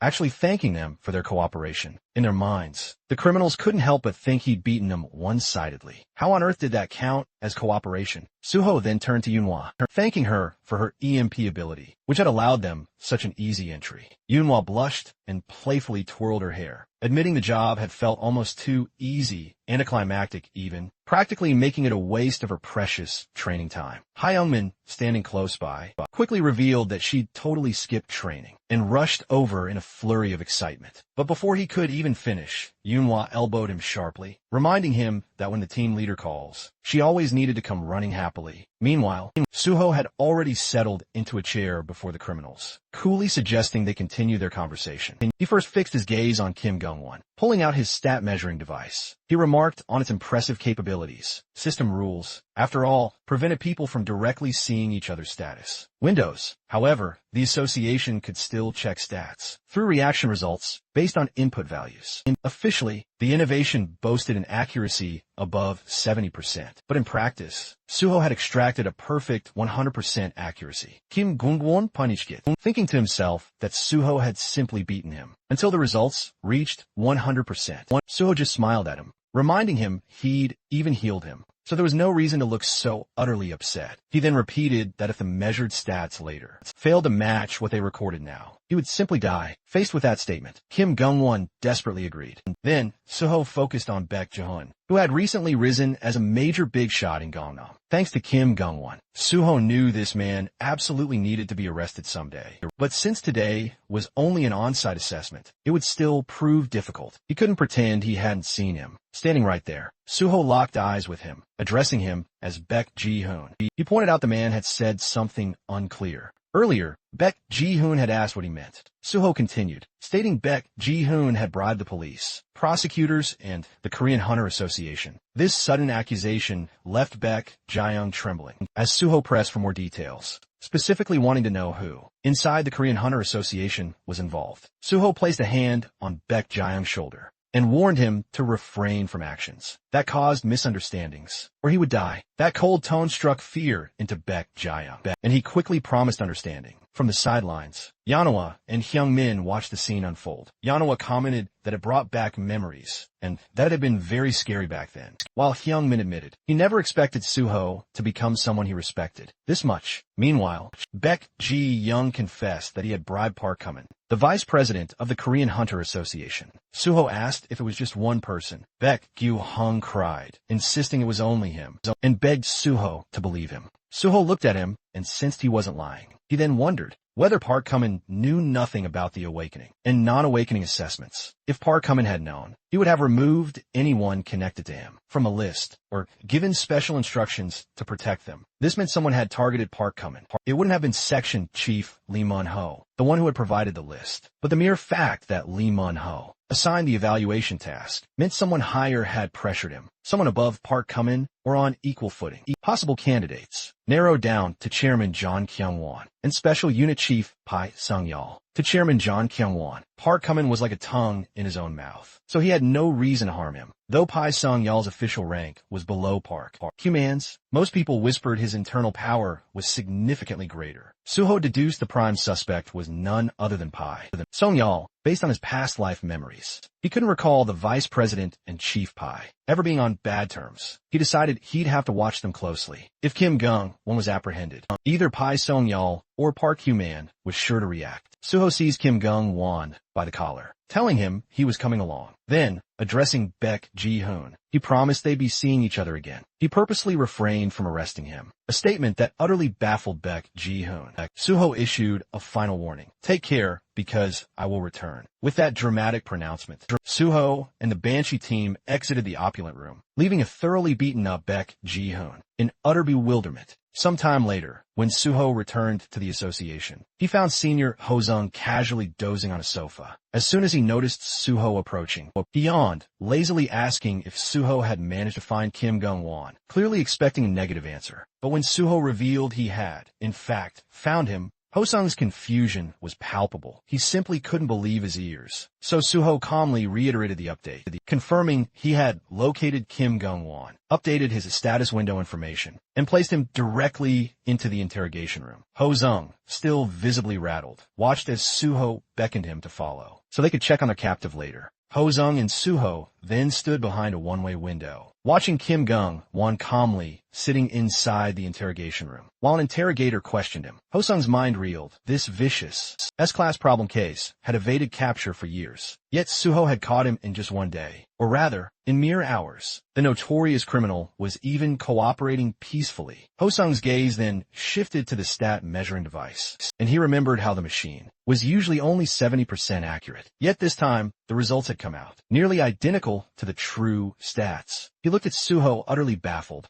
marveling that something so notoriously difficult had been handled with such astonishing ease, as if Suho had taken a simple stroll. Suho then said the charges were proven, and that they could hand Kim Gung-won over to the Special Forces Department immediately. Ho-sung nodded, still confused. He asked how Suho managed to catch him. Suho, wearing a straight expression, and not even looking at him, said he simply asked around here and there, and got lucky. He then asked if he could bring in the remaining non-updaters too. Ho-sung agreed and suggested they go together. but Suho suddenly turned, saying he wanted to catch all of them himself and earn the highest evaluation. The sudden declaration caught Hozong off guard. Suho bowed slightly and said he would ask for help if needed, but asked Hozong to focus on transferring Kim Gungwon to the Special Forces Department. As Suho walked away, the sloppy 7th grade officer remained standing alone and simply responded with an okay in confusion. A few days later, chatter filled the office. Someone mentioned intern Suho and said stories about him catching all the vicious. Non-updaters were spreading everywhere. People wondered how he managed to complete in 2 days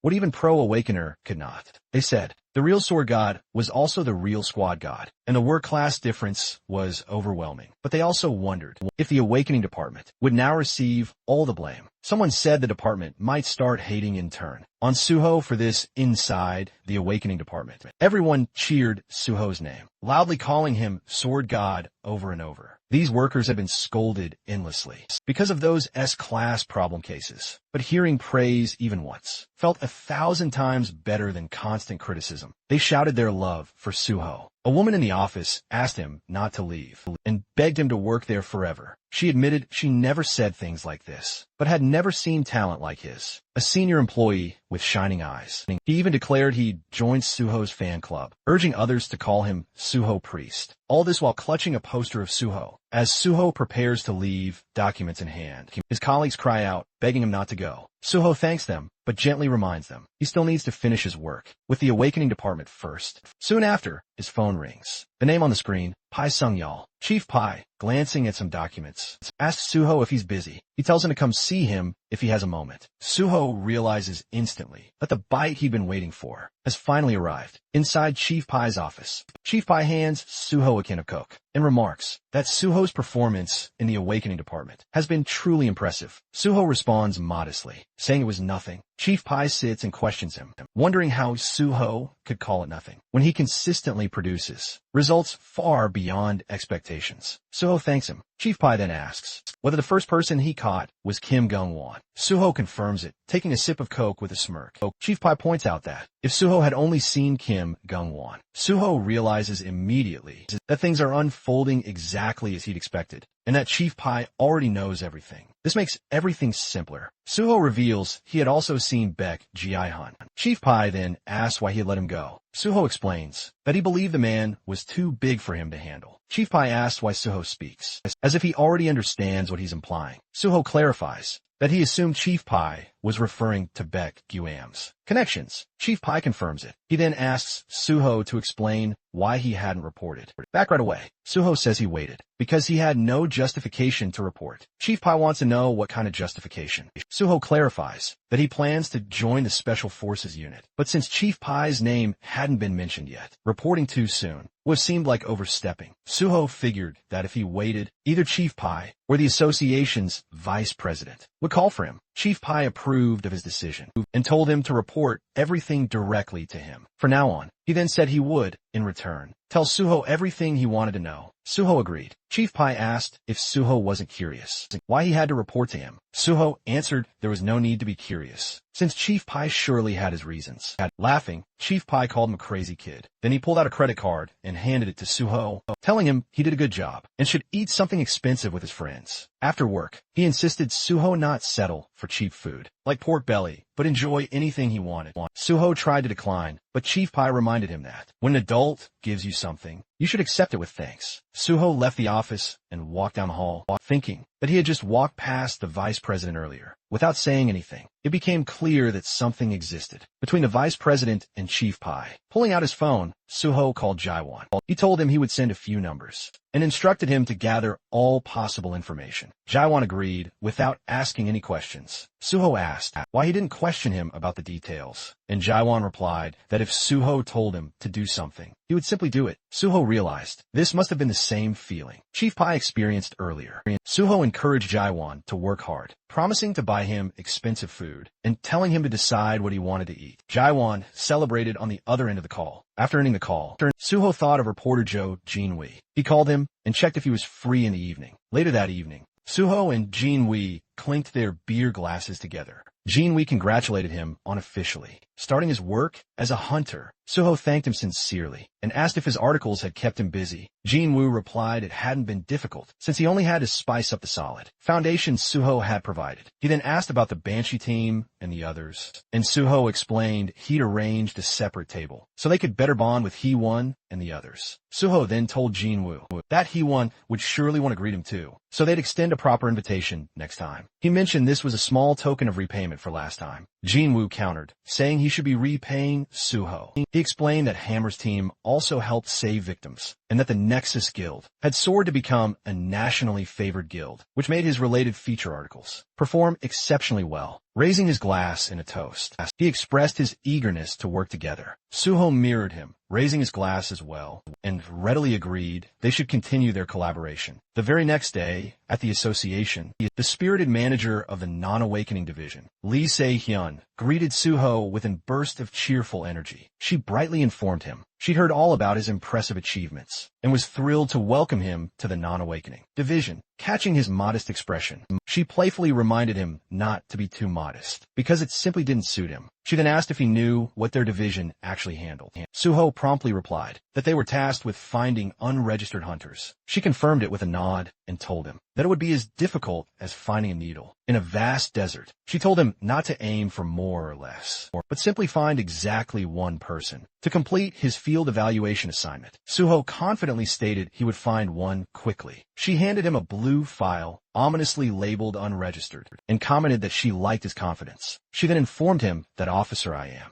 would guide him through all the intricate details. She encouraged him to do his absolute best. After some time had passed, as Suho sifted through the reports she'd given him, he decided to also review the documents he'd received earlier from I.M. Jun-sung. He found these reports to be sporadic at best. He then considered the fact that it was impossible to identify an unregistered hunter unless they openly confessed, or their level had surged dramatically. Otherwise, they were utterly indistinguishable from normal people. Hunter registration existed primarily to prevent unforeseen incidents, but some individuals actively avoided it. They disliked being awakened, especially since certain jobs could only be held by non-awakened individuals. Athletes were a prime example of this. Just then, someone called out to Suho. It was Jo Sung-gil, an investigator specializing in unregistered hunters. He mentioned he'd heard about Suho's record-breaking achievements in the Awakened division. He added that his colleague, Han Ho-zong, had praised Suho endlessly, and so he was truly looking forward to meeting him. Suho responded politely. The officer then asked whether Suho intended to handle this assignment alone. Suho replied he would try alone first, before turning away. The officer told him to contact him if he got stuck, and Suho quickly realized the man had simply come to dump all the work on him. Suho decided to meet the first person he had marked for evaluation somewhere else entirely. A dartboard was riddled with perfectly centered arrows. A blonde boy named Park Gun had shot every single one. People behind him praised his incredible skill, saying his abilities never disappointed. Another person commented that he would likely win the upcoming tournament again. Someone else noted the first place prize money would be substantial, and they felt a pang of jealousy. Two other students then approached Park Gun. A girl invited him to go to karaoke with them after a long time, but Park Gun said he needed to help his mother at the shop, telling them to go without him. The black-haired boy complained that, even on the day before the tournament, when practice ended early, he still had responsibilities. Park Gun apologized, saying they would go next time. Later, he burst into the restaurant, declaring his return. Inside, his eyes landed on an officer enjoying a meal. It was Suho, casually savoring some seriously fancy dishes. The boy instantly recognized him as none other than the legendary sword god, but his mother quickly shushed him, quietly reminding him not to disturb the customers. The boy nodded in agreement. His mother then wondered why he was home so early, especially when he should still be at training. He explained that practice had wrapped up ahead of schedule, because the big tournament was set for tomorrow. She asked why he wasn't out with his friends, but he simply tied on an apron, saying he couldn't possibly leave her to work alone. He then piped up, asking if he could take care of the sword god's bill, if it hadn't been settled already. She agreed, just as Suho requested his bill. The boy announced it was 10,000 won, and asked if he'd like a receipt. Suho declined, then addressed the boy by his name. The boy froze. Utterly stunned, Suho knew who he was. Suho revealed he was from the Korean Hunter Association's non-awakening department. The mere mention of the non-awakening department made the boy's face drain of all color. he immediately started backing away, profusely apologizing, claiming he was too busy and had no time. Suho assured him it would only take a moment, but the boy absolutely bolted out of the restaurant.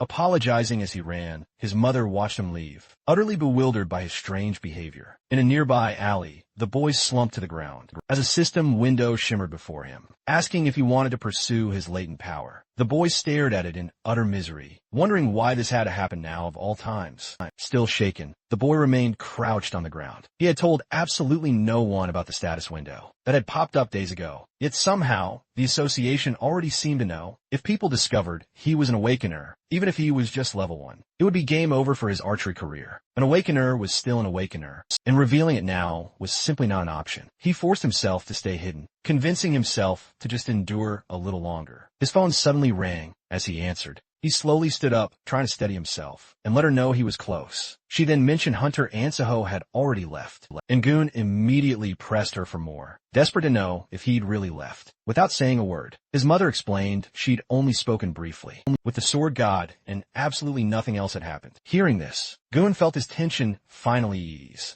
He assured her he was fine, that he'd head back to the dorm to rest up for tomorrow's tournament, and that she should eat dinner without worrying about him. She agreed, though. She cautiously double-checked if everything was truly all right. That question snapped something inside him, and he raised his voice, insisting nothing was going on. The call ended shortly after. Goon exhaled slowly. His mother hadn't sounded anxious or suspicious, and that alone brought him relief. It seemed the sword god had chosen not to tell her anything. The reason behind that decision bothered him. Clutching his phone tighter, he wondered if that man intended to expose him later, though clearly not yet. No matter what was coming, he couldn't abandon tomorrow. This tournament mattered more than anything else. It was the biggest high school archery competition in the country, and the first place prize was 50 million won. That money was his grandmother's chance at surgery. He had lived his entire life for this single moment. Once the tournament was over, he would report everything properly. All he needed was just one more day. The next day, the scene shifted to the training center, where Park Goon sat alone in the waiting area. He looked unsettled, his thoughts heavy, as he wondered if the sword god hadn't truly come all the way to school. The tension was clearly etched on his face. From behind, his dark-haired friend suddenly greeted him, startling him slightly. Goon reacted instinctively, brushing it off by claiming he felt a bit sick. His friend caught his reaction and pointed out that Gun seemed a bit nervous. The blonde boy, however, immediately denied it. Park Gun was quickly reminded that, even if he wasn't in perfect condition, first place would still naturally be his. His friend added that no one could deny it, smiling widely. As he mentioned, Gun had never lost first place since joining the school. He had outranked all the upperclassmen and secured the top spot every single time, which was exactly what real talent looked like. Hearing this only made Gun even more uneasy, as he pointed out that his friend beat upperclassmen every single day as well. The response came with a shrug, admitting that despite all that, he was still stuck as the eternal second place. In the end, the world only remembered whoever stood first. With a smirk, his friend added that, considering how much money his family spent on him, failing to even secure second place would mean serious trouble at home, especially with the kind of father he had. His friend clenched his fist lightly and brushed it aside, telling Gun that regardless, he had a reason to win and needed to make sure he did. He promised to watch until the very end. Gun thanked him, admitting that the encouragement helped him relax a little. Just then, Gun's attention was pulled away by the coach, calling for him. Meanwhile, Won-Soo watched him from the background with a dark smile. As soon as Gun entered an office, he noticed the coach, speaking with a man dressed in black. One look was enough for him to recognize who it was. The man standing there was none other than Suho himself. Gun immediately wondered why he was here. Fear crept in fast, sweat forming, as he realized the officer might have come to take him away. The coach excused himself, saying he would leave, so the two could speak comfortably. Once alone, Suho addressed Park Gun and brought up where he had gone the previous day. That question totally caught Gun off guard, unable to respond properly. Suho then asked the boy if he was awakened, and those words hit Gun like a hammer. His fear intensified, his thoughts spiraling, as he wondered whether he should tell the truth or lie. The tournament was right around the corner, and even just participating meant victory for him. He needed the prize money for his grandmother's surgery. There was no other way he could earn such a large amount. Outside of archery, just this once, he wanted to hold on. Suho placed a firm hand on the boy's shoulder, emphasizing the seriousness of the matter and asking for honesty. Still trembling, Gun finally admitted the truth and confessed that he was awakened. Suho's expression softened into a smile. as he thanked him for being honest. Then, without hesitation, he stated that they would report the awakening immediately and that Gun would have to withdraw from the tournament. He assured him that he could make sure the coach and others would not hear about it. The words left Gun completely stunned. Desperation overtook him as he pleaded, telling how he had not even chosen a class yet and was still only level 1. However, Suho's response was cold and firm. He acknowledged Gun's situation and understood what he wanted to say, but the law was absolute. Even if Gun entered the tournament and reported afterward, any results within a 2-month window will be nullified. The realization shocked Gun even further. Suho explained that reporting now was the better option and told him to come with him to the association. With no real choice left, Gun reluctantly agreed. Suho led him toward his car, watching as the boy followed quietly, without resistance. Seeing this, Suho felt a sense of relief. In his previous life, Park Gun had won this tournament, but later lost the title in disgrace. After his so-called best friend, Hongwon Suk, reported him, that incident twisted him deeply, eventually pushing him deep into villainy, transforming him into the notorious criminal known as Gangwei. It was a painful decision, but thanks to Suho's interference, the boy is saved from his hellish fate. Meanwhile, as they continued their drive, Suho casually brought up the question, why was the boy acting like some kind of criminal when nothing about him really fit that label? The boy shifted uncomfortably and admitted it was because he'd hidden the fact that he had awakened. Suho immediately shut that idea down, stating he hadn't actually done anything wrong. At that moment, the boy snapped his neck to look at Suho so fast. It was almost reflexive, clearly caught off guard and confused. Suho calmly told him to stop worrying, because he wasn't a criminal in the first place. Still unsettled, Gun struggled to understand and try to grasp what Suho meant. Suho explained it simply. He asked whether anyone had suffered damage because he delayed reporting his awakening. The boy admitted that no one had. Hearing that, Suho concluded there was no problem.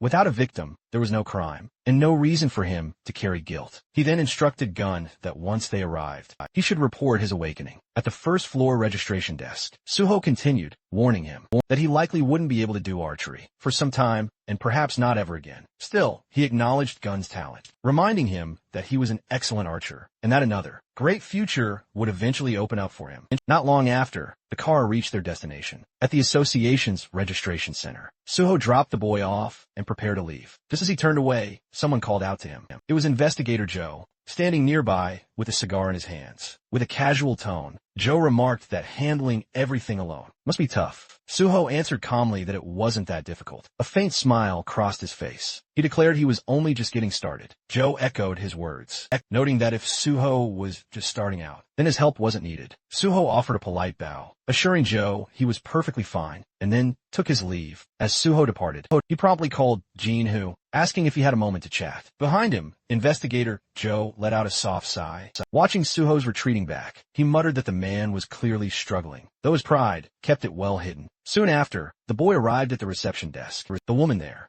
informed him that his player registration card was ready. He thanked her as he accepted it, staring down at the card in his hand. A heavy thought settled within him. He realized he could never return to being an ordinary person again. Closing his eyes, he reflected on the past few days and felt an unexpected sense of relief. Despite having lied during that period, he decided the first thing he needed to do was tell his mother the truth. He tried calling her repeatedly, but even after 8 attempts, there was still no answer. Vali crept in fast, in the fear that something might have happened to her. He rushed toward their small restaurant, his heart pounding hard, only to be met by a large crowd gathered outside. As he stepped inside, he saw people packed in nearly every corner. In awe, he wondered what on earth was going on. A dark-haired girl noticed him and complained that her group had been first in line. Another man looked at him closely and asked if he was Park Gung. The moment the crowd realized who he was, excitement erupted. People began cheering, recognizing him as Ansung, high school's archery prospect. Several even asked him to take pictures with them. Overwhelmed, he tried to understand how they even knew who he was. He wondered if the sudden increase in customers was because they had come to see him. The girl quickly cleared the misunderstanding. They quickly clarified they weren't actually there for him, but because the restaurant itself had been recommended by the legendary sword god. This explanation only left him even more bewildered. She gushed excitedly that the sword god had posted about their food on Instagram. The post had already raked in over 87,000 likes, and 47,000 comments. Some customers chuckled amongst themselves, finding it adorably cute that the sword god's very first post was simply a food recommendation. Still utterly confused, the boy tried to figure out how they'd recognized him. One of the more studious-looking customers casually enlightened him, explaining that doing research before a pilgrimage was just basic behavior. Others bombarded him with questions, asking if he had truly met the sword god. With a tiny hint of pride, he admitted that he had. He even mentioned that he'd personally handled the sword god's payment himself. The girl reacted with obvious jealousy, but then pointed out that his mother looked completely overwhelmed and suggested he go help. He immediately dashed into the kitchen and told his mother he'd help out. She immediately grilled him about the competition, asking why he was here instead of training. Tying on an apron, he brushed it aside, saying they could talk later and that he should start cleaning first. Outside, customers excitedly gawked at the special sword god menu, commenting on how humble and adorable it felt to see the sword god eating simple snack food. The entire day flew by, with him serving customers nonstop. By evening, exhaustion finally caught up to him. He leaned against the counter, utterly drained, and remarked that since the restaurant had opened, this had been the busiest day they'd ever experienced. His mother, still completely bewildered, commented on the sudden chaos, and then asked again why he was there, instead of at the competition. Before he could answer, someone outside called out, asking if the restaurant was open. His mother quickly turned and apologized, explaining that they were closed for the day. They had run out of ingredients, you see. The man replied, surprisingly, that he wasn't a customer. He introduced himself as Joe Jean Wee, a reporter from PBS. He wanted to interview Park Gun. If you have a moment? The boy stood, utterly confused, wondering if this man genuinely wanted to meet him. The reporter confirmed it, explaining they had received a special tip. According to their intel, Park Gun had pulled out a major competition. After honestly reporting that he had become an awakened person, the words hit hard. His mother froze in shock, struggling to comprehend what an awakened person's honesty report even meant. She questioned what was truly happening. The scene then shifted to the bustling archery training ground, where Coach patting Won-suk was, offering a few words of encouragement. The boy responded confidently, stating he would absolutely do his best for the competition. But once the coach walked away, his thoughts immediately turned sharp and bitter. He hadn't expected Park Gun to make the first move. Originally, Won-suk had planned to expose Gun's awakening right after winning the competition himself, intending to utterly crush his future. He believed the higher someone climbed, the harder they were meant to fall. But now that Gun had withdrawn from the match entirely, everything had changed.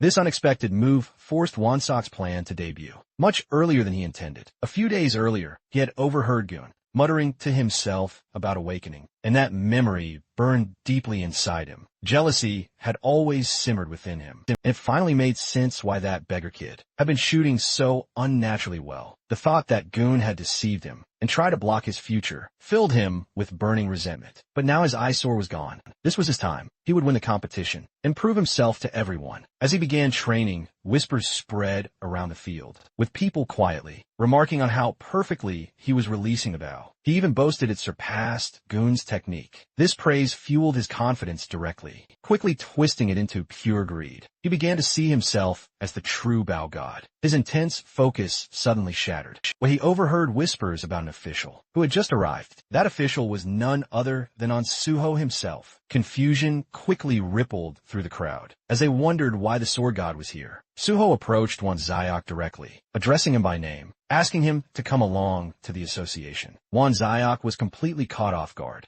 and immediately demanded an explanation. Suho calmly replied that it wasn't something to be discussed publicly. He then explained that Won-suk was scheduled for an investigation, which would take about a day. Anger surged through Won-suk as he snapped, outright refusing and questioning why an investigation was suddenly happening now. Suho remained calm, stating that everything would be explained on the way. Won-suk's frustration exploded as he flatly refused, again insisting he couldn't go, and asking if Suho himself would agree if he were in the same position. That's when Suho finally revealed the true reason. He then mentioned Won-suk's older brother, Hong Jong-suk. Just hearing that name drained all the color from Won-suk's face. Suho explained that Dong-suk was currently under investigation for draft dodging, involving a fake awakening report. Because of that, all family members were required to undergo awakening verification as well. The case involved many people and was being treated as a serious matter. Suho looked directly into Wonsek's eyes and calmly asked for his cooperation. Fear quickly crept in as Wonsak struggled to process the words draft dodging and corruption. Behind him, other students whispered among themselves, remarking that the sword god was personally escorting him. A girl murmured, "It looks like his family committed a crime." At the association, a dark-haired boy loudly demanded, "Who reported me?" As he sat across a desk from an officer, he blasted the officer for his hypocrisy, pointing out that this very same man had issued his player license. The officer sternly warned him that his continued refusal to cooperate would only make things much worse. Just then, Suho arrived, with Wonsuk in tow, watching the scene unfold. Suho thought to himself, he'd rounded up everyone he could recall, being tied to the draft fraud case. And now everything was exploding all at once. The moment Wonsuk spotted his brother, his restraint shattered, and he struck him instantly, knocking him straight to the ground, unleashing a torrent of rage as he blamed him for ruining his competition and spat insults. Observing the scene, Suho couldn't help but notice how distorted they all seemed. Investigator Joe rushed over to Suho, desperately asking for help. Suho calmly replied that interns were not permitted to perform official duties and that he was currently busy undergoing his field evaluation. Joe began to protest, but was suddenly called away by his superior and had to leave. Watching him go, Suho mused. He'd already spoon-fed them more than enough. How much more did they expect from him? Not long after, he arrived at a PC cafe. Looking around, he noted its age. The place still allowed indoor smoking, had no customers, and carried an atmosphere frozen in time. After the cataclysm and the rise of virtual reality, the online gaming industry had collapsed rapidly. PC games that relied solely on monitors stood no chance against VR games. It surprised Suho that this place was still operating at all. His attention then shifted to a gray-haired man seated nearby. Instantly, Suho realized he'd finally found him. He took the seat beside him and opened the game, Ops. The gray-haired man noticed and commented on seeing someone play Ops. After such a long time away, Suho admitted that jumping back into the game after all this time wasn't easy. The man found it amusing, remarking that OPS was practically a dead game, so even one more player felt great. He suggested they play together and asked Suho to add him as a friend under the name Railgun. Suho instantly recognized the name, realizing he was sitting right next to the number 1 ranked OPS player. The man casually confirmed it. Suho expressed his respect and admiration. Feeling generous, the man stood up and offered to buy Suho something to eat, explaining that he worked there and could hook him up. As he browsed the shelves, he asked what Suho wanted, but before he could pick anything, Suho asked him if his name was Kim Q. The reaction was immediate. The gray-haired man froze in shock, fear flashing across his face. As he turned to Suho and confirmed his name, Suho calmly removed his identification card and revealed his affiliation with the Korean Hunter Association's Non-Awakening Inspection Division. Fixing his gaze on the man, Suho demanded to see his ID. The gray-haired boy trembled, stepping backward, finally confirming he was Kim Won. His fear was palpable the moment his identity was exposed. Suho stared straight into his eyes with an unshakable firmness, already knowing the truth, and demanded his identification without hesitation. The boy tried to stay composed, claiming his ID was locked inside the staff room, and insisted he'd return shortly. As he moved toward the stairway, Suho followed closely, already anticipating what would happen next. The moment they reached the stairs, the boy bolted without warning, sprinting away exactly as Suho had predicted. Outside the building, the exhausted boy leaned against a wall, gasping for breath, his thoughts spiraling, lost in thought how the association had ever found him. Little did he know, Suho was already lurking right behind him, a silent shadow, before the boy could even react. Suho casually remarked on his pathetic escape attempt, and in that same instant, he struck him with a powerful flick to the forehead. The sheer impact alone sent searing pain shooting through the boy's body, instantly dazing him. He dropped to his knees, trembling as the excruciating pain overwhelmed his senses. Suho coldly reminded him that any refusal to cooperate or another escape attempt would result in his immediate arrest. Kneeling beside him, Suho listened as the frightened boy protested, insisting he hadn't done anything wrong. Suho then called him by his real name, Kim John, shattering the boy's composure. He then asked if the person inside the building was his older brother, Kim John. The boy instantly denied it, but Suho remained unmoved, already seeing right through the lie. He told him they would go back inside first, as he needed to confirm Kim John's real body. Sudden anger overtook the boy, and he rushed forward with a clenched fist. The attack was effortlessly stopped with just one hand, shocking the boy as Suho twisted his arm without any strain. Suho made it clear that he had come to help them, but their current actions were only creating unnecessary trouble for him. Moments later, the boy gave in, tapping out under the immense pressure. Suho smiled calmly, warning him that one more attack would end with him being tied up, and he ordered the boy to show him the way to his place. Inside the room, the twin of the gray-haired boy lay motionless on the bed. Suho stood over him, quietly observing,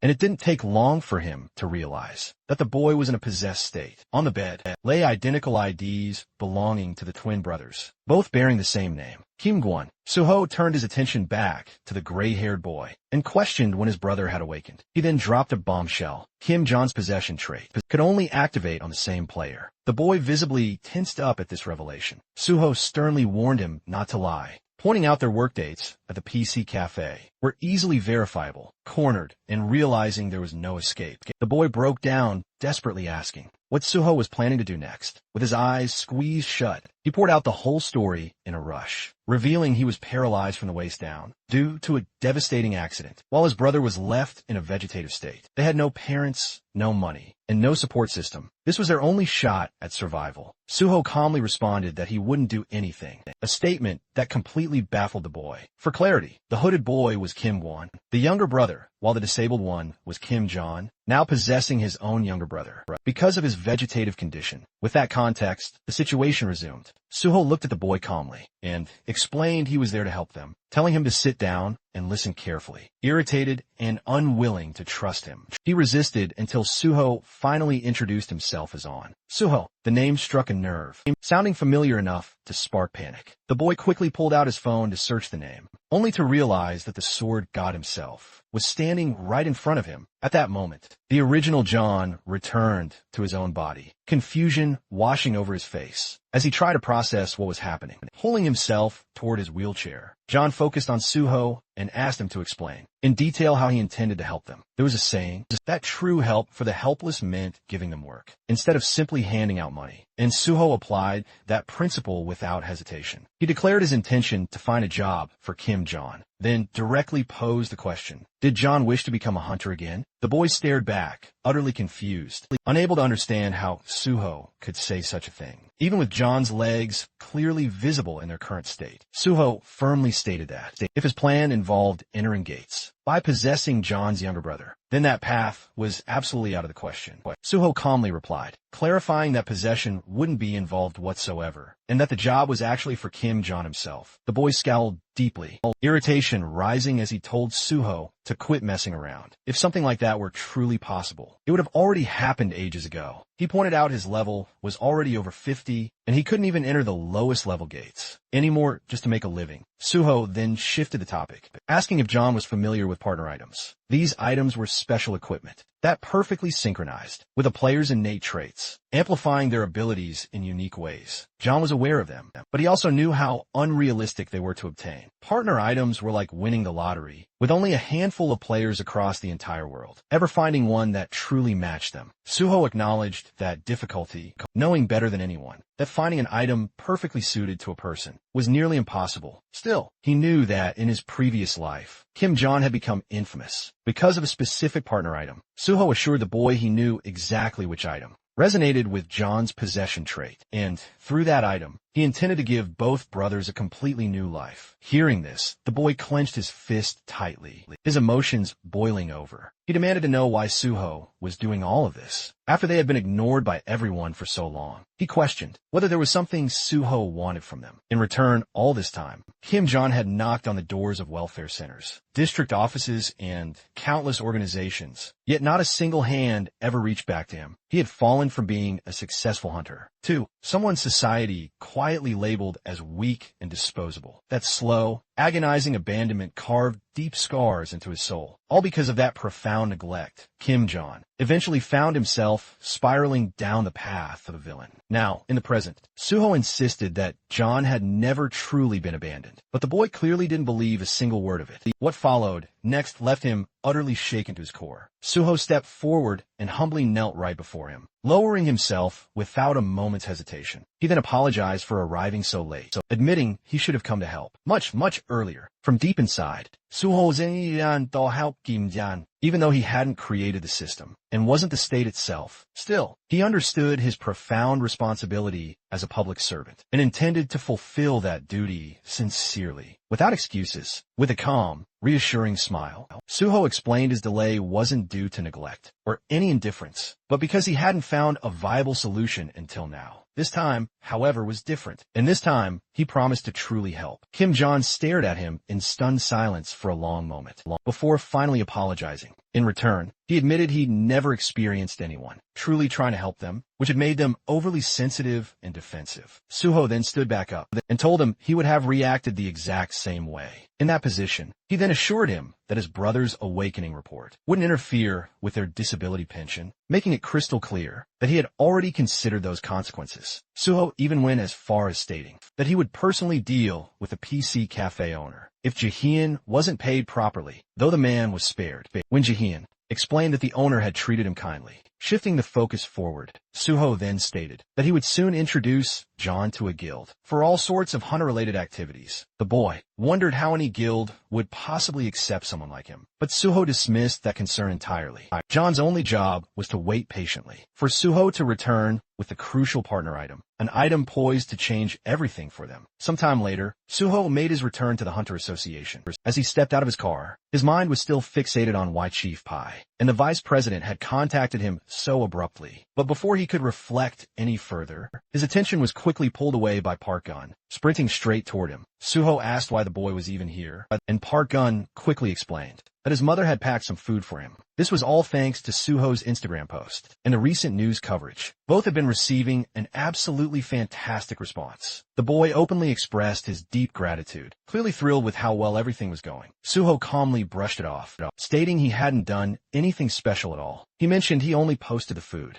because it genuinely tasted good, and regarding the news coverage, he casually denied reporting anything himself. Gung could only awkwardly agree. Suho then asked if the boy had changed his class. Gung immediately brightened, explaining he had chosen the archer class. He was still incredibly serious about becoming a hunter, and went on to ask if Suho had any guild recommendations. And, as we can all predict now, Suho brought his new sidekick to the Nexus Guild. The guild leader, upon seeing an applicant personally recommended by Suho, approved him instantly with a broad smile. Sometime later, Suho was seen knocking outside the vice president's office, calmly announcing his arrival. From inside, he was told to come in. As he stepped through the doorway, Suho bowed respectfully and asked whether he had been summoned. The vice president confirmed it, saying he wanted to check on how Suho had been doing lately. After Suho took his seat, the vice president smiled and mentioned that he had heard Suho's recent achievements were quite impressive. Suho brushed it off casually. He simply chalked it all up to good luck. Vice President Cummin, however, just flashed a wide smile.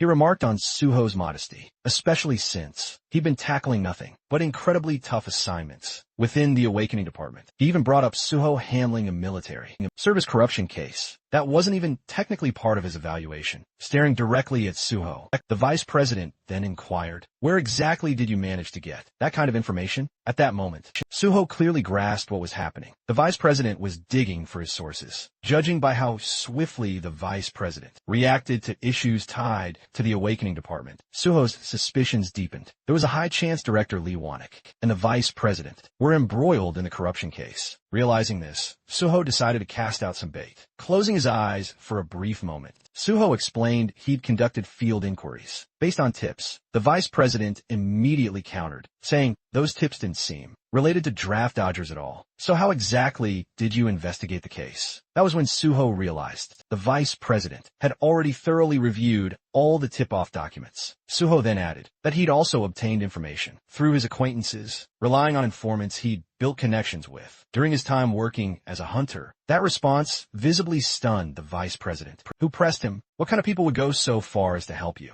Suho calmly replied that the information came from his connections. When the vice president demanded to know exactly what kind of connections, Suho brushed it off, saying they were just from here and there. That vague answer caused the vice president to completely lose his composure. He then raised his voice, demanding to know what here and there even meant. Suho politely apologized, but explained that, since those connections involved sensitive government agencies, he couldn't possibly disclose them. The vice president then pressed further, asking if those agencies were also tied to their organization. Suho honestly replied that he wasn't sure. The vice president pressed him again, half accusing, half pleading, asking if Suho was really going to treat him like this, and that he felt deeply hurt by it. Suho listened in silence, not reacting at all. The vice president then argued that crucial information like this should be shared with someone like him, who ran organizations. He claimed this was how influence spread and associations grew. He even questioned how such information could possibly be misused. With a faint smirk, Suho then added that he'd heard rumors of internal connections within the Day One association itself, and since the source was reliable, it was likely an insider. The vice president immediately seized upon this, expressing keen interest in meeting those informants. Suho replied cautiously that they were extremely wary of exposure, which would make such a meeting incredibly difficult. The vice president then suggested meeting them under the guise of being a client, but Suho insisted that even then, it wouldn't be possible. Stepping closer, the vice president desperately asked if Suho was truly going to do this to him. After a brief pause, Suho finally relented, saying he'd asked them once. That answer instantly delighted the vice president, who told Suho to give him a response today. Suho agreed, simply saying he understood. With their conversation finished, Suho stated he would take his leave. He thought to himself, he had hooked the vice president perfectly, exactly as planned. The scene then shifted to the non-awakened apartment, where Suho ran into Young-sung, standing right in front of him. Suho calmly checked if his evaluation had already been completed. However, was visibly sweating while juggling a stack of files. He awkwardly explained that the awakening department was completely swamped at the moment. He asked Suho to wait just a little longer. The evaluation staff was absolutely buried in work, and it would likely take several more days to finish everything up. Hearing that, Suho was genuinely taken aback,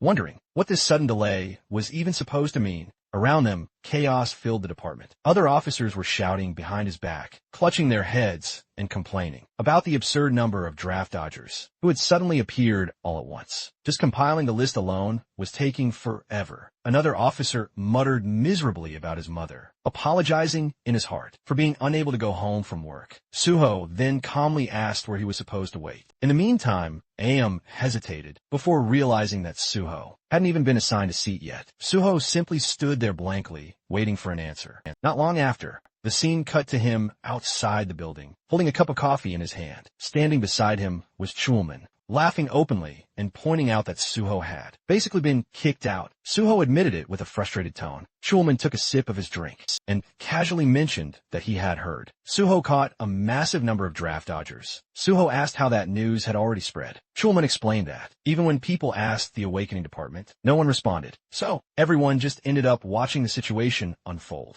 From the sidelines, Suho thought to himself that this wasn't exactly good news. The department was clearly busy, dealing with something ugly, and there was no reason to air its dirty laundry in front of others. He then asked Chulman if he knew much about internal politics. Chulman was surprised by the sudden question and wondered why Suho was asking something like that. Out of nowhere, Suho explained that he thought it would be better to understand these things. He wasn't planning to pick sides. His sole aim was to preempt any danger by anticipating what was coming next. Chulman instantly grasped why Suho was asking. Observing him, Suho mused how much Chulman's expressions truly conveyed. Though he appeared unassuming on the surface, he was surprisingly sharp and cautious, someone who had clearly weathered intense internal power struggles. In stark contrast, Suho realized all he'd ever done was swing his sword, so laser-focused on mere survival. He'd never had a moment to look around. Chulman then began explaining the complex structure involving Vice President Simon and Chief Pai Song-yeol. On the surface, two major factions dominated the association, the Vice President's faction and the Special Unit Chief's faction. Suho recalled that, before the regression,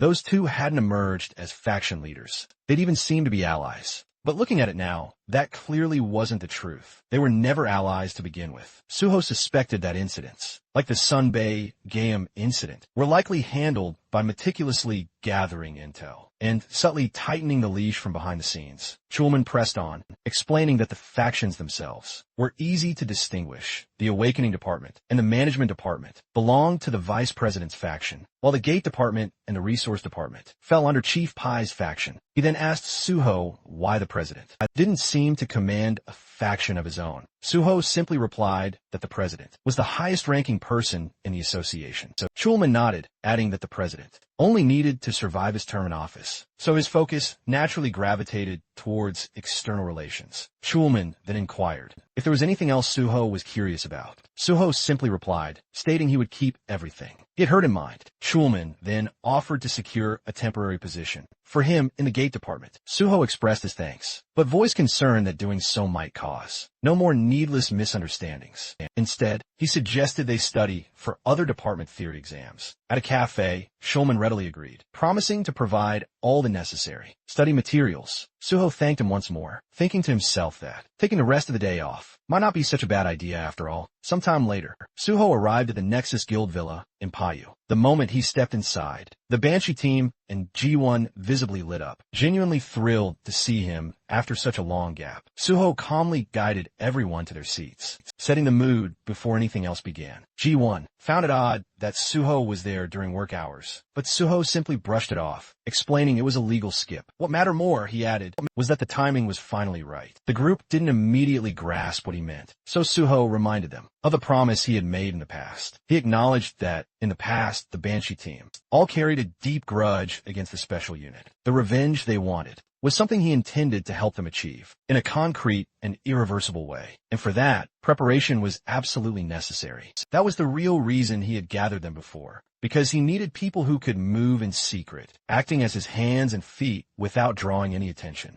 Manhwa pointed out that they were still officially in a training period and reminded him that he had once said the revenge would come after he entered the Special Forces unit. Suho admitted that had been the original plan. However, he had recently come across something very interesting. If things went smoothly, they could stir absolute chaos inside the organization. Even before he officially joined the Special Forces unit, he explained that the plan revolved around exploiting internal faction conflicts. With a faint, confident smile, Suho revealed the target they would take down first, Vice President Park Hyun. As promised earlier, Suho brought the Vice President to a specific location. That evening, after stepping out of the car, the Vice President quickly scanned his surroundings, clearly finding the meeting place utterly unimpressive, even a bit shabby. Suho calmly explained that the people involved were extremely particular about security and requested his understanding. As the Vice President opened the door, he assumed they must have private rooms inside, reasoning that choosing such a place meant the informants were cautious. However, inside the building,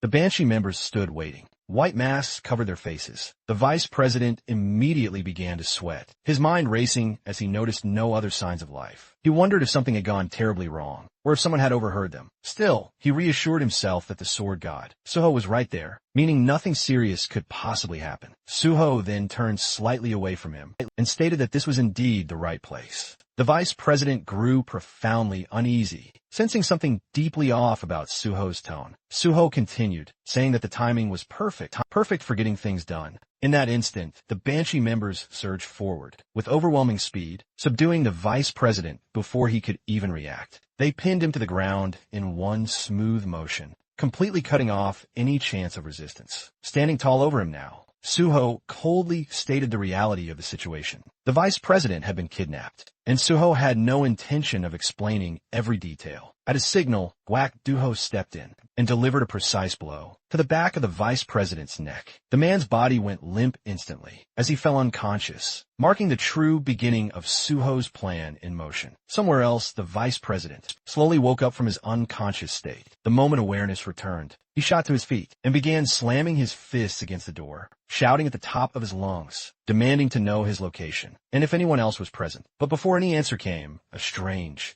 wet gurgling sound echoed from behind him. This unexpected noise caught him completely off guard. Fear instantly froze his body solid. His thoughts spiraled out of control, wondering what kind of sound it could be. Was it some kind of monstrous creature? The gurgling only grew louder, and as soon as he realized it was coming from a specific direction, panic took over. He started screaming in terror, begging for someone to save him and to get rid of whatever monster was lurking there. Then, his eyes finally locked onto the source of the noise. To his shock, it wasn't a monster at all, but a person, chained up and tightly restrained, staring at that disturbing sight. The vice president's mind reeled in confusion, realizing the figure was completely bound and unable to move freely. At that moment, Suho calmly walked into view and remarked that the vice president looked surprisingly lively. The instant the vice president saw him, rage exploded out of him as he hurled threats, convinced that Suho wouldn't get away with this. Suho didn't hesitate for even a second. He summoned his blood weapon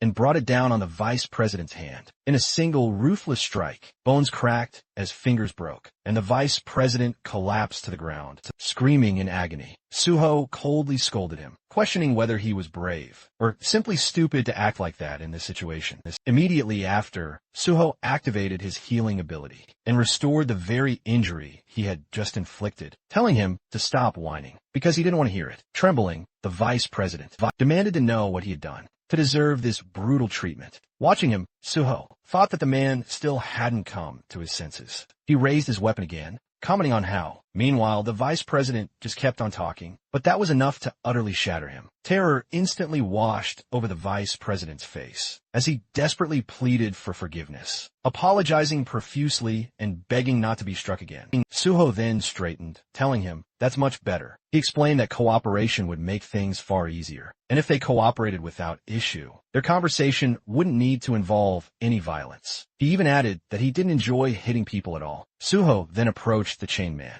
giving him a light nudge with his foot before finally explaining his identity. The man bound before them was Changsik, the infamous boss of the Changsik Gang, an organization deeply involved in loan sharking and widespread drug trafficking. His crimes were so severe that he was being held here, under constant supervision and education. Suho made it clear that from this moment on, everything depended entirely on the vice president's choices. He could continue living his life as Park Cumin, or he could end up living just like Changsik instead. With that chilling final warning hanging in the air, Suho calmly told him to behave himself properly. Sometime later, the vice president was kneeling before Suho, just as he had been instructed. He had meticulously written down everything he'd ever done, in full detail inside the notebook. Suho glanced through it briefly and told him he had done well. Then almost casually, Suho remarked that the vice president had truly done a lot over the years. So much, in fact, that it was no surprise. He ended up getting swallowed whole by Pai Song Jaeol. That single line hit Park Cumin like a lightning bolt. But before he could properly react, Suho told him not to even pretend. He didn't know what was going on. Suho calmly revealed that he had captured Kim Gung-won, and that alone was enough to make Park Cumin's position dangerously unstable. The vice president stared at him in utter disbelief and asked if it was truly real. Suho sounded almost annoyed, asking if he seriously had known. With a sigh, Suho mocked how incredibly slow he was. Suho explained that Kim Gung-won had been on his investigation list from the start, considered a tough target to pin down, yet undeniably malicious. While tracking him down, Suho had crossed paths with Baek Jae-yoon, and even discovered that Sun Baek Jae-yoon had been bribing the vice president. Suho admitted he deliberately let Baek Ji-hyun go, just to gauge Park Q-man's reaction. Suho then showed him his phone, highlighting who had contacted him first. After everything, it was Bae So-young. Suho explained that Bae Si-ju was already busy, maneuvering behind the scenes to take down Park Q-man, while Park Q-man himself remained utterly clueless about the unfolding chaos. Suho added that he had assumed all the Awakening Department executives were firmly on Park Q-man's side, but as it turned out, none of them had reported a single thing to him. Grinding his teeth, the vice president cursed them out in furious anger, enraged after believing he had treated them so well. Suho coldly pointed out that given his current predicament, Park Q-man's life was already hanging by a thread. If Bae Si-ju decided to make a move, it could all be over for him at any moment. Completely shaken, the vice president pleaded with him, asking if there was truly no way for him to survive. Suho crouched down in front of him and said there was a way, but only if Park Q-man did exactly as he was told. If he complied, Suho would ensure his survival within the association, and could even help him fight Bae Si-ju and Jo-il on equal footing. Relief washed over the vice president's face as he desperately agreed, promising to do everything Suho commanded. Suho then took out a small, black pill and handed it to him, ordering him to swallow it. Trembling, Park Hyu-man asked what it was. Suho calmly explained that it was an item bomb, absorbed into the body once consumed, and triggered only by his commands. It couldn't be detected by any search skills, and was extremely expensive. He then commanded him to swallow it, quickly. Pure terror consumed the vice president, who, at first, vehemently refused, questioning if he truly had to consume that abomination. Suho calmly stated he required insurance. In the event of treachery, if Park Hyu-man genuinely refused to eat it, he didn't have to. Suho leaned in closer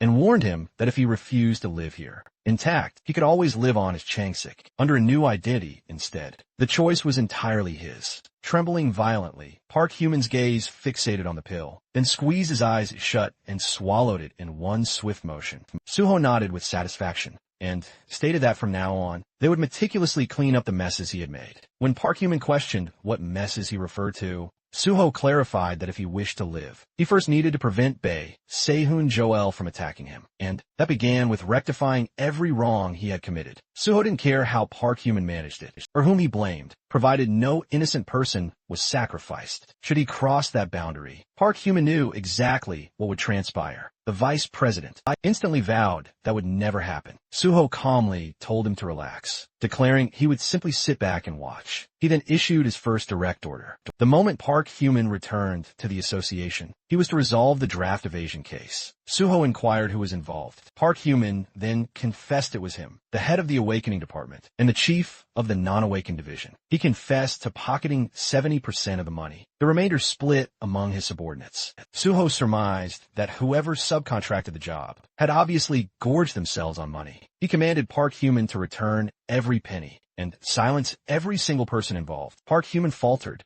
stating he still possessed his share, but was uncertain about the others. Suho then coldly retorted that, if those funds weren't returned, everything would spectacularly unravel. He had to either retrieve it or fill the gap himself, but ensure no sound escaped from it. Park Hyu-man swiftly agreed. Suho then issued another command. The moment Park Hyu-man returned, he was to immediately proceed with Suho's awakening. The department evaluation, including both the field assessment and the written exam, were already complete, so there was no reason for the process to keep dragging on any longer. Park Hyu-man apologized and vowed to handle it. Finally, Suho issued his final instruction, telling him to close his eyes. The vice president froze, confused by the sudden order. Suho lifted his bat, warning him he didn't like repeating himself. In the very next instant, the bat struck the side of Park Hyu-man's head, and the vice president collapsed, losing consciousness once again. Meanwhile, outside the building, Hyun-min was growing impatient, wondering why Suho was taking so long inside. Doho agreed, pointing out that Suho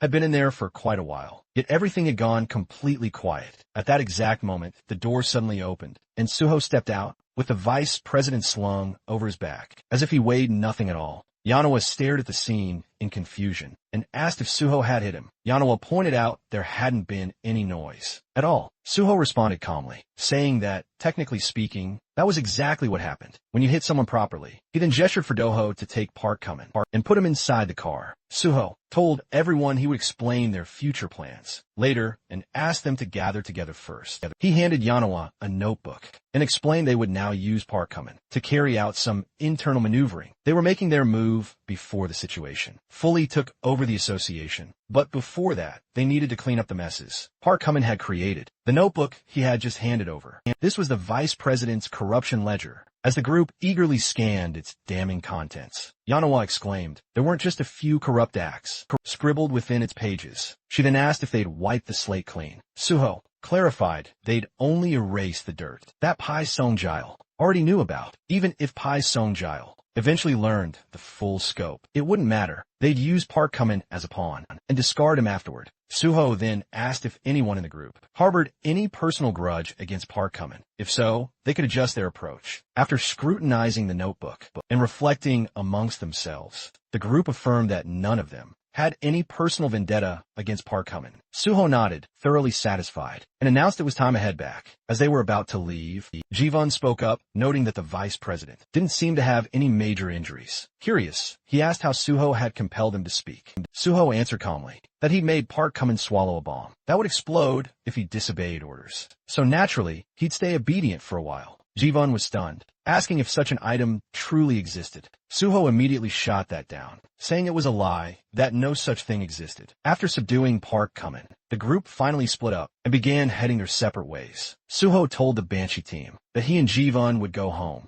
while the rest should drop Park Kumin off and then return to Nexus. Yanoa nodded without hesitation, confirming she understood. Suho then turned to Jivon and asked whether he had finished analyzing the numbers Suho had given him earlier. Jivon replied that he had cross-referenced them, but nothing came up for Pei Sung Jo, Park Kumin, or Lee Wanik. For Lee Moon Ho to dig any deeper, they'd likely need to trace things all the way back to the Messenger app's headquarters. As they took their seats inside the car, Suho said, that means those numbers weren't saved as contacts. He told Jaiwan to shift focus to the numbers they contacted regularly instead. Then he asked how long the task would take. Jaiwan estimated it would be done by tomorrow, but Suho pushed him, asking if it could be finished today. Starting next week, Suho planned to begin taking down Park Kumin, and timing mattered. The very next morning, Jaiwan came running in, his loud voice, snapping Suho out of his sleep. He excitedly announced that he'd found number used by Bei Song Jail. Sitting down, Jaiwan explained that in Lee Wanik's records, there was one unfamiliar number that appeared repeatedly. There were only call logs, no messages or chat history. After tracing it further, Jaiwan confirmed it was Bei Sang-gil's second phone. Even more suspiciously, that phone had no other contacts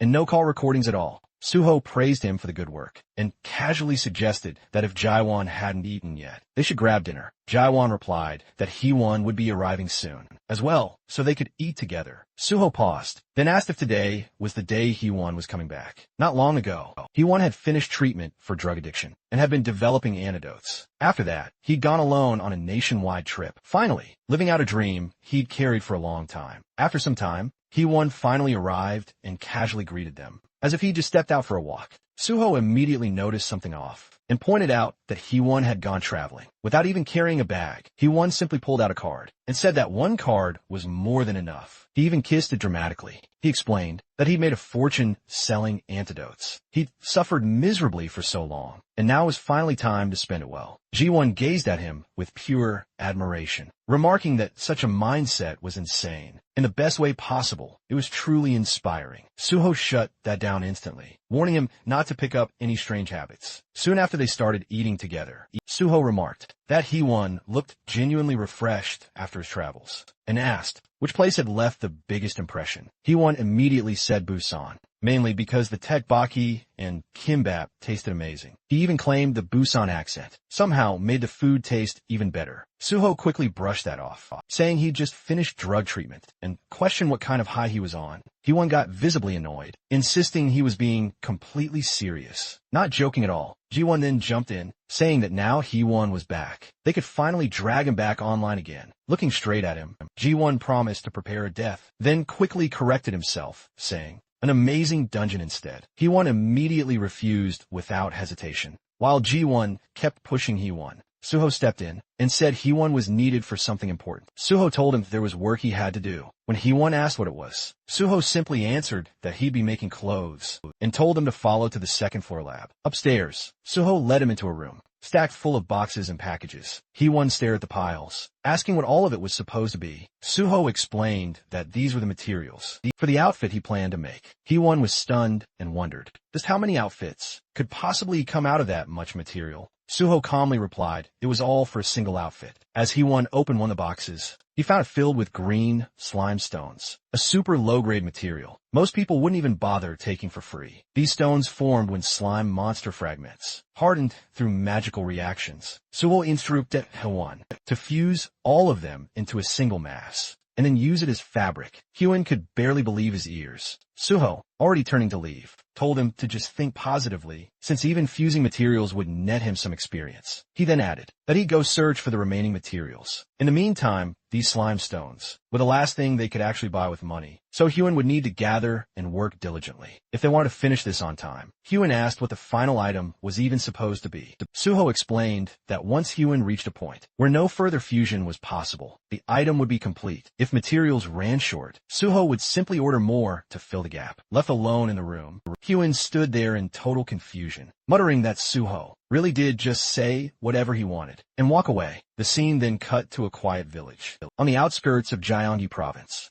Deep into the night, the place was dead silent, the kind of silence that felt unnatural rather than peaceful. Suho stepped out of his car and entered the abandoned building ahead. The moment he crossed the threshold, he activated colorless solitude, letting the world around him fade into isolation. If his memory was right, what he was looking for was definitely here. He expanded his magic detection, and almost immediately, his senses locked onto something strange. A Buddha-like statue stood inside, its surface faintly pulsing with dark, twisted magical energy. Without hesitation, Suho lifted the statue and carried it outside. For a brief moment, he stood facing it in silence, studying it as if it were alive. Then in one smooth motion, Suho summoned his blood weapon. A bloody sword materialized in his hand. Crimson energy violently crackled, tearing through the air. He slashed his blade down. It tore through the statue diagonally. Red light flashed as the upper half cleanly slid away and crashed onto the ground with a loud,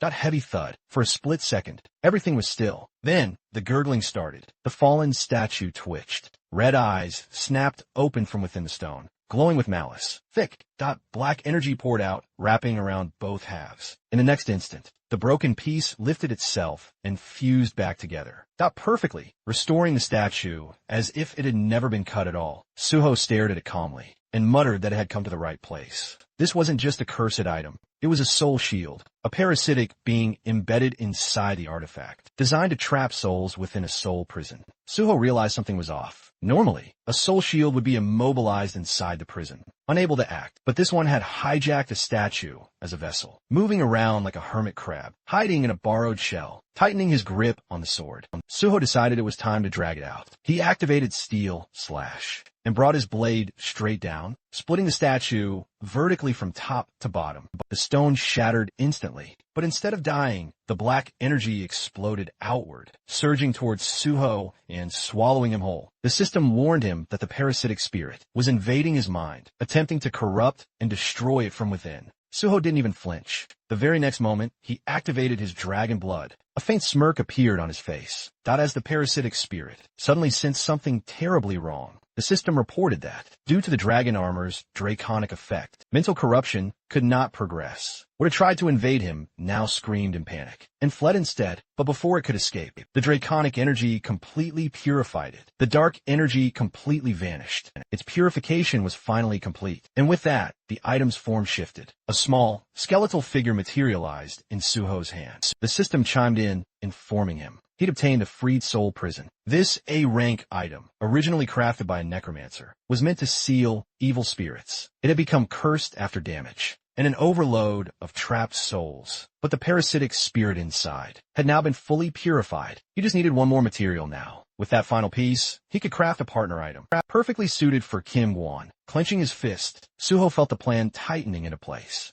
Now, it was only a matter of time. A few days later, Hee-won looked like his soul was halfway out of his body. His face was pale, eyes hollow, and his entire posture screamed exhaustion. He staggered over, begging Suho to save him, calling him team leader. He wailed that the fusion still wasn't finished. He'd worked nonstop all weekend and genuinely felt like he was dying. Suho only smiled calmly and said, "People don't die that easily, Hee-won." Hee-won immediately started ranting about his insane workload, but Suho cut in smoothly, telling him to think more positively. He reminded Hee-won that this was still better than the days he'd spent, barely surviving in the Yongdongpo slums. The moment those words landed, Hee-won froze. He stared at Suho in disbelief and muttered, "This is straight up cheating." Suho didn't deny it. He simply smiled, turned, and told Hee-won to keep going. Left behind, Hee-won grabbed his hair in pure frustration. As Suho stepped outside, he thought to himself that, no matter how much Hee-won complained, he would finish the job properly in the end. Just then his phone rang. It was the vice president. He reported that all the money had been returned to the people listed in the notebook, and that everyone involved had been completely silenced. Suho told him to just keep speaking normally, unless they were completely alone. Otherwise, it would look suspicious. The vice president readily agreed. He added that everything had been handled flawlessly and that the draft evasion scandal was framed as having been exposed through an anonymous tip-off, so the draft dodgers wouldn't dare utter a word. Settling into his car, Suho then inquired about director Lee Wanik and manager Lee Seon. The vice president replied he'd summon them separately later that day and handle both of them immediately. Suho acknowledged this and reminded him to also take care of his evaluation case. Then, he issued another instruction. He wanted to be transferred to the resources department. As the call ended, Suho's thoughts sharpened. Other departments only offered targets, but the resources department was different. That place held items and skills that truly enhanced one's power, including things not even registered in the official database. Suho knew extremely vital items were hidden, buried within those resources, and his next move was simple. He was going to claim them. A black-haired officer stepped forward and introduced himself as Kim Suk, an evaluator from the Resource Management Department. He shook Suho's hand and explained that he'd brief him on the on-site evaluation. As they headed over, Suho returned the greeting, introducing himself as on Suho and saying it was a pleasure to meet him. As they walked, the evaluator began explaining the department structure. Within resource management, equipment items were handled by the equipment team, skill books by the literature team, consumables by the consumables team, and general materials by Special Team 1. Then there was Special Team 2, which was responsible for cursed items, making a total of 5 teams. Kim Suk then laid out the details, explaining the on-site evaluation was split into 2 distinct parts. One test covered all teams together, while the other was exclusive to Special Team 2. Listening quietly, Suho understood why that made perfect sense. Unlike the 4 teams handling standard items, Special Team 2's work was dangerous in countless ways. Still, he wasn't particularly worried. Even cursed items, used for evaluations, were ultimately just for practice. If anything, the first test would be more troublesome. That one focused purely on logistics, meaning nothing but exhausting manual labor. It wasn't long before they reached the warehouse. Kim Suk explained that this was the department's external resources warehouse, managed directly by their department. Inside, workers were bustling, organizing items, moving around with practiced efficiency, and calling out instructions to one another. Kim Suk told Suho that from here on out, he would need a master exactly where each team's items were stored, how to locate them with speed, and how to properly sort and store them. This knowledge was part of the written exam, but the field itself was fraught with unpredictable variables. Suho then inquired if he should begin the evaluation immediately without any prior training at all. Kim Suk scrutinized him carefully and remarked how incredibly confident he seemed. Just as Suho confirmed he was, an item abruptly slipped from a high shelf and plummeted straight onto a staff member's head. Nearby workers immediately rushed over, checking on him and yelling for a stretcher. Kim Suk handed Suho a safety helmet and explained that this was precisely the kind of variable he had mentioned moments earlier. Due to magical reactions, items could shift, move, or even fall at any given time. He then asked if Suho still thought demonstration training was truly unnecessary. Suho calmly donned the helmet and simply said yes. They should begin the evaluation right away. Kim Suk was utterly taken aback. He warned him about falling objects weren't the only potential hazards, and strongly advised he train first. Suho simply brushed it off, thanking him for the concern, and declared he was fine with that. He then announced he was off, left standing there. Kim Suk could only manage a stunned okay, thinking to himself that Suho was genuinely fearless. As Suho casually strolled through the warehouse, he muttered that it had been ages. Back when he'd rotated through the resource management department, he'd done this kind of work to the point it built serious physical endurance. Those days had been genuinely brutal, compared to just jumping straight to the top floors and dealing with real threats. Simple sorting work like this felt laughably effortless. Thinking that the item he was looking for should be nearby, he stopped in front of one of the racks. Reaching inside, he retrieved an apple. The system identified it as a stone apple, an apple made entirely of stone, noting that it looked crude and worthless. Suho then glanced around, casually checking if anyone was watching. Once he confirmed no one was paying attention, he instantly touched the apple. Its surface immediately shifted into a vivid red. Suho smirked. To anyone else, it just looked like useless junk that had been forgotten in storage. But when infused with red-grade mana, this item revealed its true value. The resource department simply lacked anyone skilled enough to notice, thanks to their utter lack of talent. The hidden power of this item now belonged to him. At that very moment, a black snake suddenly emerged from above the stone apple. Suho instantly recognized it as the poison-eating snake. The snake opened its jaws wide and lunged straight at him. Instead of dodging,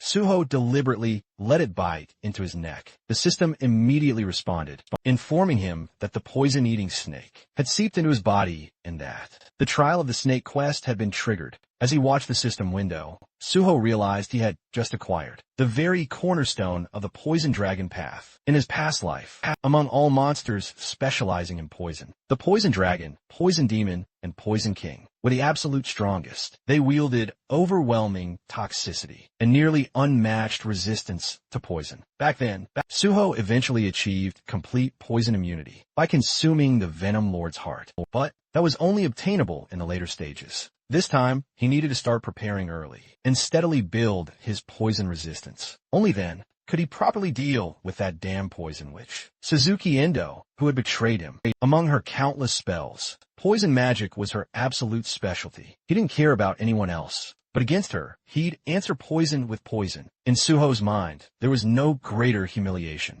than being utterly crushed in your own field. Meanwhile, inside his office, Kim Suk leaned back casually in his chair, lazily pondering Suho. In his mind, it was only a matter of time before Suho started complaining, saying he couldn't take it anymore. No matter how strong someone was in theory, practice was a completely different beast. That was exactly why the warehouse had earned its nickname, the Labyrinth. Right at that moment, Suho walked in and calmly announced that he had brought all the items listed in the evaluation. Kim Suk, still half lost in his own assumptions, reminded him that he'd clearly told him to undergo training first. Then his eyes shifted to the boxes Suho was carrying. He froze, blinking in disbelief, and asked what Suho had just said. Suho repeated himself, stating plainly that he had brought everything written on the list, and asked him to check. Kim Suk immediately broke into a sweat as he scanned the list that he'd personally handed over earlier. This was insane. He had intentionally mixed in items with confusing names, obscure codes, and misleading color classifications.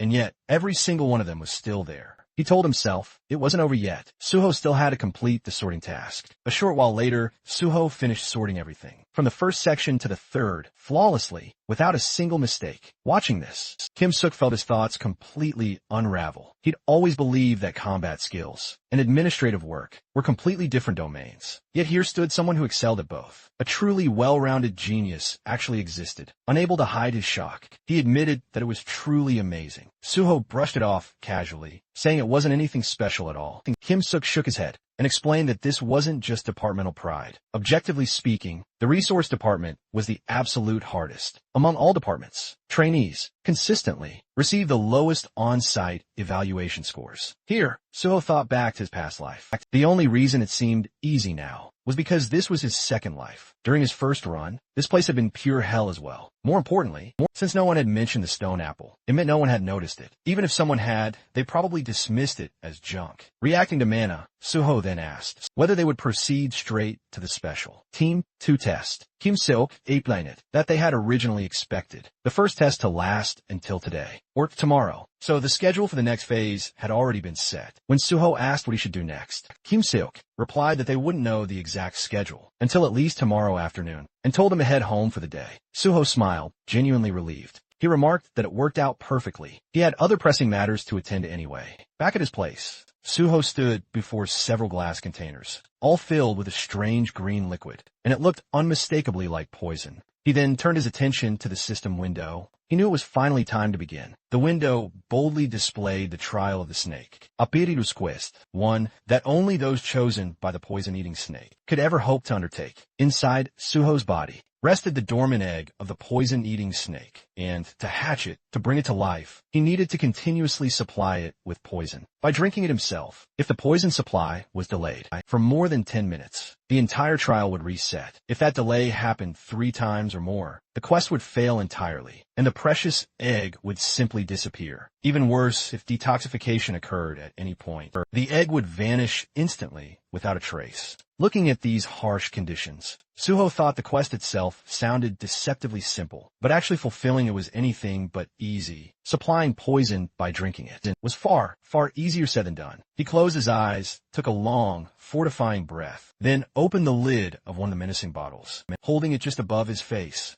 He stared deep into the churning liquid. Inside, his body was already reacting. Even the lowest grade poison made his teeth instinctively chatter. Memories surfaced of all the times he had been poisoned before, that deeply unpleasant sensation, still vivid in his mind. Even so, he steeled himself gritting his teeth through it all. He began drinking. Just a few seconds later, he finished the entire bottle in one agonizing go. His face turned pale, cold sweat breaking out across his skin. Clearly, he was hating every single second of it. The system message appeared immediately, informing Suho flat out that he had entered a low-grade poisoning state. Hours passed, and Suho was still emptying bottle after bottle of the potent poison. His movements had slowed, his breathing uneven. His entire body now looked completely drained. He thought to himself, grimly, that the inside of his body was starting to sting with pain. It was slowly building, but for now, still manageable. Then something shifted deep within his body. The egg suddenly started siphoning off the poison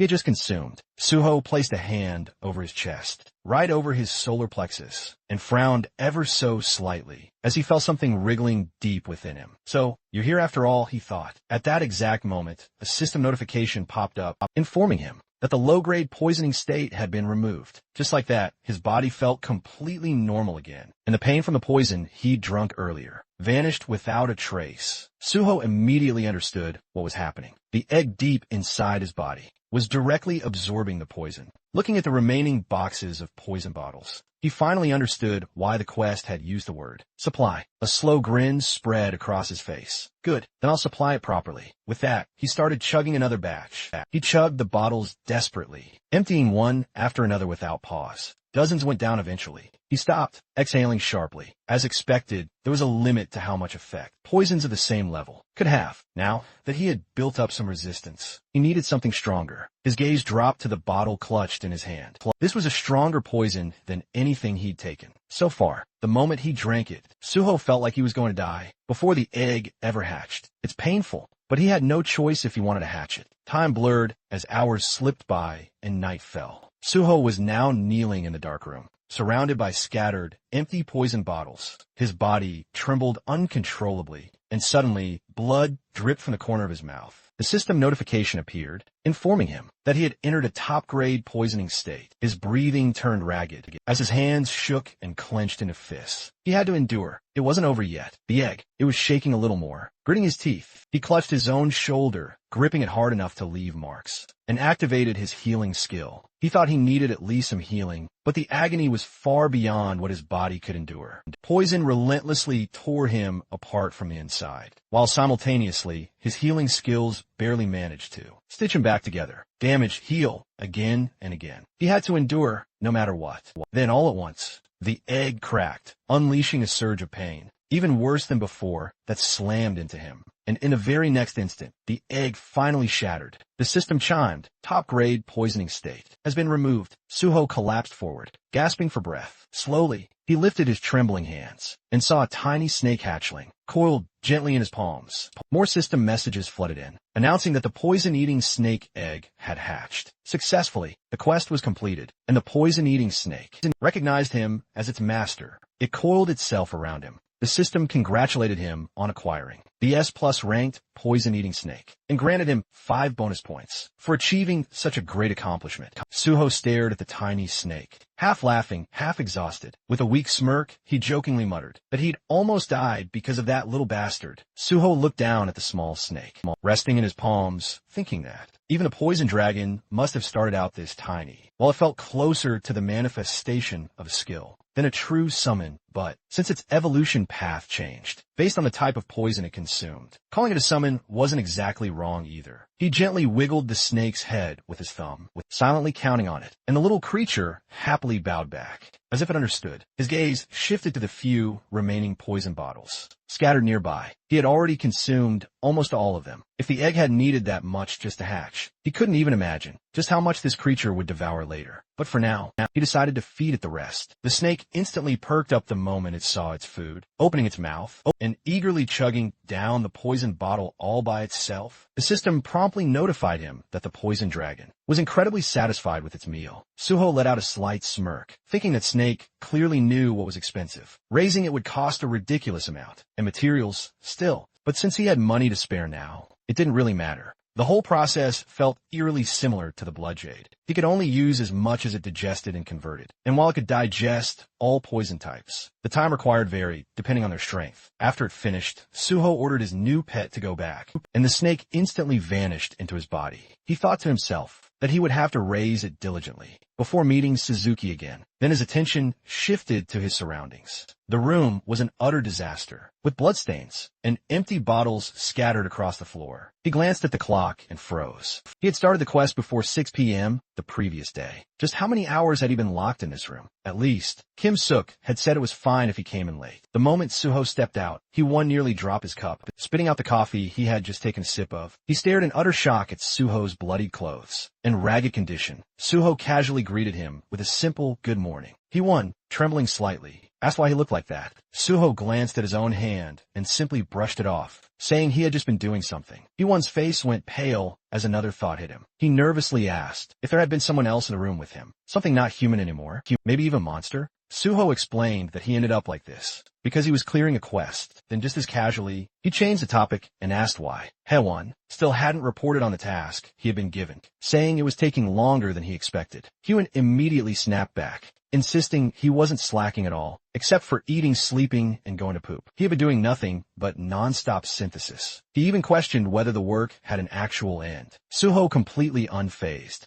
told him he was still far from done, waved at him, and told him to work a bit harder. Left behind, Hyun could only scream internally in despair, crushed once again under his never-ending workload. Sometime later, the scene shifted back to the Hunter Association, where Kim Suk guided Suho toward his second test. Just as planned earlier, he explained that the second test would take place in the special warehouse. Suho asked if it was called the special warehouse because it only stored cursed items. Kim Suk confirmed that was correct and added that the theme of the second test was purification and destruction. He continued, explaining that Suho had already learned this. In theory, items classified as cursed items were usually handled in 3 ways: purification, destruction, and sealing. Sealing simply meant locking away cursed items with no known solution into storage, while purification and destruction were the main practical methods. Suho thought to himself that in reality, destruction was chosen most of the time. Purification conditions were hard to discover,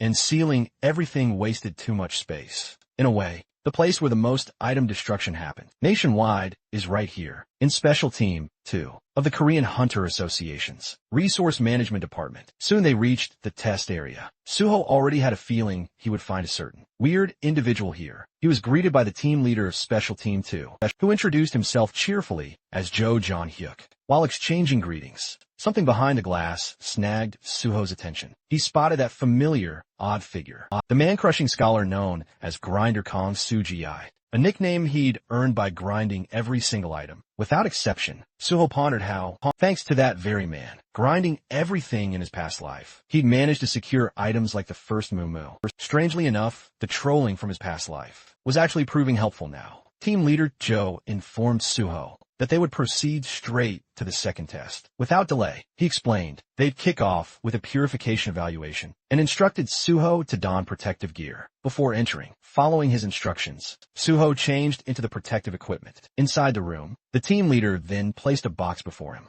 and Suho silently hoped the test subject would be something familiar. From within the test room, Suho gazed down at his assigned test subject. From outside, over the microphone, team leader Jo announced that, from this point on, Suho would be performing purification, using the tools laid out before him. The time limit, a strict 2 hours, and a whopping 21 types of purification tools were provided. Suho mused that the known purification methods were frankly quite simple, but if he applied an undisclosed purification formula instead, he could use that as an excuse to approach Kong Soo-ji-ai later. Later, his test subject turned out to be a small, red-colored fruit called the hamu fruit, harvested from a hama tree. Suho considered the situation carefully. Revealing its true purification method right now might cause a significant stir, but ultimately, it didn't really matter. What truly mattered was sticking to his schedule. Outside, Kim Suk checked the documents and explained that the hama fruit came from a demonic tree. When it received a strong impact, the poisonous spores inside it would spread, creating a toxic, mist-like substance. The team leader explained.